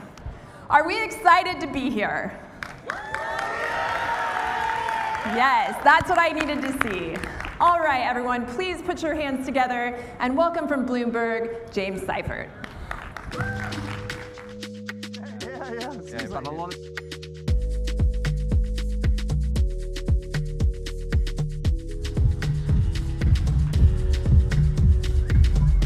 Hello, everyone. All right, so she introduced me, James. I work at Bloomberg Intelligence. I'll let these guys do a quick intro on themselves. Why don't we start with you, Duncan? Sure. I'm Duncan Moyer. I'm president at 21 Shares. We are now Europe's largest crypto asset management firm, ETFs, CTPs, structured products, etc. Hunter? Hello, I'm Hunter Horsley, CEO of Bitwise. We're one of the largest crypto asset managers. We do ETFs in the US, ETPs in Europe, vaults, staking, alpha solutions, and try to be useful to people investing in the space. All right. Obviously, you both have Solana ETFs in the US and in Europe. What most people want to know is like who's buying these things. So let's talk about it from a wealth manager perspective. I guess we'll start with you, Hunter. How does the selling process work if you're trying to get advisors, people managing other people's money, to put their money into a Solana ETF, or really a crypto ETF in general, with mostly Solana? Sure. So in the US, there are different types of buyers for the ETFs. There are hedge funds who manage about $4 trillion in the US. There are individuals in retirement accounts that have 15 trillion and often use the ETFs. And then there's wealth management, which has about 30 or 40 trillion in the US.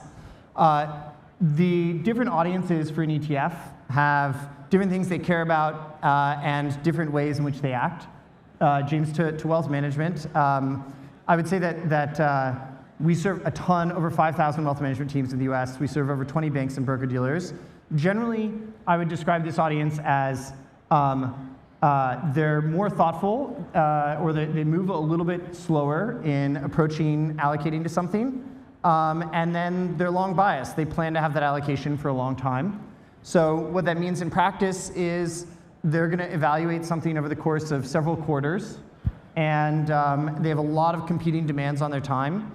And what we try to do is be available to them so that when they have the time to look at crypto, and within that Solana, we can help them make progress on developing their thesis. And I think Solana is sort of uniquely relevant to financial advisors in the US right now, because many of them started thinking about allocating to the space for the first time when the Bitcoin ETFs launched in 2024. And if you take what I said about the pace at which wealth managers can find time to evaluate these things, which are a small part of 100 other things that are in a portfolio, they've developed a view on Bitcoin, and now they're thinking about what are the set of opportunities for my client outside of Bitcoin. And I think Solana is very front and center in the opportunities that they're contemplating. So that's a little bit of how we think about that part of our client base. All right, let's stick with this same thing. You both, like I mentioned, have Europe and US, but Duncan, you guys are a behemoth in Europe. So can you talk about maybe compare and contrast how things are going in Europe versus what we're seeing here in the US, and we can have Hunter chime in too. Yeah, sure. I mean, Europe has had exchange-traded products for a long time. We launched the first spot, physical ETPs in 2018, so it's been a while. We launched our Sol one in 2021, so it was 12 months out of mainnet. And I would say today it's about 50-50 retail, institutional. For retail, it's about the content that we produce, what we put out there on socials, on our website. That's how we interact with them, podcasts. With the institutionals, it's like a mix of hedge funds and wealth managers, private banks. So I would say nearly all of the trading volume day to day is actually hedge funds. They're a big client for us. And they mostly trade basis. So when the basis is good, they're in. When it's not, they're out. And that's actually good. We like that. It creates liquidity. It's good for Sol as well as an asset.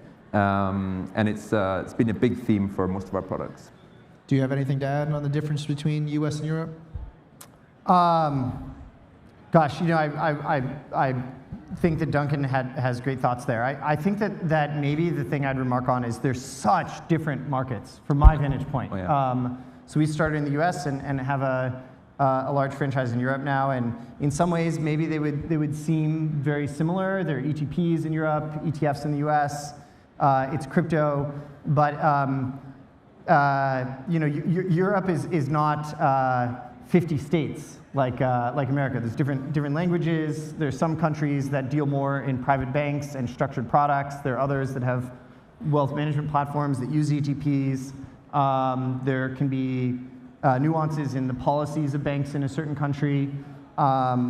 So I would say just the heterogeneity of Europe as a market is maybe the biggest sort of high-level theme or note that perception I have from operating in Europe. And it's an incredible market and incredible clients, but it's not, it's almost more insightful to talk about specific countries in Europe than to aggregate them into a whole, because the Nordics versus Italy versus France versus Switzerland are all almost entirely different. Yeah.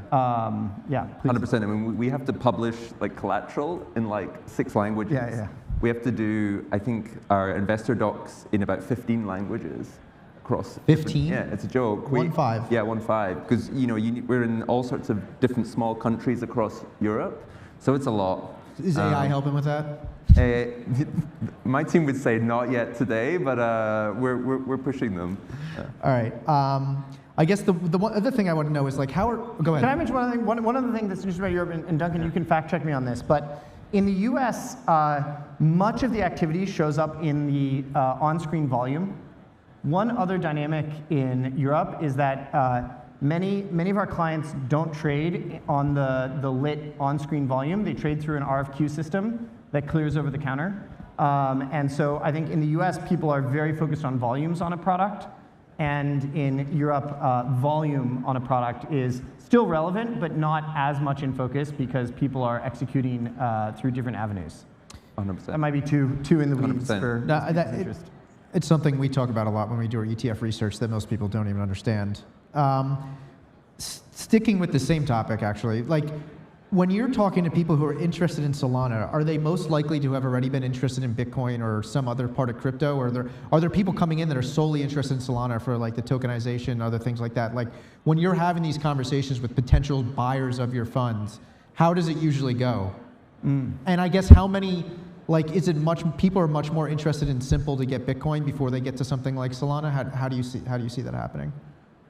I'd be curious your thoughts, Duncan, but I'd say 80% of the time, and I say this on Twitter all the time and to people in the industry all the time, 80% of the time they view the whole thing as grouped together. It's called crypto, and the first step towards crypto is Bitcoin for 80% of people, and they figure out what they think of Bitcoin first. And usually if they're going to progress beyond Bitcoin, the first stop is buying some Bitcoin. However, I will say that one delta, I think, between our clients and people at this event, people in this room who've been in the space for a long time, I think if you've been in the space for a long time, you, like me, might have memorized the ranking of market caps of different assets, and you might have sort of the image of CoinMarketCap or CoinGecko or whatever you look at sort of blazoned in your mind. I think a delta is that amongst many of our clients and sort of newer investors to the space, they couldn't tell you the market cap ranking of the first 5 or 6.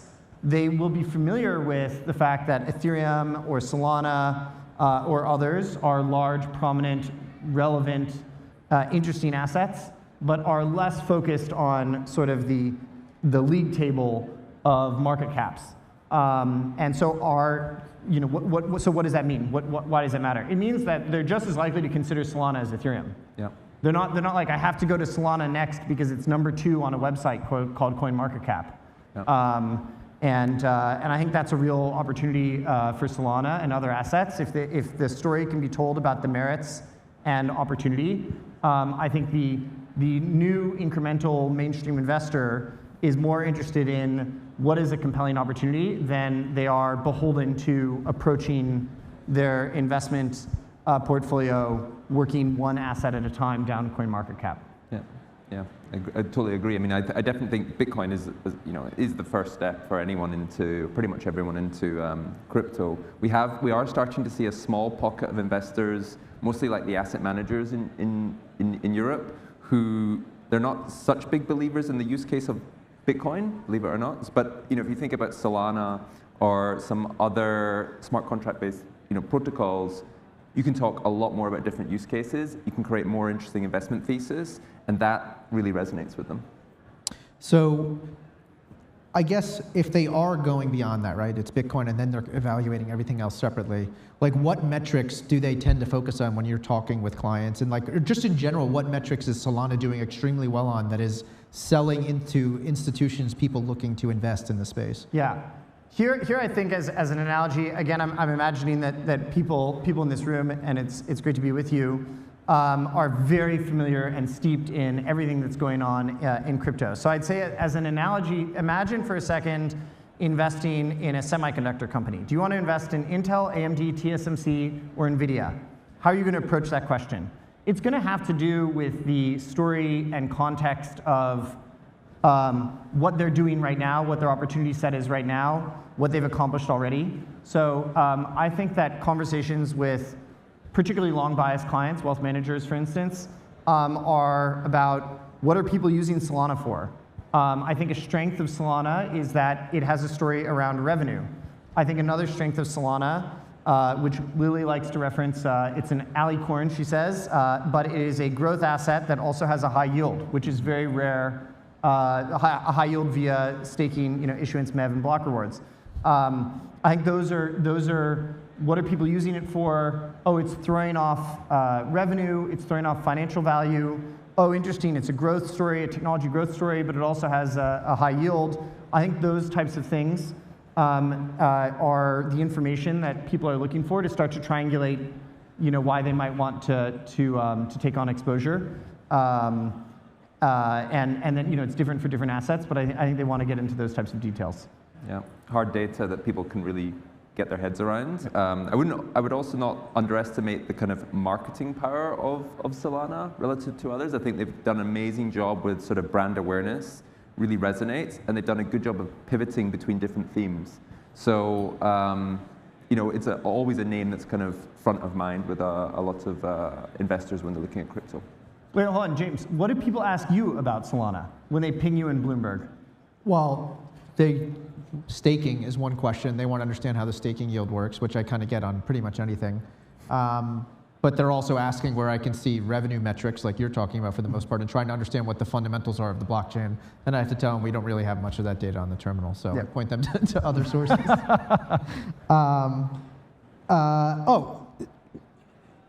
Huge downturn across all of crypto over the last few months. I mean, obviously we're ticking up a little bit recently. There was meaningful outflows from Bitcoin. Granted, for the most part, it's stuck in. Same with Ethereum, meaningful outflows, but most of it's stuck in. But if you look to some of the newer stuff, including Solana ETFs, they basically had zero outflows despite a 60% pullback in price. I'm curious why you think that is. I mean, granted, they launched in October into a little bit of the pullback already, but like diamond hands all around for anyone that was buying or holding Solana ETFs across the globe, but particularly in the US. Why is that? Why did that happen? I think this might be intuitive to people. The same, Bitcoin at this point is famous. You'd be hard pressed to find a friend or family member who hasn't heard of Bitcoin. And a different way of saying that is it's more mainstream. And an implication of being more mainstream is that there are more people who are buying it or selling it who don't really have a huge conviction, don't spend a lot of time on it. So they might buy or sell on a whim or with a short-term perspective. I think this is starting to change because Solana is coming more and more into the forefront of the moment. And I sort of think that in some ways Solana was built for the moment that this space is in now with capital markets coming on chain. But by and large, people who own Solana or are taking exposure through the ETFs, the BSOL, the Bitwise Solana staking ETF, has taken over $1 billion of flows in 6 months during a period when the market is down 50%. And I think that in part that reflects that the people who are taking the time in a bear market to be familiar with Solana are just higher conviction people who are doing more research, familiarizing themselves with the substance more, and therefore have the conviction to want to buy and hold through a bear market. Whereas again, if you survey your friends and family who own Bitcoin, they may not have that same level of familiarity or engagement or informed opinions on Bitcoin, and so maybe following performance a little bit more. Mm-hmm. Yeah, I mean, I think also if you were sort of a SALT holder who invested in kind, you've been through it all, right? Like this is easy. This market, it's everyone's relaxed. So, and if you're a brand new investor, how likely are you to want to crystallize your loss straight away by getting out? It's a great point. Yeah, I always say, like, anyone who's investing in these things, I hope they did 5 seconds of research to understand the volatility they're getting themselves into. And we talked about it briefly, like, people aren't putting 50% of their portfolio in this. They're right-sizing their allocation. So I think all of that, but Solana particularly stood out to me over the last few months as something that it basically saw no outflows. Something we mentioned before, staking. This was unique in that it was like really the first crypto asset that launched directly with staking on it. How much of the narrative around selling these things and just staking in general is involved when you're talking about these ETFs? I guess we'll start with you, Duncan, because I kept starting with Hunter. Yeah, fair enough. I think it is a big part of it, because if you've got somebody who's they want exposure to the asset, why would they not want that extra yield? And certainly, so we do it in the US and we do it in Europe, have done for a long time. Most investors will go towards the staking product unless they've got a real issue with it. But obviously, there's a big difference between staking on Solana and staking on something like Ethereum, right? Big difference in how much you can do and the bonding, unbonding periods. Hunter, anything to add? Yeah, I think it's super relevant. I think also, I find that in many instances, people are familiar with Solana, but they actually don't realize how significant the staking yield is. Mm. So I think it's pretty exciting to people for the reason I mentioned earlier, which is, tell me another investment that's a technology growth investment that has a 6% yield on it. It's extremely uncommon. And when it comes to yields, every 100 basis points matters a lot. Mm-hmm. And so 6% isn't double 3% in people's minds. It's almost categorically in a different league. So I think it's very relevant. It's not the thing that I think drives people to looking at Solana, but I think when they look at Solana, it's something that stands out to people as a really exciting element of the opportunity. Having said that, it's not a bond. So they first and foremost have to want the price exposure to the asset. But I do think it's a key feature. Yeah. With the staking yield, I particularly think it would have been a problem if they launched SolSpot in a way that it really wasn't for Ethereum and some of these other ones that have much lower yields.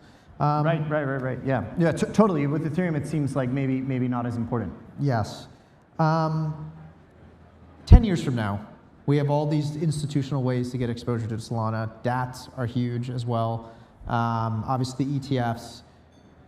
Basket ETFs, you kind of hinted at it before. People are looking at this as it's Bitcoin and everything else, and they kind of want an exposure. Like, where the Solana that's held by these types of products, one, can you compare and contrast DATs with what you're selling? And do you think basket ETFs are going to hold more Solana than theoretically pure Solana ETFs? I would say, well, we believe in basket ETFs, ETPs. It was the first ETP we ever launched, was a basket product.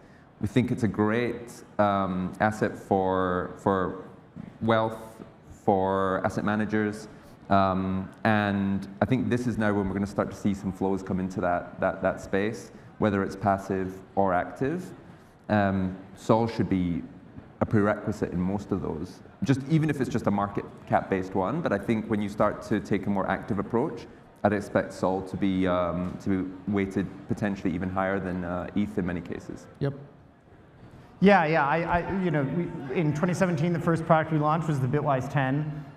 Today, it's the largest crypto index ETF in the world, trades with ticker BITW, holds a bunch of Solana. I would say I've been surprised that it hasn't been more adopted. And I think part of what's going on there is it will really flourish when it's an accepted norm that this is an asset class you should have exposure to. I think today people still come at it through almost thesis-driven investing, where they develop conviction in one asset or two assets. So I think we're probably 12 months from the beginning of the index era of allocation, but it's soon. It's not the present, but I think it's soon, and I think over time it'll become one of the dominant ways, probably tied with Bitcoin for exposure. All right, thanks everyone. Thanks for listening to a bunch of TradFi guys. Thank you. Thank you, gentlemen. That was such an engaging conversation, and I think one thing that we cannot deny is that Solana is truly building the rails for what's to come. But what does it really mean when the backbone of global settlement comes on-chain? We're going to find out the answers to this here in just 1 second with two industry powerhouses. So at this time, I would like you to help me and welcome to the stage Nadine Shakar and Christine Moy. Let's go. Let's go, TradFi. Let's go. Come on, come on, come on. Woo! All right, all right. Are you all ready for the biggest conversation of tokenization in the US financial markets? Is everybody ready? Yeah. Woo! All right. Now, most of you in the crowd never really have to think about the DTCC. Do you all think about the DTCC all the time or no? Yes or no? I do. I know you do. All day long. I think y'all not thinking about the DTCC is probably the best compliment we can give for market infrastructure.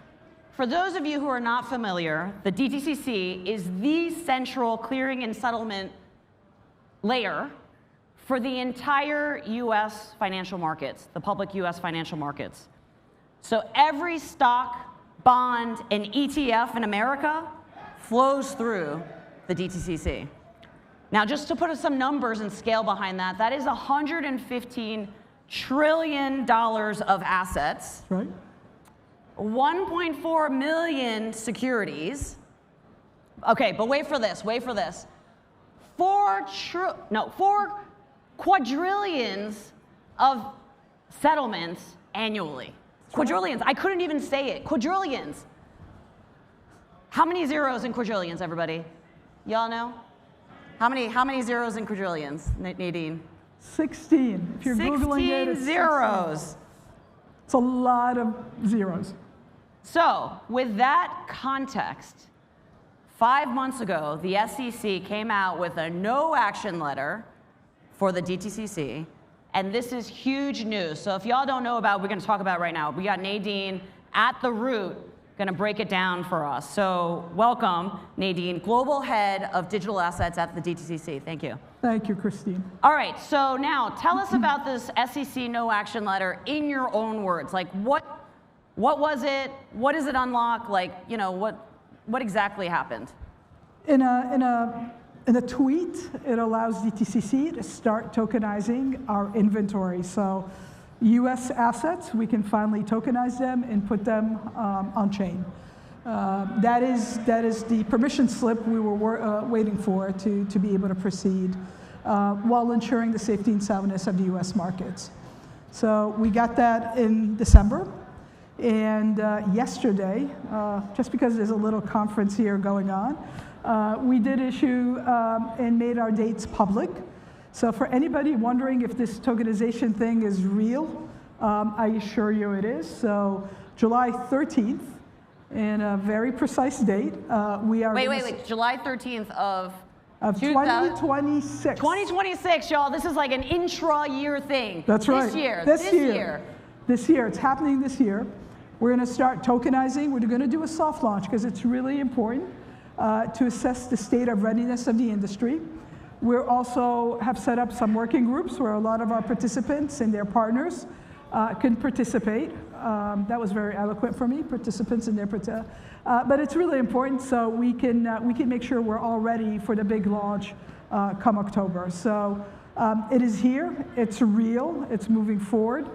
We have a lot of people lined up to work with us to start tokenizing their assets and starting to leverage and execute on their digital strategies, which is, after, I don't know, talking about this for 10 years now, it's really, really cool to say we've arrived. So. I mean, I was going to say, because you and I have been in the digital assets industry and working on real-world tokenization for almost over 10 years. For 10 years, it's been 6 months away, so. Right, so like I personally literally cannot believe this, right? Because like usually market infrastructure is counted in years, and now we're saying in just a few months, there's going to be like, you know, live pilot and then go live like full production. I mean, I shared this with somebody the other day. We've actually done 50 years of work in 50 weeks.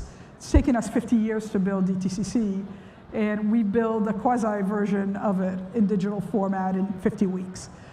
So that's what the power of this technology allows us to do today. Now, it's not still all singing and dancing. We've got to get there. But that's the power of the technology. And to be able to take Web3 infrastructure and infuse it into COBOL systems, to be able to systems. Anybody here coding COBOL systems? We still operate on those. They're pretty good. They're good workhorses.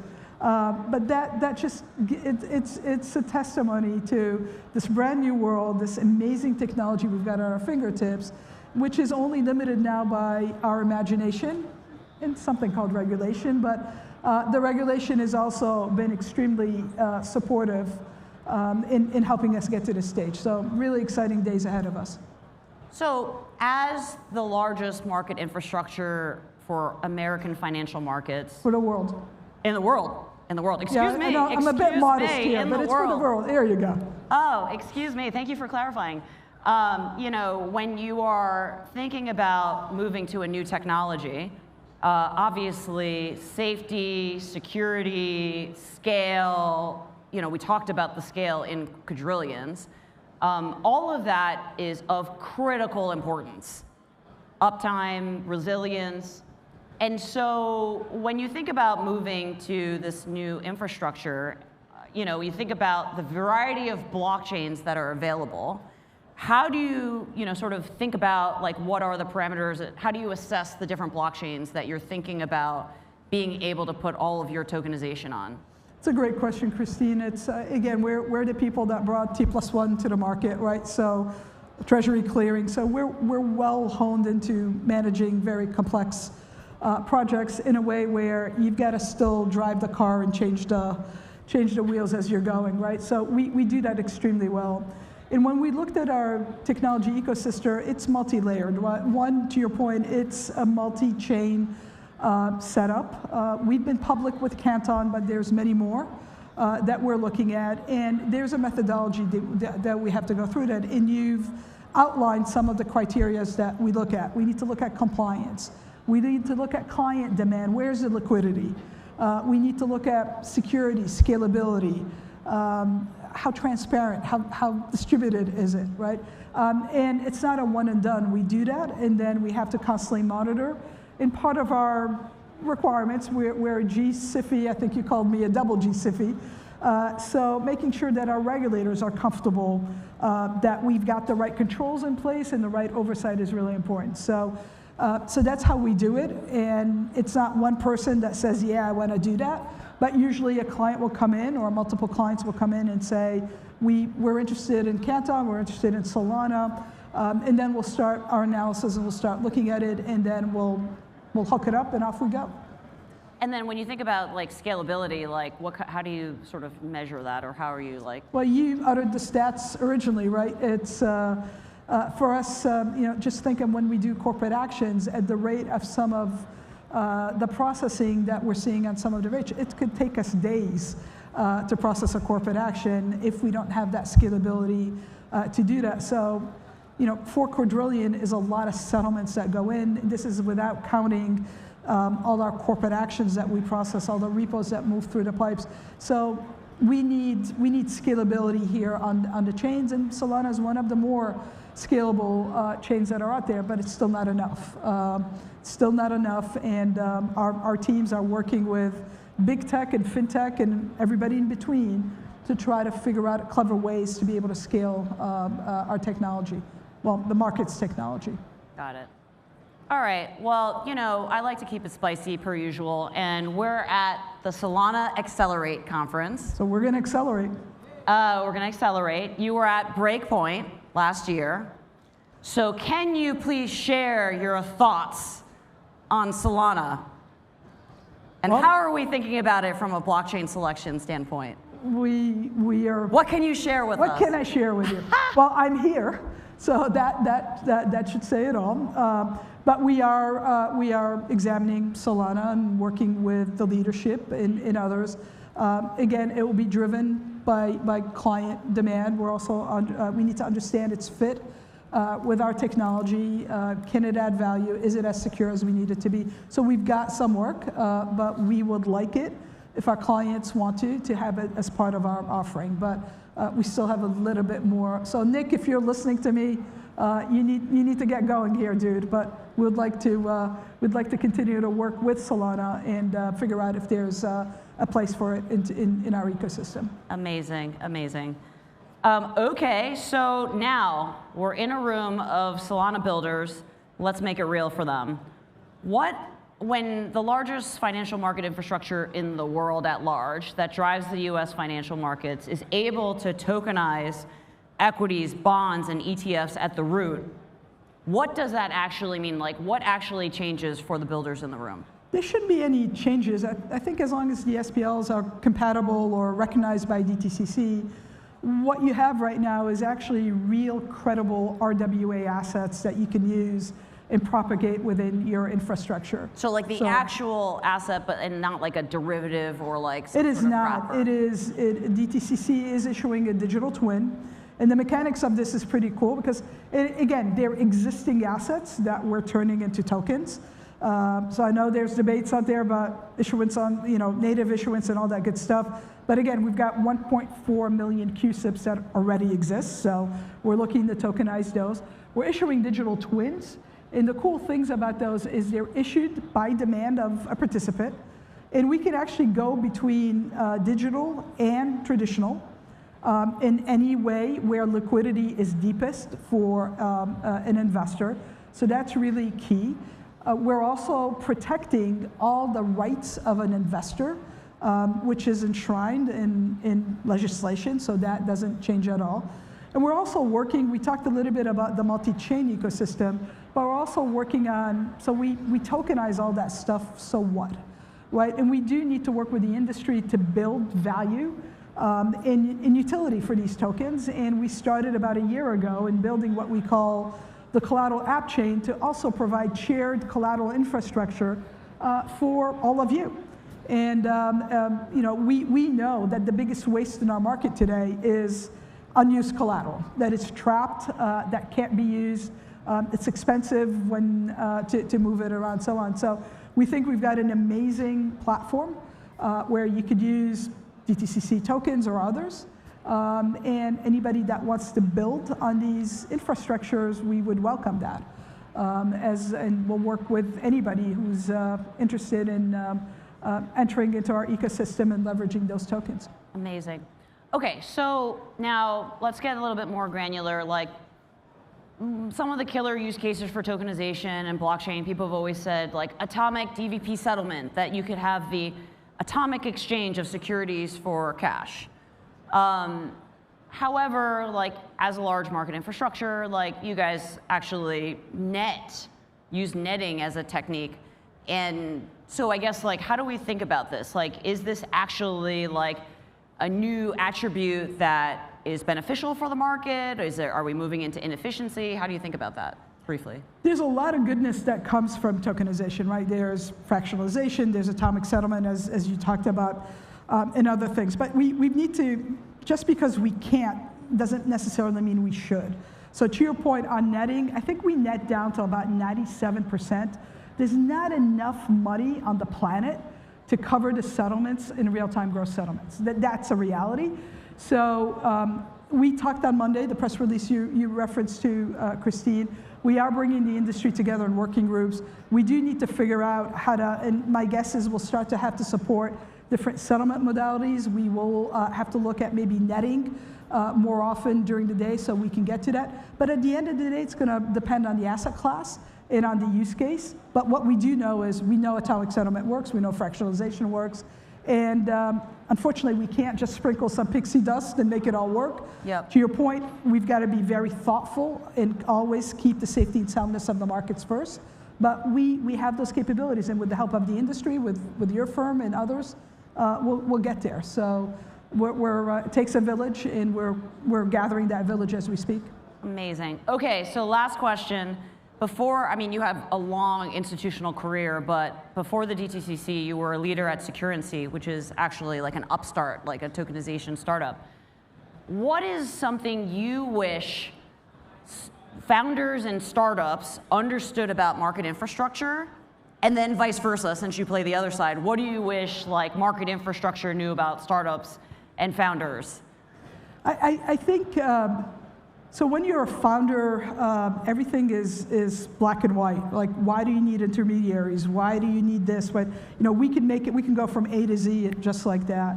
And on the flip side, you're also held prisoner by your history and your legacy.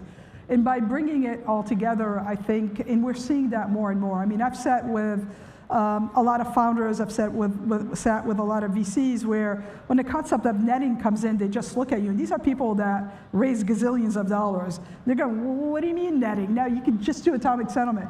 So I think there's part of the market infrastructure that's not sexy. Nobody wants to spend time on corporate actions or netting. But unfortunately, without that, and that's what I'll end where Christine started, which is the fact that you don't know what we do, and the fact that we do what we do day in and day out, 365 days in it, where the stock market is always on, and it's on because it's powered by DTC. We've got to keep that legacy into the digital environment. And we're being kicked out of stage right now, so I'll stop at that. So thank you. And hopefully Christine. powered by Solana soon. Thank you, everybody. Thank you. Woo! And that's exactly why we call them the high goddesses of DeFi. I told you I'd work that in there for you. All right, now, everyone has the same question. What exactly is Washington doing? Legislation is frozen. Everyone's getting frustrated, asking questions, trying to figure out what exactly is going on.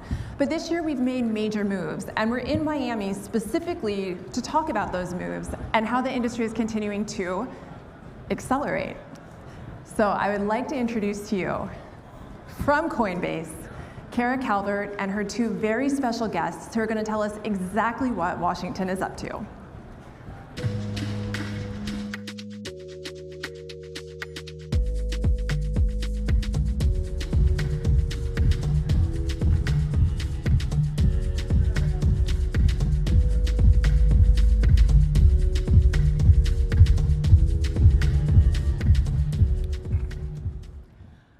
All right, well, good afternoon. Get excited because we have two of the smartest people in Congress sitting up on this stage. They probably don't need much introduction here, but I'm going to do it anyway.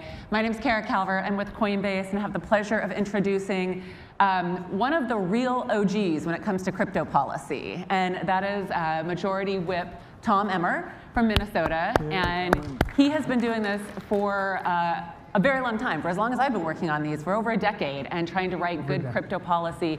So really, really glad to be up here with you. And then Senator Rick Scott, who has also been really at the forefront now on crypto policy and really thinking about the intersection of national security and kind of the global policy implications. So really thrilled to have both of them here. So we're going to start with a little bit of this global issue and CBDCs, because I know it's something that both of you really care deeply about. And so there is the Foreign Surveillance Act, FISA, that is happening, and that's been now the vehicle for anti-CBDC legislation. I would love for you all to tell a little bit about what that is and why it's so important to have a prohibition on a CBDC, or central bank digital currency. Why don't we want to start with what you what you all passed? Sure. We passed the prohibition on central bank digital currency. Why is it so important? It's a surveillance tool. Literally, the bill that's passed the House as a freestanding bill, it came out of the House Financial Services Committee, passed the House as a freestanding bill. It's been put on other bills as well that have gone over to the Senate previously last year. It's now been put on the Foreign Surveillance Act reauthorization. What it is, it says, unless and until you can develop a central bank digital currency that emulates cash, which means open, transparent, and private, with a capital P. They can't do that right now. They should never be able to create a central bank digital currency because, as we've seen with the digital yuan, the Chinese are using it to build social scores. They are tracking their citizens and their purchases, their lifestyle. That is anti-American as it gets and should never happen. It is a must-pass piece of legislation that has come out of the House, again, more than once. And I know my colleague Rick Scott is one of the leaders in the Senate that's trying to make sure that this gets done in one form or another. Right now, it's on the FISA Reauthorization Act, which I think you've got until June 12th or something like that to get that done. Yep. Well, first off, I don't think any of us should trust your government. I mean, in my case, after January 6th, I was surveilled. During the Biden administration, they stole my tax returns and released them to ProPublica, never went after ProPublica. And nobody in government has ever been held accountable for it. Booz Allen did it. And then I built the largest hospital company, and because I fought against Obamacare, or Hillary Care before Obamacare, the Clinton administration came after my company. So do not trust government. So if you don't trust government, there's no way you should allow the federal government to have a digital currency to do exactly what Congressman Emmer said. And what they're going to do is they'll use it to hurt you. They'll use it. They could eventually, if they want to, they just say, "Up, we took all your money." And by the way, don't if you have any concern that they won't do that, I mean, they will do it. They target people. That's what governments do. So they House sent it over to us as part of the FISA bill. The FISA is a must-pass bill. FISA is to say we want to be able to surveil foreigners, but we're not surveilling Americans. So it's the right bill to attach. We will make a decision on it. Hopefully we'll vote on it and pass it. It's not going to be easy because there are people that just want to do a clean reauthorization. They're not worried about ever you're going to be surveilled. And there's others of us that say we're going to have changes. So hopefully this will be enough of a change to allow the FISA reauthorization to get done. Can I add to that, Carrick? Because something important I'm thinking about as Rick's talking about it. This is not a Republican or Democrat thing. I mean, when you talk to the majority of Republicans and Democrats in the House, when you talk, I would imagine, I'll leave that to you, Rick, because I don't talk to the majority of Republican and Democrats in the Senate. But I know in the House, when it comes to your government surveilling you, it doesn't matter what your party persuasion is. The vast majority of our members do not want this and never want that. And I would assume it's the same in the Senate. So exactly the same. So Dick Durbin's the leader on making sure there's FISA reforms to make sure we can't be surveilled. And I talked to him the other day, and he said there's probably 40 Democrats who will not vote for a clean FISA reauthorization. So hopefully getting the CBDC in there will be enough that we can get the votes, because it's important enough legislation to get that done. Yeah. And again, it's not a Republican-Democrat thing. This is an American thing. Yeah. This is about us. It's about all of us not being surveilled by our government. Right. It's also a critical piece of, I think, making sure that we can move on to passing the Clarity Act and the market structure bill. And that, I think, many of you know, the House has already passed it last year with an overwhelming majority and really sent it over to the Senate to be worked on. But I think the key and underlying thread here is it's about competition. And it's about how, when you pass the Genius Act, it's about competition, national leadership. And so maybe give a little bit of an update on how you think that Clarity, both the Act, but anti-CBDC, Clarity, Genius, how those come together and really put us back in the forefront. You want to start, Tom? No, you go right ahead. So in my business life, my biggest problem always was government, right? And so, and the reason government's a problem is because there's uncertainty. The reason America can do well is because we have rule of law. But when we don't have certainty, it makes it very difficult in business to actually do anything. So starting with the Genius Act, we created certainty for stablecoins. Now, I personally believe that we ought to open up, allow as long as everybody's in the same room, we allow competition, and we'll get innovation, and people will bring all the technology back into the United States. But next, what we have to do is we have to make sure the rest of the certainty is there. We got to make sure everybody, like Coinbase and all the exchanges, everybody else has some certainty in how they operate and who's going to regulate them. You're not going to just, the SEC might take a different position than some other federal agency, which is shocking that it's all one federal government. But we've got to create certainty in that regard. And if we do, there's going to be an unbelievable opportunity for blockchain, and it's going to drive down the cost of transaction. The biggest, my view, I don't know what the value of coins ought to be, but I can tell you that blockchain, if you can drive down the cost of doing business, it's an unbelievable game changer for this country. Look, clarity is necessary. Genius is amazing. The fact that, and we've talked about CBDC, so first let's talk about the fact that Genius is the stablecoin legislation, dollar-backed stablecoins, which are now being used around the world. This is about maintaining the dollar's reserve status, and it's doing exactly what we intended it to do. That cab driver down in Brazil that wants to do business in dollars now can do business in dollars with a dollar-backed stablecoin. And less expensively. Yep, much less. But clarity is the other side of that coin. I think our chairman has said it best. French Hill from Arkansas usually says if you genius is like the cell towers, and clarity is like the cell phone. You need not just one, you got to have both. You got to have both sides of the coin. And clarity goes directly to Rick's comment about certainty. We got to have the framework that tells entrepreneurs, innovators, what it is they can expect when they make their investment in the United States of America. Let's face it, we're already behind. Europe has a framework. We're already behind in this country, and that's unacceptable. Clarity, this is not the first iteration. The House has at least 7 or 8 years invested into this. This is probably 3, 4, or 5 iterations down the road. None of it's ever perfect, but we've already invested a lot of institutional experience and knowledge on the House side. The Senate, Rick, I give Bill Hagerty, the Democrats on Tim Scott's committee, a lot of credit, because that committee was essentially dormant for 5 or 6 years. And they woke up suddenly last year, and they moved Genius like we had not seen in a long time. Little bumps in the road, but that's with human beings involved. And we ultimately got it passed. I think clarity going over the way it did, it's just taken the Senate a little bit longer now to absorb what's in it and to try and improve on it, because you can always improve on something. Hopefully what we're going to see in the next 2 weeks is Tim Scott's Banking Committee marks up the Clarity Act as they have amended and changed, and they move something back or onto your Senate floor and then back to the House. We need to get that done this summer. Yeah, we need to get it done before the end of June. Yeah. Well, I'd love to get it done before the end of June, but I'll take before the end of July. We got to get it done. 100% agree. I think that as we go into the August recess, and for some reason we like to pass crypto bills in July. Every bill I think that you've passed has been in July, so maybe that is the magic month. You talked a little bit about dollar dominance and about how stablecoins have actually helped facilitate dollar dominance, and you talked about the speed of stablecoins and why it's driving down costs. As we think about how this affects everyday people, can you talk a little bit about why you all care about this in context of your constituents? Do people actually know what they're getting yet, or do they understand the value of these types of things?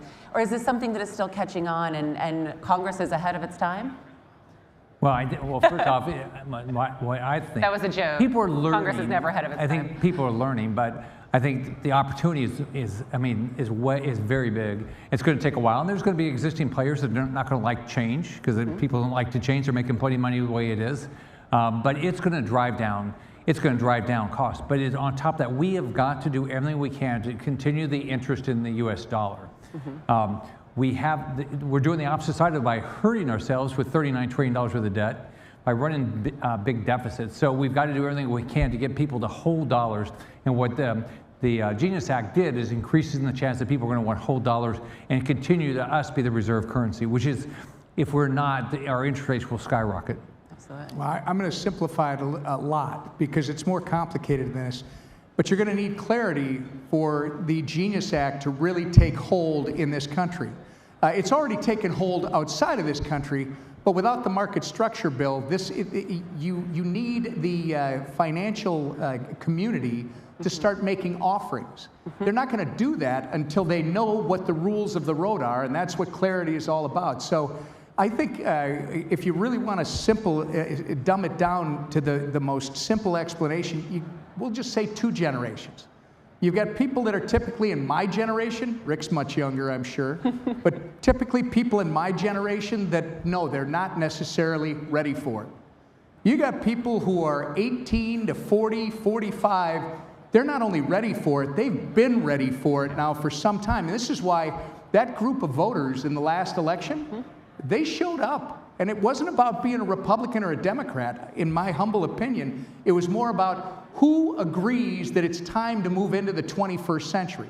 Yep. Clearly, with the previous administration making moves to try and create a central bank digital currency as quick as they could, literally snuffing out new opportunities, and you have President Trump, who figured out, maybe because of Barron, maybe because of others in the family, innovation is key to our future, and innovation is where blockchain, digital assets, et cetera, where they exist. That is the solution for the future in this country.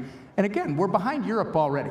We need to get the Clarity Act done now, and we need to see that flood, because we were talking about how the AI investment, it's been a big story the last few weeks because all the pace of earnings reports have been excessive, and they're attributing it to investment in AI development.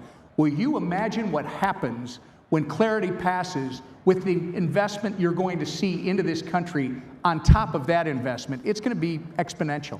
So what I tell you, though, is if you want Clarity Act passed, if you want the right legislation, you've got to be politically active.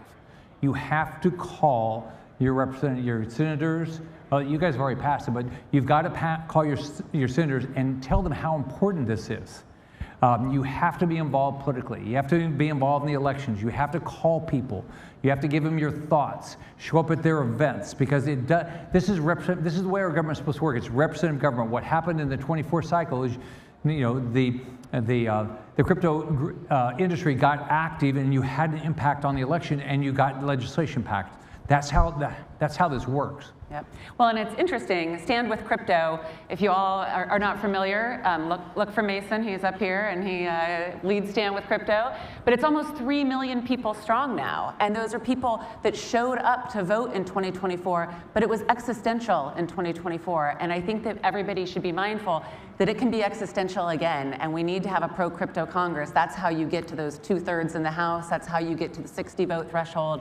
This is similarly not a Republican or Democratic thing, but you've got to have a majority to get it done. But I'm chomping at the bit to say one thing, Kara. It cannot be about Republicans and Democrats. We have been very protective of this space, despite the fact that I wear a partisan Republican jersey and I fight like crazy in campaigns for Republicans. This can't be about that. Elections do have consequences, but to your point, Rick, when you talk about call your senators, it's important to note you're not saying call your Democrat senators, call your Republican senators. Call your senators. Every single one of us. The beauty of the digital asset space, money ain't Republican and it ain't Democrat. Money is just all of us, and that's why value, I should say. So it's got to stay that way. And if you don't, you get the government that you don't want. Yep. Right. Standwithcrypto.com, you can go there and it'll give you all the numbers of all the people in the Senate that you can just immediately call from your phone. So I know we only have a few minutes left, but wanted to hit on one last thing here.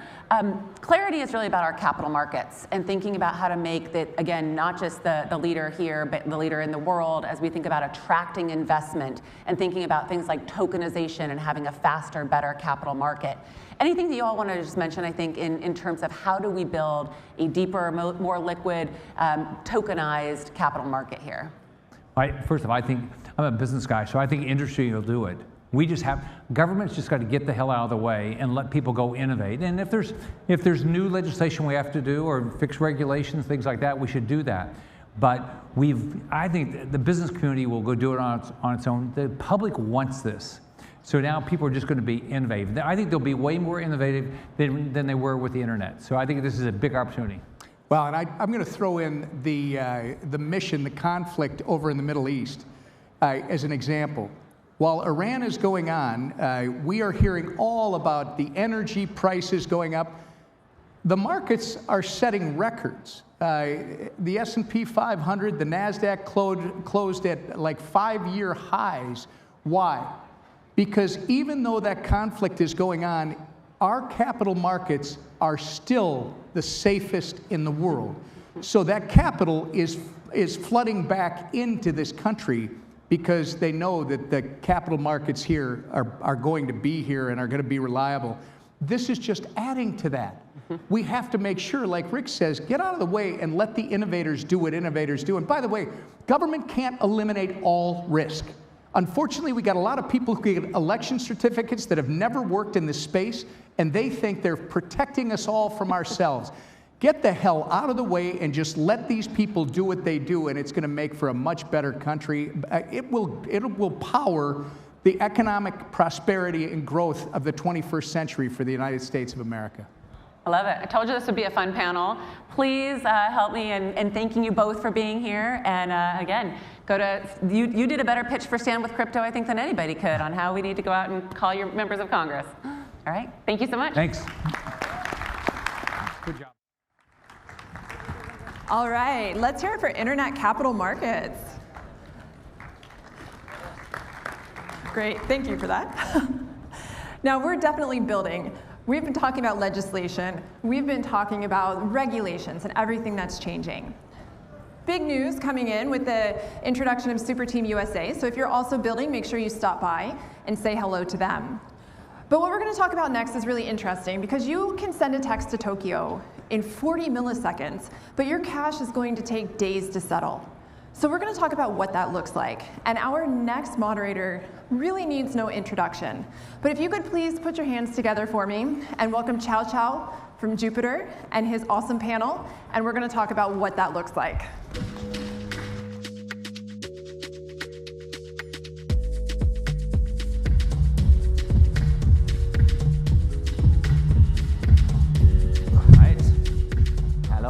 My name is Xiao Xiao. I'm the president of Jupiter, the on-chain super app on Solana. But we're here not to talk about Jupiter today. I'm very excited by our two guests who have some very exciting announcements to make. And so I think it's a great example also, like firsthand for me, like I've seen the possibilities you can unlock by bringing the best of institutions and DeFi and on-chain ultimately together. I used to work at KKR leading the digital asset strategy there, and now sort of fully diving into Solana DeFi. So yeah, why don't you guys introduce yourselves a little bit, Steve? Sure. Hi, Steve Kurtz. I lead the digital asset business at Galaxy. I think many of you, if you're in crypto, know Galaxy. We're an AI and crypto ecosystem company, very involved in the Solana ecosystem as a validator, and for almost 10 years have been attempting to drive the institutional adoption of crypto and working with large partners like State Street to do hopefully cool things like what we're going to tell you about today. Okay. Your sales pitch works, Steve, because here I am sitting next to you. I'm Kim Hochfeldt. I'm from State Street Investment Management. We're the 4th largest asset manager in the world, based in Boston. And I'm delighted to be here with my partners at Galaxy to talk a little bit about tokenized money funds. I run our digital asset strategy at State Street Investment Management and also am responsible for our cash franchise. Yeah, I think we're here not just for an interesting chat, but you actually announced this morning something very exciting. Can you give us a quick rundown of what you actually announced and why it actually matters so much? So today we were very proud to announce the launch of Sweep, which is our new tokenized on-chain liquidity fund. We launched it in partnership with Galaxy. So State Street is the investment manager, the issuer, and Galaxy is the placement agent and tokenization agent. And why is this important? Well, we have been managing cash since 1970. We have $500 billion worth of cash under management at State Street. That's all in the traditional world. Cash is an asset class that is highly valued by investors. Suffice to say, all our investors are institutional, traditional investors that value the risk management, the discipline, and the investment expertise that State Street can bring to their liquidity management.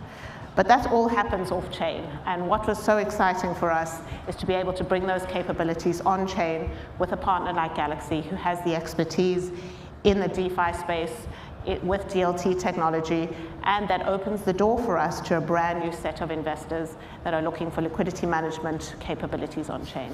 Yeah, and look, I would just add that, obviously everyone in this room understands and has a vision for where the tokenized future is going, but I think the path to getting there was always going to be with people like Kim and people like State Street getting involved. And so for us, not just being a part of it, but actually putting our name on it, and importantly, trying to drive our ecosystem connectivity at Galaxy to this product and building features that we thought were missing in the market and continuing to step us towards a future that has more on-chain assets and a vibrant, more robust ecosystem that lives on-chain was a really core reason for us to do this. We had already had a partnership with State Street on the active equity ETF side, and so we thought it was very important to match that with the crypto product on the follow-through. So we've spent a lot of time on this together. We have a lot of perspectives on how we want to scale this, why we want to do this on Solana first.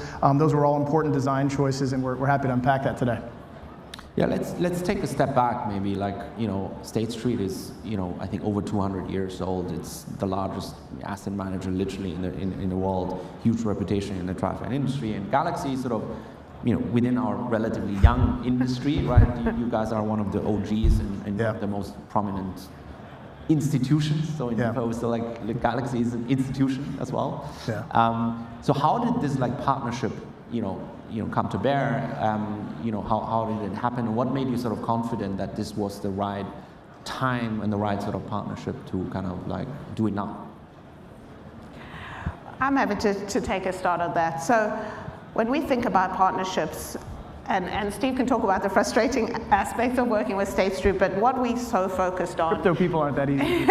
Yeah, and it's a fact, and I think there have been so many discussions around this convergence between TradFi and DeFi, but we found that there's a big gap that needs filling with the kind of rigor and risk frameworks for which we are known. As you said, we've been around for 200 years. Investors really prize the compliance framework, the regulatory perimeter in which we operate, the governance, all of those controls, the things that make us frustrating to work with, I'm sure, and the things that perhaps DeFi started off by rejecting, but actually, as DeFi scales, these kinds of checks and balances, the focus on investor protection, the focus on the best risk-controlled frameworks, those are important.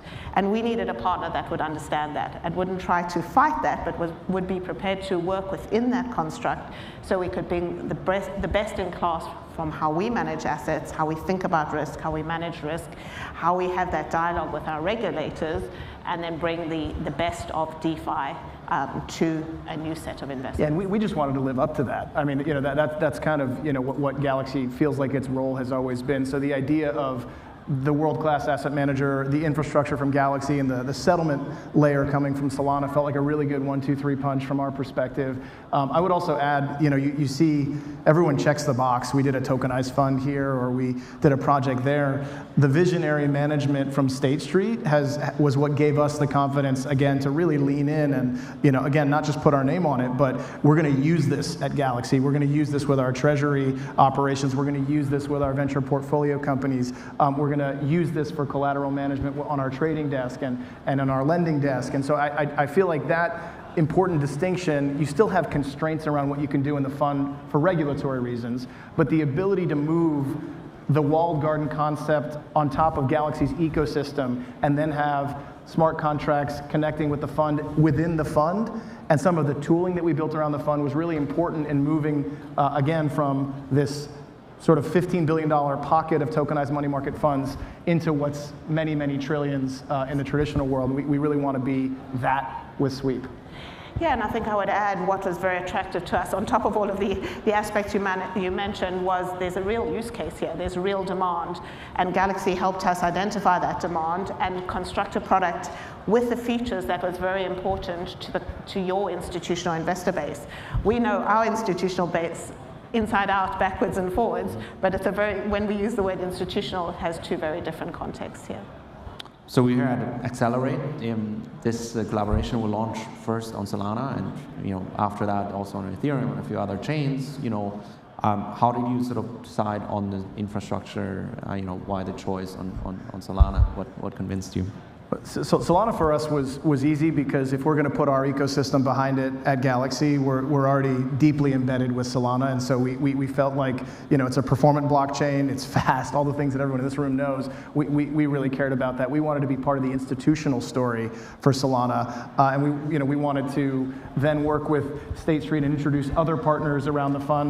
We have a Chainlink and Anchorage and Paxos and Circle and many others that are a part of this, and I think that was hopefully, not too painful of an experience for you, but I think pulling the right names together was a prerequisite to getting the tooling right, and some of the design choices that we really felt were non-negotiable for the integrity of this product and for this to be differentiated. That was our guiding sort of North Star.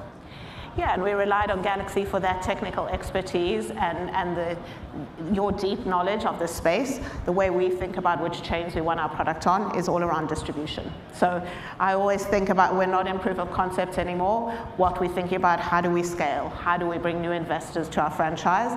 And we will always look at which venue will give us the greatest distribution opportunity. That's what's so bullish for Solana. The fact that institutions are now, we have to go after we do this exciting launch stuff and live up to that and bring investors in and talk about what investors' needs are and actually live up to use cases and listen to the market and break down barriers on the regulatory front. That's so wildly different than where we were 5 years ago or 3 years ago. That's how the big money is going to come in. Yeah. Really.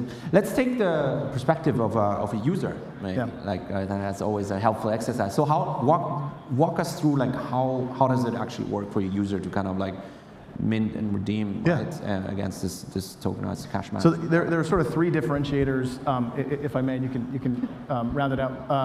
The Galaxy ecosystem was important in terms of just bringing our clients into this product, bringing our own balance sheet and existing businesses into the product. But from a tooling perspective, non-rebasement was really important.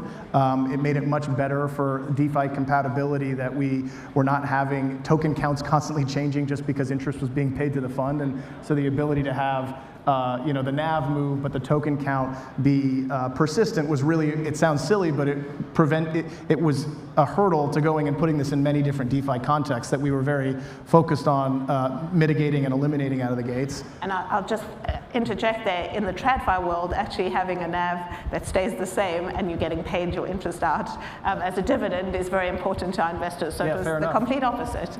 That's a great point. So the other side of that's also true. And then perhaps the most differentiated part of this is just the ability within a whitelisted onboarded context for smart contracts to directly engage with the fund. And I think that's really the innovation here. And so the ability for 24/7 subscriptions and redemptions to happen and to be able to actually ping in and deposit a stable coin and get sweep tokens with a fund that State Street's running is, it's kind of nerdy, but I thought that was really, really cool. And so building the native stablecoin functionality into the fund is really the innovative part of this fund, which allows for weekend redemptions. It allows for direct sort of DeFi-like access, again, within the walled garden, but that's a feature set that we also want to bring to potential traditional finance investors in the fund, and they can start to take that journey through the fund. Absolutely. So who's the target customer, right? And who, what have you defined as sort of the target demand? Are you seeing demand? Where do you see actually the demand for these kind of tokenized liquid funds as opposed to traditional? I think it's all about the stablecoin story, right? There's so much, even if obviously stablecoins are $300 billion, we obviously have a perspective that that's going to many trillion, but sitting idly and not collecting interest. So we need to go to where institutional stablecoin holders are, and we need to make it very easy for them to access this fund and get great yield from one of the best in the world at generating yield in a money market context. And so wherever that lives in crypto, that's where we're going to go. It's exchange balances, it's our venture portfolio companies, it's hedge funds that are in crypto or traditional hedge funds that are moving into crypto that want to be able to operate 24/7 and over the weekends. Those are sort of the first cohorts, and then we want to move again more deep into TradFi investors on the back of that. Yeah, and I would add the collateral use case, because that for us is what really makes us excited. And I think about that both in the DeFi space, all of the investors on your platform, but when we're really talking about scale and where this product will, not this product, but where tokenized money funds will drive a huge number of traditional asset managers on chain is in the traditional collateral management context. A tokenized money fund suddenly has new utility. You can post it and receive it as collateral in an automated way, 24/7, without all the risks that it would take to move traditional money fund units, which get stuck at a transfer agent, without all the risks involved in moving fiat. So that's where this product, I think, can teach the TradFi world on best use case for tokenized money funds. Cool, let's talk about differentiation, because obviously in this space, BlackRock already kicked it off with sort of the BUIDL product, and Jupiter, we launched our own stablecoin, which is actually backed by BUIDL, untokenized yield. Franklin Templeton, I think, continued with Benji, and now obviously the biggest now coming in with Sweep. So where have you sort of positioned the products to really differentiate it in the market? Where do you really see the USP and the value proposition to be most obvious, I would say?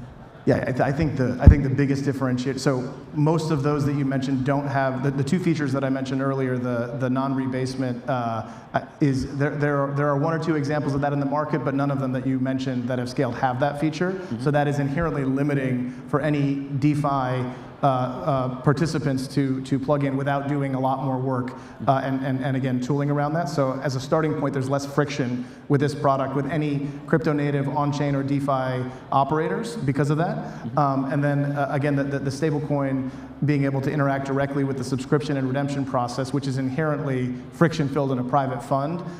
Some of the other funds have solutions over the weekend, but those are external facilities with third parties where, who knows what that looks like when the market goes a certain way. The ability to just get your stablecoin out on the weekend directly engaging with the fund is not something that any of our competitors have. We believe that crypto native buyers are going to look at that and not only like that philosophically, but very much like that on a practical basis, and it's a big differentiator for the fund.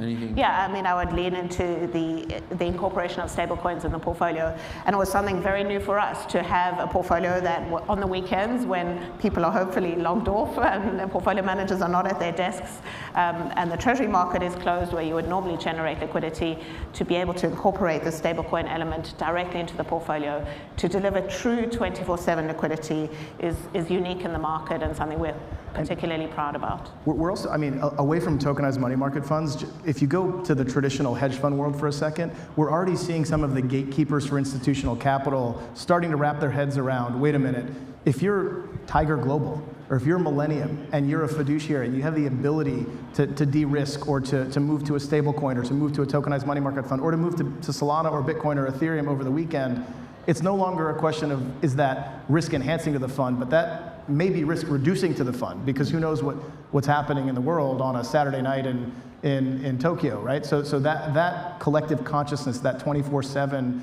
operational setup is starting to seep into all these different pockets, and this fund is really well positioned for that big theme, which exists beyond just the fund or tokenized money markets. That's a mindset shift. That's an operating model shift for the traditional world. Very exciting.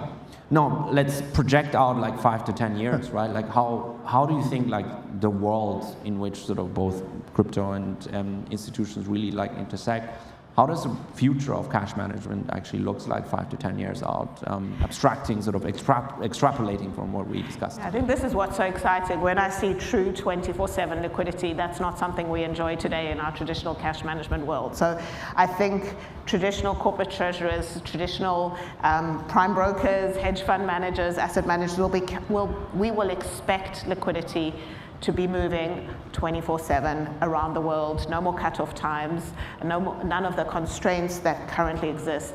And what that then translates into much more efficient balance sheet management, more efficient capital management, and this is where I think you will see the pools of liquidity that are managed today off-chain, realizing the value of moving on-chain in order to benefit from the features that liquidity will then be enabled with because of the on-chain move. I'd love to see State Street managing vault architecture, sitting on top of wallet infrastructure, all settling on Solana in 5 years. I think we're moving in that direction, and it's been very exciting to build with you guys. Yeah, great. That's very bullish. So what I'm hearing is that essentially, like initially, right, this is sort of going after the more crypto native audience, treasury management, but in 5 to 10 years, you envision a world where even like the traditional clients actually just adopt the benefits of 24/7 on-chain rails. The traditional world cannot ignore the benefits that DLT technology brings, particularly to an asset class like cash. Yeah. Well, that's a great summary, I think, for our discussion today. Thank you so much for doing that on Solana and bringing more of the financial world to the world of DeFi. I'm very excited to kind of hear about the next steps and maybe collaborate. Yeah. Great. Thank you. We appreciate it. Thanks a lot. Thank you. Other side. Now, Miami is bringing the heat. How are we doing, Miami? Our next guest is so secret that we couldn't even put him on the itinerary. If you want to know who it is, I need a little more energy because that's just not going to cut it. Okay, let's try that one more time. How are we doing, Miami? Okay, I'm still not convinced that you deserve this next talk. One more time. Are we ready, Miami? That's what I want to hear. All right, Kyle, come let us know who's here.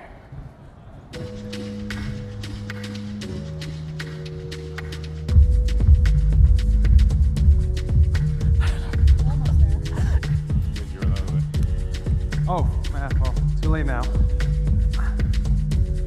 All right. Good afternoon, Accelerate crew. Thank you all for being here on our first day of Accelerate here in the afternoon, getting ready to close this out for the day. I have a special guest with us here today. His name is Michael Weiss. I've had the good chance to know Michael over the last few months. Michael has a deep background in fintech and private products, as we'll get to in a second. And we've been kind of ideating over the future of RWAs, how credit's going to grow on-chain, how we're going to bring alternative assets on-chain. And we thought it would be good to bring Michael in for a conversation today. Michael, you founded a company called Yield Street a little while ago. Why don't you start us off by telling us a little bit about your background and about Yield Street? For sure. So first of all, it's great to be here, and appreciate you bringing me out, Kyle. So Yield Street was really founded with a very simple idea. The idea was, hey, all of the wealthiest people in the world and the biggest institutions are growing their wealth really through the private markets, through private credit, private equity, infrastructure, real assets, et cetera. And we wanted to make those products available to as many people as we could. And we wanted to do that digitally and seamlessly. So lower minimums and very simple to engage with. Over the decade that I founded and led the business, we deployed over $6 billion, and it became the largest direct-to-consumer alternatives platform for people to invest in these types of products. And you know, it reminds me when we started the business was very similar to where we are today in terms of our ecosystem here with RWAs and the regulatory landscape. We launched Yield Street right after the Jobs Act was passed. And nobody had ever solicited capital for real-world assets and private markets digitally at that time. The whole marketing rules, the whole regulatory landscape, the KYC, accreditation, qualified purchasers, all of that had to be reworked to live in a digital world. And we jumped in right when the opportunity became available, and we really set out to do one thing different than anybody else was thinking of, and that was thinking holistically about the customer's experience and the portfolio. So not selling them one product, but rather helping them build wallet share and get multiple products. I think the greatest lessons learned there is in order to be successful in this ecosystem, you really need to solve for a couple of things at the same time. Number one, you need to build a beautiful user journey that educates the consumer and then invites the consumer in. Number two, you have to build a compliance framework where the issuers are going to be able to work with you and to bring their products forward. Number three is you have to have distribution. You have to be able to have your products available on platforms that are ultimately going to be able to distribute and scale in those products. Just bringing those products out front is not enough to actually get them to be undertaken by the market and be sold. All right, Michael, what are you seeing kind of in the U.S. market right now, and like why specifically in this moment have you started to kind of get more engaged? It feels exactly the same as it did in 2013 and 14 at that time, where there's this tremendous interest, if not, it's probably more exciting today. I would say there's three things. Number one, the regulatory landscape is like at a perfect moment in time, right? We have the Genius Act that was passed, we have the Clarity Act that I think we're all hoping for is going to come through very, very soon. We have an SEC that is a completely different posture than the last regime, a posture of inviting business, a posture of working together with companies, and you have a moment in time where the industry is ready from a regulatory perspective to move forward. That's number one.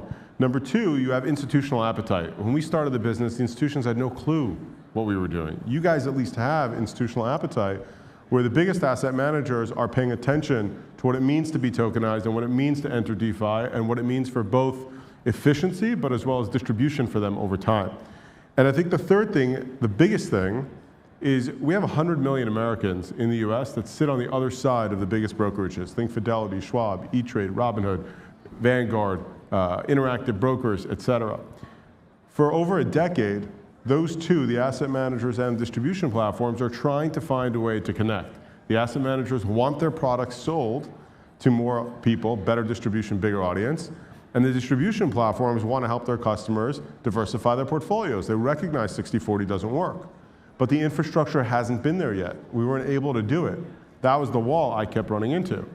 Today, with blockchain and crypto, we solve a lot of the issues that TradFi has been experiencing for a long time that doesn't or hadn't allowed us to connect the asset managers and the distribution platforms. That is what makes this moment in time incredibly exciting, is these three things. All right, so you're a TradFi guy. What drew you into crypto, and like, what does blockchain actually unlock? So, sorry if you're insulted that I call you a TradFi guy. What? Sorry if you're insulted that I call you a TradFi guy. I'm not insulted yet. Give me another 6 months, maybe I'll be insulted. Well, first of all, I would say, listen, I owe you a huge debt of appreciation and gratitude, and a handful of other people that have had the patience to allow me to ask all of my questions to get to a point where I can feel incredibly excited and confident about what the ecosystem is building. But I think that for me, Yield Street was an incredible experience because it was so early in the technology innovation for financial services, or particularly for alternatives market, that we actually had to build so much of the middle office and back office because it didn't exist at that time. Today, fortunately, there are standalone businesses that do a lot of those things onto themselves. But what we learned was we kept running into different walls, whether it was on the reporting, the transfer of assets. See, all of these assets, Kyle, they're static. So you buy, let's say, a credit instrument or an equity instrument. So aviation leasing or sports team, okay? The credit instruments, if they perform well, they're going to deliver yield over a period of time. That's it. The equity instruments, if they perform well, they're going to appreciate over time. That's it. There's no staking, there's no borrowing, there's no lending, there's no, hey, I have this huge portfolio of private markets. Can I borrow some money to invest in something else? Can I loop it? No. Can I borrow it to go buy a house? No. And so you had these static assets that were sitting dead in people's portfolios. The biggest problem with that, beyond it's a shame, is that it's going to be difficult to scale adoption in private markets and to get real wallet share if people have no liquidity and can't even find ways to create utility out of those assets. This community has changed that. By bringing these assets on chain, by bringing them into a token format, by enabling them to access DeFi, by having a regulatory framework that allows us to transact in these ways, all of a sudden what was once a static asset is now a utility. To me, that is a way to truly scale the adoption of the private market product, which everybody's been wanting for so long. So I think I understand the infrastructure of it, I understand the functionality of it, and I understand the utility that's coming forward, and that's what gets me really excited about what you guys hear and what this ecosystem is building. All right, so you're thinking about the architecture here, how you can roll this stuff out. What does that architecture infrastructure look like that you're envisioning to actually bring this out to scale?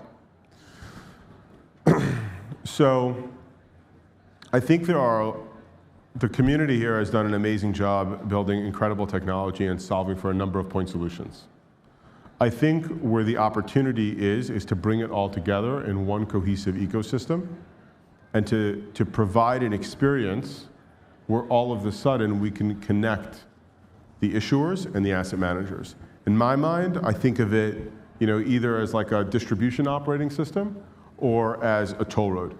And here's what I think is necessary. I look at it as a 4-module solution. So one, we have to get better at the user journey. Engaging with crypto products is notoriously difficult and clunky.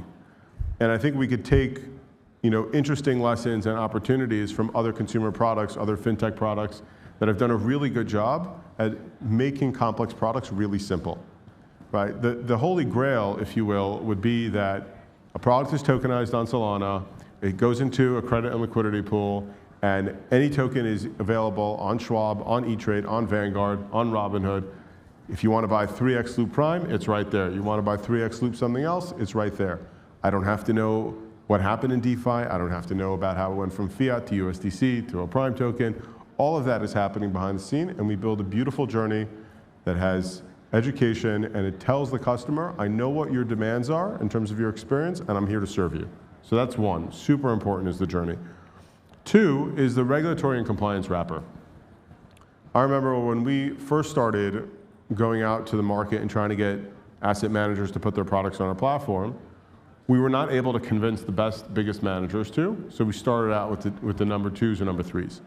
Where the unlock came when the KKRs and the Carlyles and the Goldmans and the Fortresses started to put product on our platform is when we showed up to them and said, hey, here is generally a box, a framework from a compliance and a regulatory perspective that works. Here's the big law firms that we use, and here's how we can hand it over to you. And so you're always going to have an exciting executive who wants to sponsor a new technology or a new idea, but when it hits the GC's office, all of a sudden it dies. We have to be willing to hold their hand and bring them along that process. Number 3 is the asset manager onboarding and servicing. So if I showed up tomorrow, went to speak to an asset manager that I had a relationship with for a decade and did a lot of business with, I think the first thing they would say to me is like, well, which chain do we use? Who's going to do valuation? Who's going to do pricing? Like, what is a DeFi pool? Where do I go? How do I get distribution here? How am I going to get the liquidity here?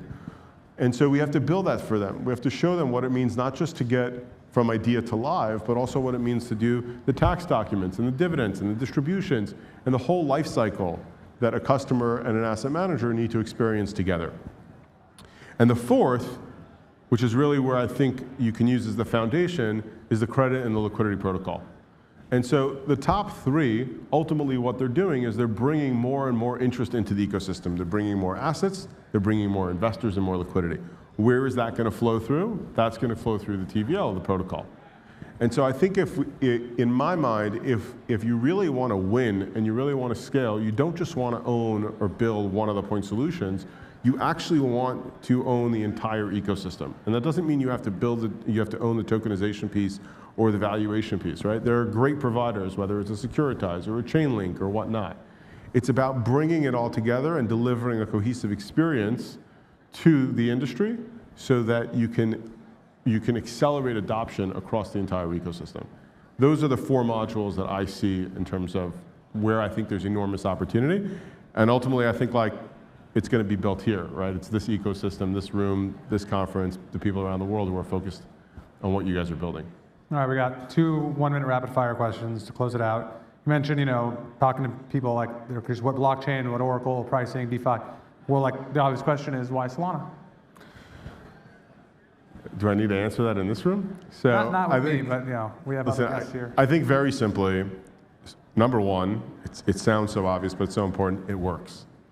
Right? It's true, it's tried, it's tested, it has trust in it. That's really important. Number 2, speed. Number 3, it's cheap. Number 4, it has massive scalability.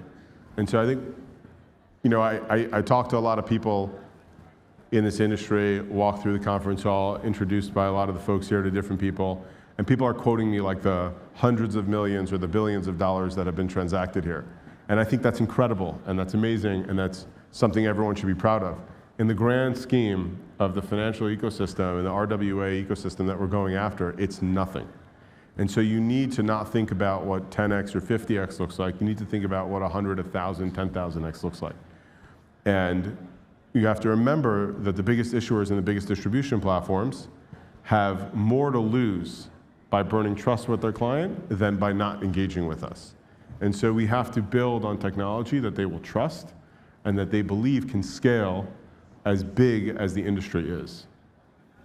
All right, and then wrap things up. Who do you want to be talking to most coming out of Accelerate? I think if somebody here is working for a leading asset manager, I want to talk to them. If somebody here is an investor, a liquidity provider, wants to deploy capital in the space, I want to talk to them. If somebody here is excited about building really hard things, but works really hard, is a great team player, and wants to do this together, I'm based out of New York. I'm looking to find amazing people to do this with. So if you're any of those three, or just generally someone I can learn from, find me. I'm new to the space, but I'm super excited about it. Awesome. Well, Michael, we're excited to have you get more involved, and thank you for your time today. Awesome. Thank you.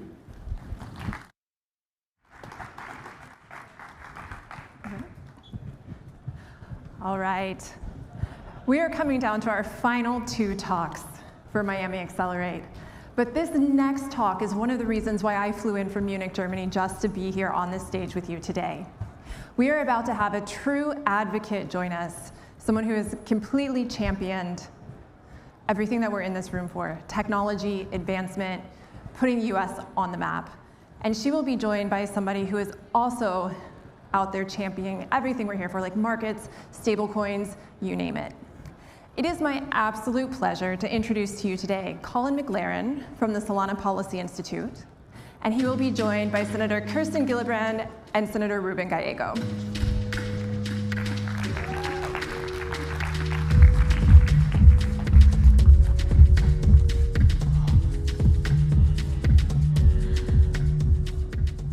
Senators, thank you so much for joining us here at Solana Accelerate. Here in the room and watching online are the builders, innovators, investors, and founders that are building what we think is the future of finance and the future of technology on Solana. To start off, I think you both have such an incredible body of work in crypto specifically, but I want to start off by talking about what folks in this room might not know a lot about, which is the work that you're excited about in the Senate beyond crypto. So I'll start with you, Senator Gillibrand. What are you working on in the Senate beyond crypto that gets you excited to get up in the morning? So many things. I am the senior Democrat on the Special Committee on Aging. And so my job is to make sure your grandparents and your parents can age in place with dignity, to make sure they have food on their table, affordable housing, be able to get transportation, keep working if they want. That's a lot of fun. I also serve on the Intelligence Committee and the Armed Services Committee, and there I'm really taking on President Trump and Secretary Hegseth in particular on this war in Iran, because we're spending $1 billion a day. They've already spent $25 billion. They're asking for $200 billion for a war that's not authorized, and 3 in 5 Americans are against. And when their gas prices are as high as they are and their grocery and housing costs are as high as they are, they want to know, why is President Trump wasting $1 billion a day on this war? So I'm doing a lot of accountability and oversight on that committee about these wars, particularly the one in Iran. And then my last committee is I'm on the Appropriations Committee, and my job is to get money for affordable housing for all across New York, all across the country, and to get resources for transportation, for mass transit. I want to build high-speed rail. I want a lot more commuter rail. So lots of really fun, exciting things, aside from my great work on cryptocurrency and blockchain. You, Senator Gallego? Well, I mean, I've been largely focused on housing. Being one of the younger members of the Senate, I understand, talking to my friends that are now in their 40s, they're not able to buy a home. And growing up, we were told, get a job, keep your nose clean, you're going to be able to buy a home. And now there's people that are starting in their 40s that are still living with their parents. We're not building any generational wealth. People that are just a little younger than me are going to be the poorest generation of Americans ever in the history of this country since the Great Depression if we don't start helping them get into housing. And so, I've been working on the road housing bill at the beginning of this, throughout this whole year, which ended up getting about 89 Senate votes, bipartisan manner to try to bring more housing online as fast as possible. So I'll continue working on that. And then, as a veteran, and a veteran of the Iraq War, someone that lives with PTSD, I do a lot of focus on veterans, the status of veterans, be able to get into homes, be able to get good paying jobs, including working in jobs that sometimes people don't associate with veterans. And secondarily, on different types of therapies. The VA has been very much just focused on the same way to deal with PTSD, traditional therapy. Right now, there's so many other things out there that a lot of veterans are experimenting with that could make a big difference, such as working with psychedelics to help them kind of break through and work faster through their PTSD. And so I have a bipartisan bill to try to help that, so veterans can actually go to a VA, safely enter a clinic, and actually do psychedelic treatments that would actually help them, have the breakthroughs they need faster when it comes to VA, when it comes to PTSD therapy, instead of having to go places like Mexico and overseas. That's fantastic. I think you both have come to crypto and blockchain technology from very different places. You, a veteran and public servant, Senator Gillibrand, you, an accomplished attorney. I'll start with you, Senator Gallego. How did you come to this technology? What was the experience or conversation that was your light bulb moment that made you say, wow, this is really cool? Yeah, so I mean, in Congress, I actually represented a largely Black and Latino working class community. And what I saw was young Black men and Latino men that were very crypto curious and were more invested in understanding the kind of the crypto world and digital asset world than they did, traditional finance, whether it was the stock market, mutual funds, or anything else like that. And I think it kind of goes hand in hand with what's happening, again, when I'm talking about the generation of men and women, just a little younger than me. They really do feel like traditional finance has kind of failed them. And it's not necessarily a fault of traditional finance, but they feel that they're not able to really take the same and get the same opportunities that their parents have received. They have very little investments. They have very little savings. They haven't been able to move into even a house, let alone an apartment.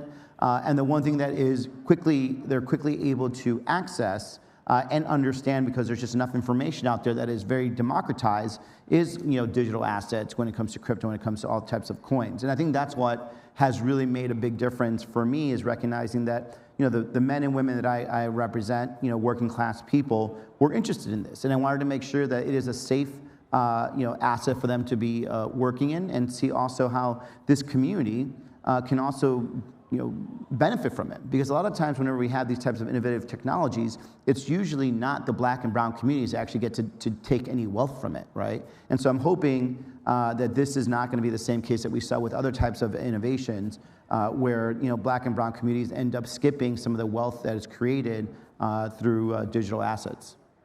And to double down on that, I think you represent Arizona, border communities, border towns, and families with relationships across the border. I think one of the incredible technologies we've seen that is actively building on Solana is the ability to leverage stablecoins to provide fast and cheap remittances cross-border. How have you seen that playing out for Arizonans? And now with the passage of the Genius Act that you helped lead, how do you see that supercharging innovation in that space for years to come? Well, remittance policy is always very difficult too, and whether I was in the State House, House of Representatives, or in Senate. And what you find is that the worst thing you could ever do is make it harder to send remittances to Latin American countries especially. Whenever you see a downturn in remittances, it's also when you see an uptick in refugees and asylum seekers. The thing is that the problem is that there's kind of a choke point about how you can send remittances to different parts of Latin America. There's only a couple servers that can actually do it. And then even on the other end, I was born in the United States, but I lived in Mexico, in a very rural part of Mexico for many years. There's only a certain amount of places you could actually go and pick up your wire transfer from Western Union or MoneyGram or anything else of that nature.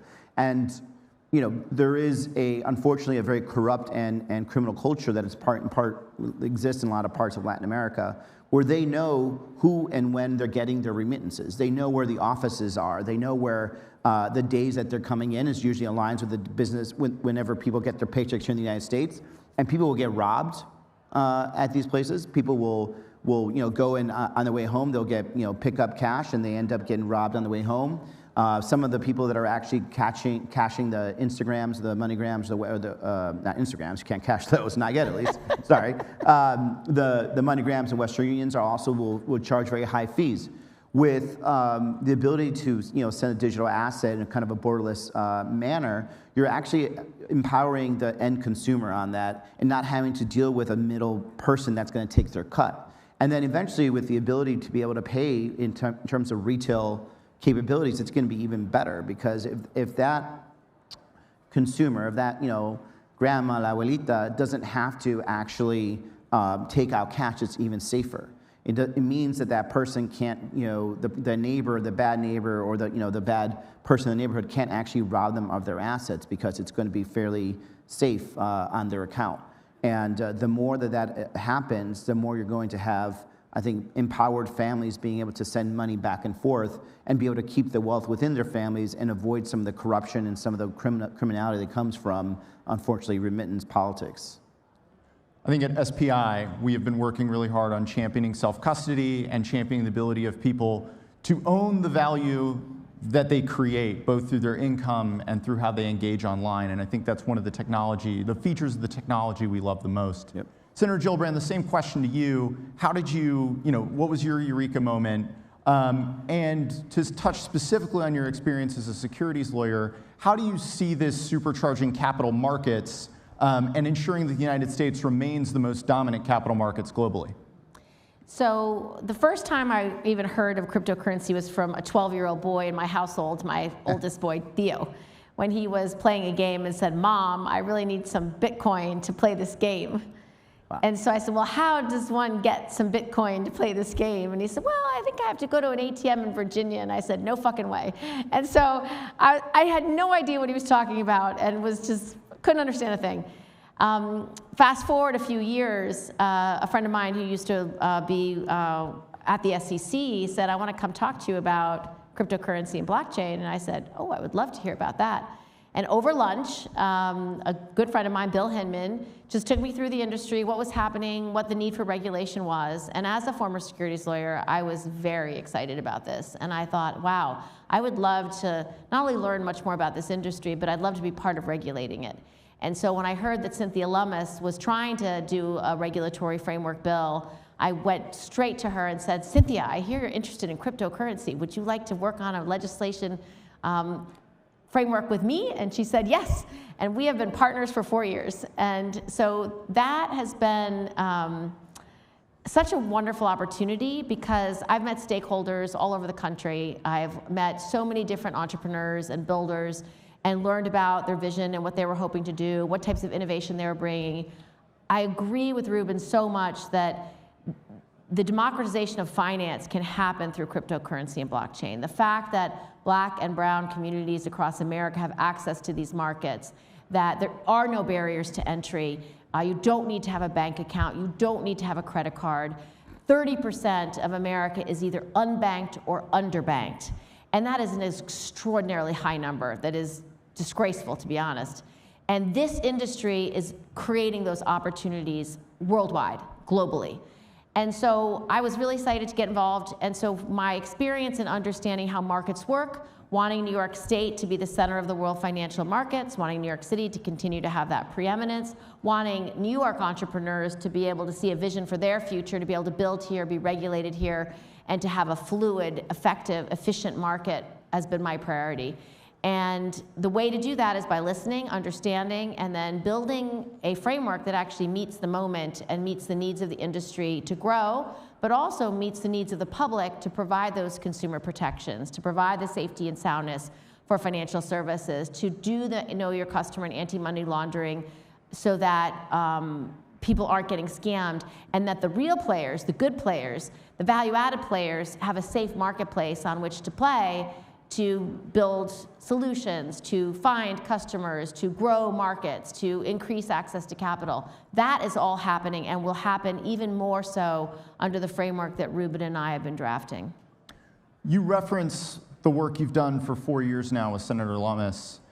What is different this time, and how have you championed bringing Democrats along and making this a bipartisan effort?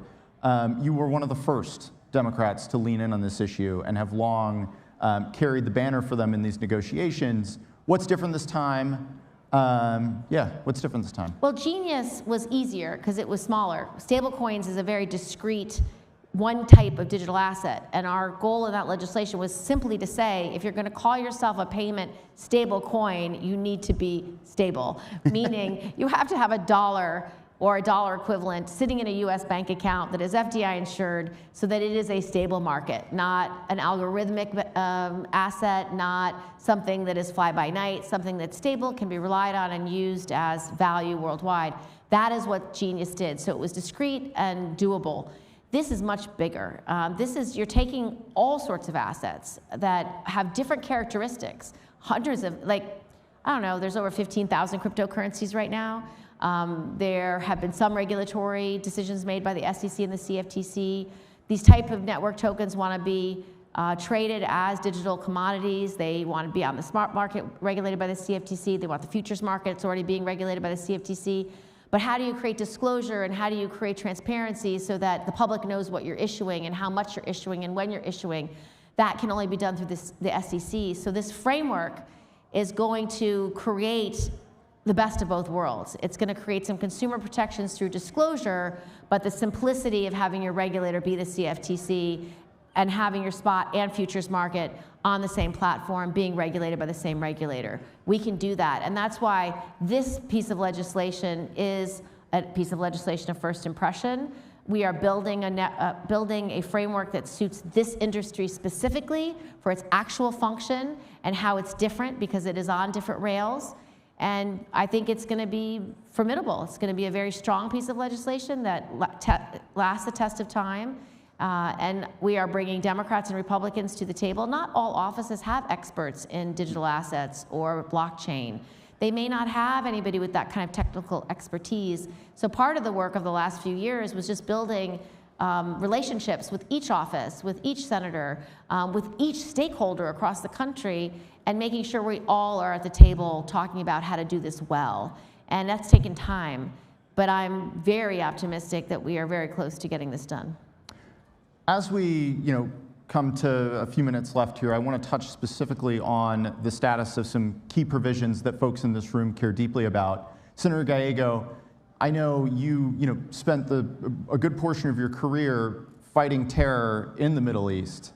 And now we've seen bad actors leverage crypto in certain ways. And there's obviously a concern from a national security perspective on ensuring that bad actors aren't using good technology to do bad things.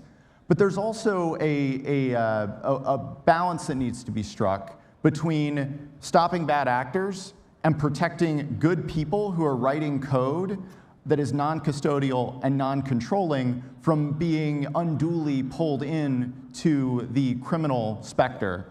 How are you approaching that in negotiations? Well, I think right now, if you look at the kind of standard that's been set, it's pretty clear that as long as you're not a custodian, you're going to not be in trouble. But we are consistently focusing on that because we want to make sure that developers and innovators in general will continue to be able to kind of push forward without the fear of big government coming at you. And look, anything that is moving any type of asset will at some point always be used by a nefarious actor.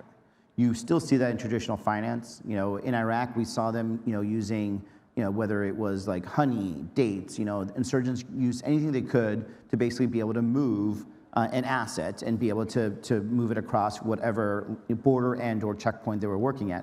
And so we need to focus on the best possible outcome for this to get as close as possible to perfection without getting to the point where we actually create a stranglehold or we start choking out innovation, we start scaring people out. The other thing is, it's very important, the reason we want to bring this, we want to bring the Clarity Act forward is because if we don't bring this into the United States, if we don't bring this economy innovation to the United States, it will stay outside our borders. We will have less control. We will have less regulations. You will have more, I think, abuse, and you have more financial abuse. The best way for us to stop terrorists from using digital assets is to make sure that it's running under U.S. laws and gives the capability of our U.S.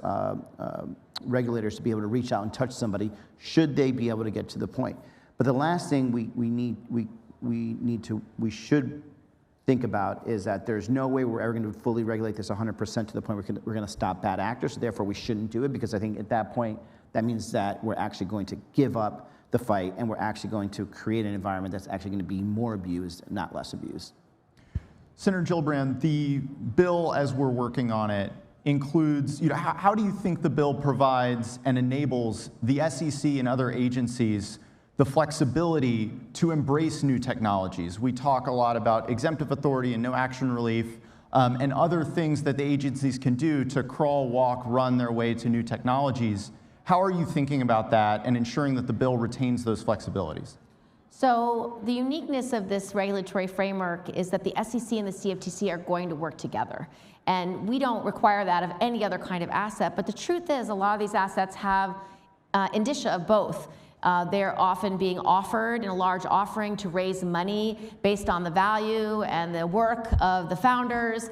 That sounds a lot like a security, but they want to make it fully fungible and decentralized over time. So that sounds a lot like a commodity. So you want to be able to do both and have these regulators work hand in glove and work together. And that's what this legislation does.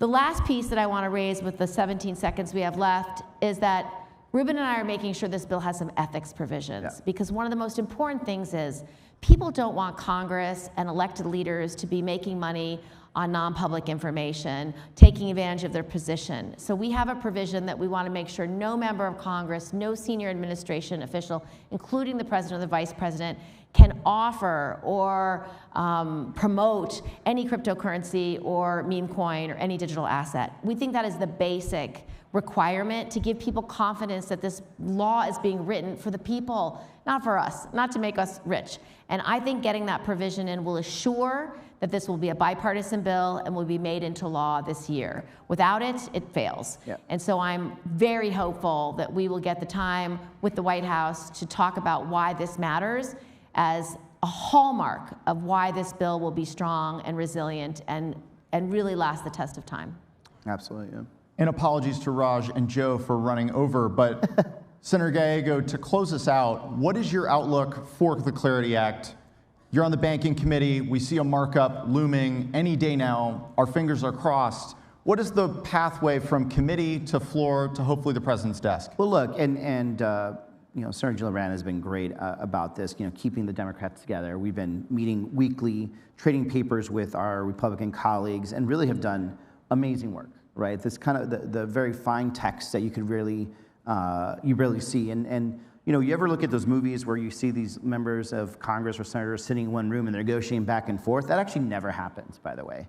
It did happen with the Genius Act, right? Where we made sure that we stated our principles to our Republican colleagues. They tested us, we stuck to our guns, and they realized that, hey, it's time to negotiate. And what do we end up doing? We ended up having 18 Democrats crossing over and supporting the Genius Act. We can do the same for Clarity Act. We just need to make sure that our principles are followed, that there is a very serious ethics portion to this to bring confidence to the markets, and that we could, if we do that, we will have a sizable amount of crossover vote and truly make this a bipartisan bill that's going to set a standard for us going forward, dealing with crypto and digital assets going, for in perpetuity when it comes to the Senate, at least.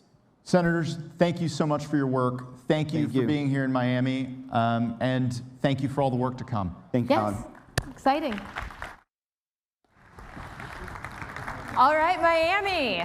I don't know what you're out there doing, but if you're collecting the last bits of merch, if you are scanning QR codes, if you're getting one more Raposa coffee, stop what you're doing, get in here and fill up these seats. This is our last talk of the day, and it is the best way possible to close down Accelerate Miami. Please welcome to the stage the one, the only, Raj Gokul, with special guest, Joe Lonsdale.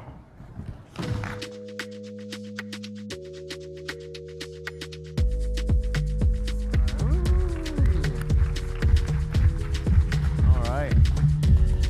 Wow. Hey, everyone. Hey, Joe. Hey, Raj. Welcome. Thanks so mujust for coming. Glad to be here. Miami's the hot city these days. Yeah. I guess we both came in from Austin, and just checking if anyone wants to shoot me out there. Oh, that's good. We're both living in Austin, and we work out together. He's crushing it. Yeah, we do our Monday workouts together. So, I'm super excited to have you here. I wanted to talk about a few things. I think, first of all, just want to introduce you for anybody that doesn't know you. You co-founded Palantir. You founded 8VC. You've founded and incubated probably more multi-billion-dollar companies than anybody I'm aware of. Just keep them busy. Yeah, I'm curious. Like, I think a through line that I see is you jump into these highly regulated industries with really entrenched incumbents, and you bring in overpowered engineering teams, try to build the best product you can. Is that the secret sauce? Is there more to it? That's a pretty good description, right? You find a gap in the world where other people haven't been able to solve it, and you get your smartest friends you can, and you build the right kind of culture and go for it. You know, it's one of those things where I think a lot of people are afraid of regulated areas, but if something's really regulated, that's usually means it's gotten a lot more broken, because it's really hard for smart people to get in and make it work the way it should be working. And so it's one of those things where if you can get into it, like, you don't have to be that smart. So I look really smart, but we just, come on, anyone could have seen. You just, it just takes a little bit of time to kind of push the thing that everyone knew should have been done with some smart people, and you can make it work. And in your experience, is the product enough? I mean, what happens once you've built a really... Oh no, these things are always, to be clear, I always make new mistakes every time, so I don't ever want to come and be like, I know how to do everything, because every company is different, and we always screw something up differently. But I think there's always these things about, like, what's the path. So you might have a vision of what it should look like, but a startup's all about hacking the right path. So what's possible in the first couple of years, what's possible later. I guess with AI, everything's possible really fast now, but which we're trying to learn. But it's like what's possible that creates value that can get you in, and then you use that to keep doing more. So with Palantir, like, one of the initial visions was that all of our allies should be securely over a policy framework, sharing data they're allowed to share to stop the bad guys and stop the attacks, right? Because there'd be data that would be captured by MI6, and there'd be data that'd be captured, by the NSA, and then by someone in Israel. And if you put it together, you'd realize there was an attack going on. You'd be able to stop it. But it's illegal to share the data unless there's certain rules and certain frameworks, and they didn't even know each other had the same data on the same people. So how do you build that system that could do that legally, protect the information you're not allowed to share, and then still make it work where it's used by someone without a computer science degree? So that was a long-term vision, like when we started it, about security. But of course, you had to solve other problems for the governments to even be in there first before you could be in all three places and then turn on the sharing. As an example. You also have a good story about the EMP company and the RFPs that you've done. It's a good name. You should remember the name. It's good. So the Theseus started at Athens, right? And his bow had infinite arrows in legend. He had, like, this bow that could just keep shooting. And the reason that's a good name is because you effectively have infinite shots if you're firing energy. So Epirus is firing these cones of microwave energy. And it turns out the new AI chips can get all the power to hit at once, so we can fire these cones way, way farther, and we could fry electronics miles away. And it took us a long time to break in to even be allowed into the contest, right, against the primes. And then even when we won the contest, like, they gave the big rewards to the primes because they had written the rules for who was going to win the money 2 years before, and they just specified their system. That's kind of sketchy. And then the guy said, don't worry, the guys in the Pentagon, like, don't worry, you guys will win next year because now we know how to write it, that your system's 10 times better. And then the next year, the primes had gone to Congress and just defunded the whole area, so we didn't get money that time either. So it's like, there's like this really nasty game for how you have to break into these things, and the legacy companies do not like new people breaking in, so you just have to kind of, like, iterate till you finally get there. This is why all these defense companies needed wealthy people behind them, because you got to keep it alive while they're screwing you long enough to finally win. How about on the regulatory side, the lawmaking side? What are some of the learnings that you can bring to the crypto industry from your time in defense? We just have to make sure it's legal to do the things that are really valuable, right? This is a big thing in healthcare too. I think with crypto, I think with healthcare and AI, there's all these things that we all know, like, this is how it should work, this is how payments maybe and how assets should work. But then, the reason, like, a lot of people think BlackRock might be annoyed that they have to spend hundreds of millions of dollars on lawyers. They're not annoyed at all, because they know that because they have to spend hundreds of millions of dollars on lawyers to do what they do, none of us can start a competitor using a cryptocurrency, because we'd have to spend hundreds of millions on our own lawyers, and so we just don't get in, right? So this is the way. It's very funny, because if you're from the outside, I think everyone assumes regulation is this thing that all big businesses hate, and you got to use regulators, and we're going to stop the big business, and we're going to protect the consumer, and it's like this is the framework that the left pitches, and of course, and I think both the left and the right get this wrong, because the right is really afraid of the government only, and the left's really afraid of the companies.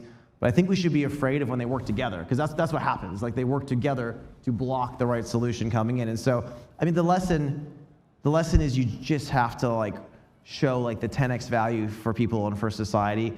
And the lesson for me is there are some good people in government, and there are some smart people in government, and you can find champions, and you got to find the champions, and you got to make it so obvious what you're doing is right that everyone is shamed.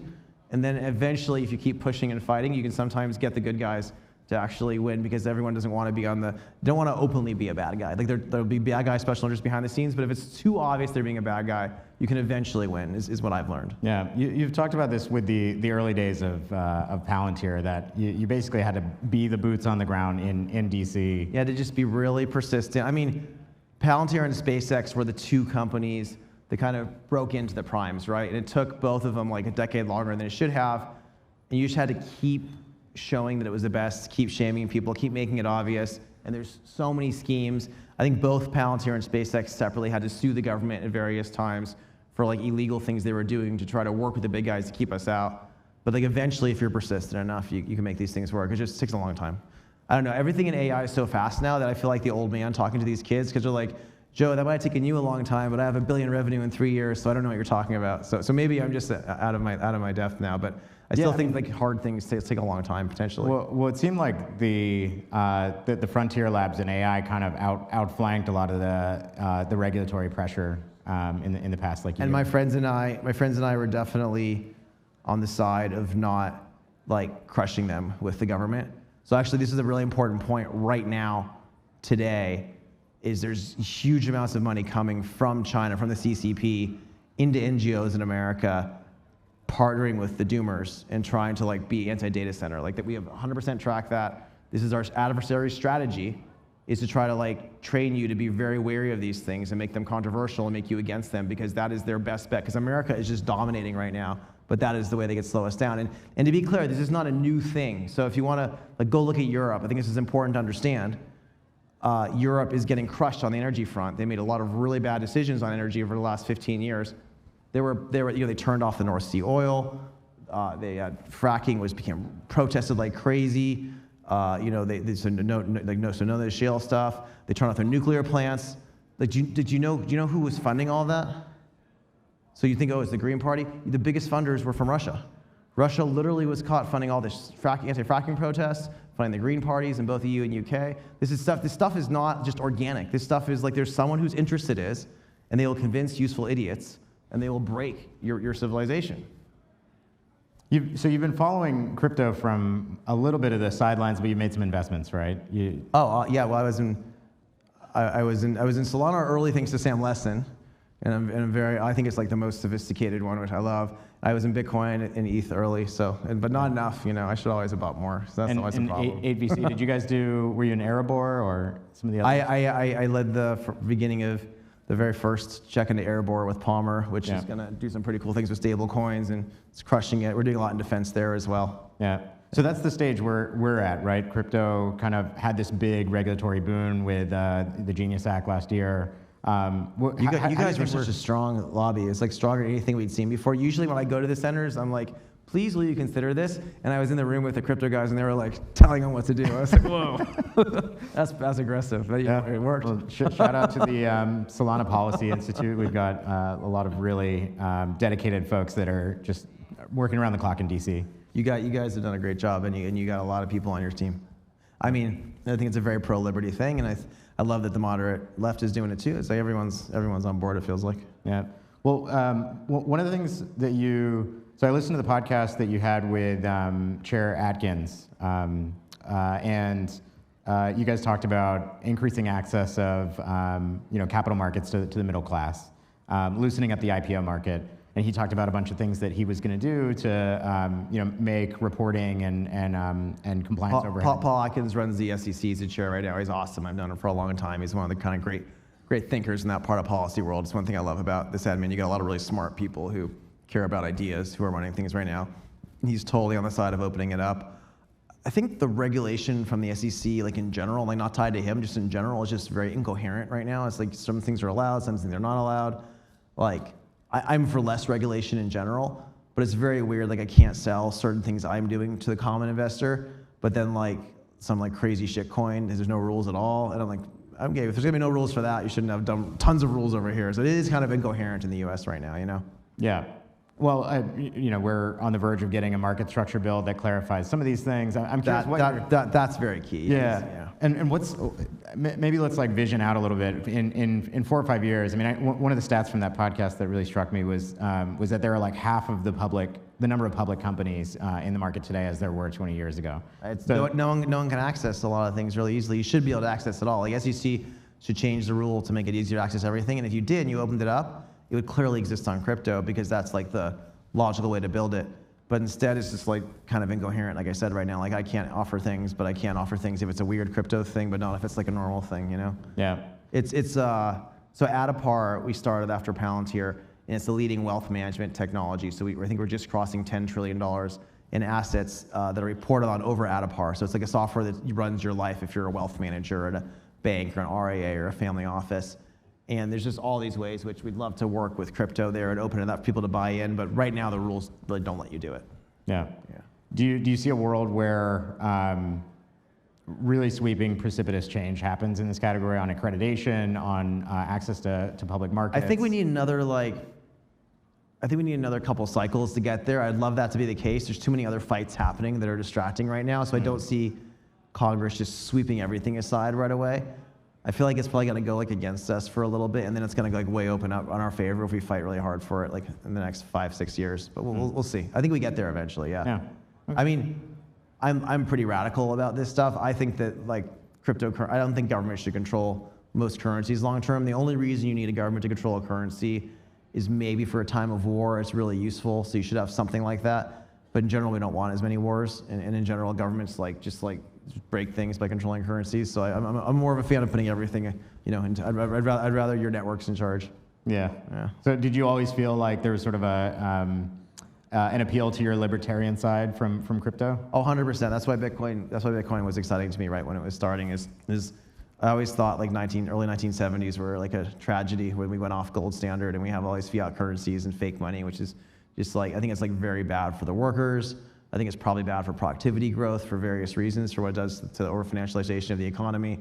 And it's just, we should just, as much as possible, move things down. Now, I think the government's relatively better run on some areas right now. I think Scott Bessent, frankly, is someone I've known for a very long time, is extremely talented. And so if anything, it's like good for America, and it makes it so you don't desperately need the crypto to replace everything right away. But at some point, government's going to be broken, and it's probably going to have to replace it. Yeah. That's my view. So switching gears, at Accelerate we have a lot of policymakers, a lot of developers, designers. We've got communications folks, basically everybody that makes the crypto industry tick. So a lot of builders. A lot of builders. I love it's so fun to build right now. It's crazy. Give some advice to young builders that maybe just have a little bit of new regulatory clarity in an industry like crypto. How does that compare to AI? I feel like crypto is not. I mean, they're both. First of all, you have to be using AI and crypto at the same time. Otherwise, you're not doing crypto right. Everything's AI now. But I feel like crypto is not any different than anything else we're doing in the sense that you need to find a gap in the world where you're like, here's how this works today. Here's how this is going to work better for everyone. And be really confident to like talk to a lot of people and iterate on how you define that gap. And then you run it, and you run it persistently because you know it's a gap and you're going to solve it. And you get as many smart friends as you can. You go after it with the top tech culture. And I feel like that formula is like the same for every startup. So if you don't have like a big gap in the world where you're making the world work better, if your idea for a startup is you're gonna like get people, they're gonna like hack and get people addicted to something somehow, maybe that's like a different way of doing things. But I think it's a lot harder. I think if you know there's a gap you're going after that's solving a problem, like that is the highest percentage chance way to like make a successful company because you know you're contributing to a mission that's like building something that should exist in the world. It's like the more you could do that, the more you're just gonna win. Do you have any? So it sounds like gap definition is a key part of the. What's the conceptual gap? What should exist that doesn't exist? Like with Palantir, it was pretty obvious. There's all these broken systems in our institutions, and we had to go and actually fix how they worked. With Adapar, is like there was no system for everyone to bring see what they had together and have it all talk to everything else, and kind of financial infrastructure.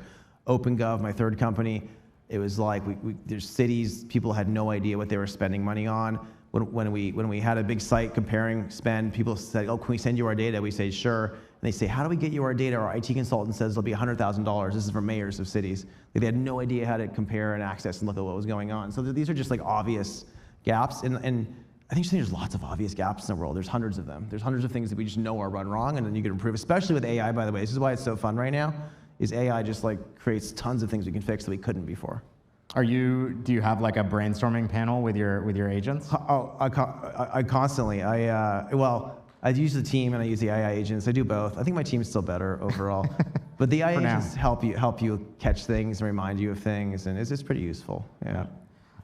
We've got just a little bit more time here. We're the last fireside chat of the day, so I want to let everybody get to their drinks and whatnot. But the whole point of Accelerate is for a while crypto was offshored and kind of a second-class citizen in the U.S. Things have really changed. We're legal here now. We can be bullish U.S. and bullish crypto. It's legal, bullish U.S. It's the 250th anniversary of the U.S. It's a big year. Can we talk about American exceptionalism in tech and finance and we are absolutely dominating. I think I said earlier today we're basically like we're playing chess with 8 queens on our side. We're just like completely dominating, and the only way that we're not going to keep like deploying AI to build things, to do advanced manufacturing, to like kind of win on the tech side is if we have cell phones, if we let the CCP convince us not to build data centers, right? If we let people convince us to be so skeptical of ourselves that we're evil, that we don't want ourselves to win, then we can't. But as long as we're going to build confidently and we're going to keep our markets free, we're going to dominate. Awesome. On that note, thank you, everyone. Thank you, guys. Thanks, Joe.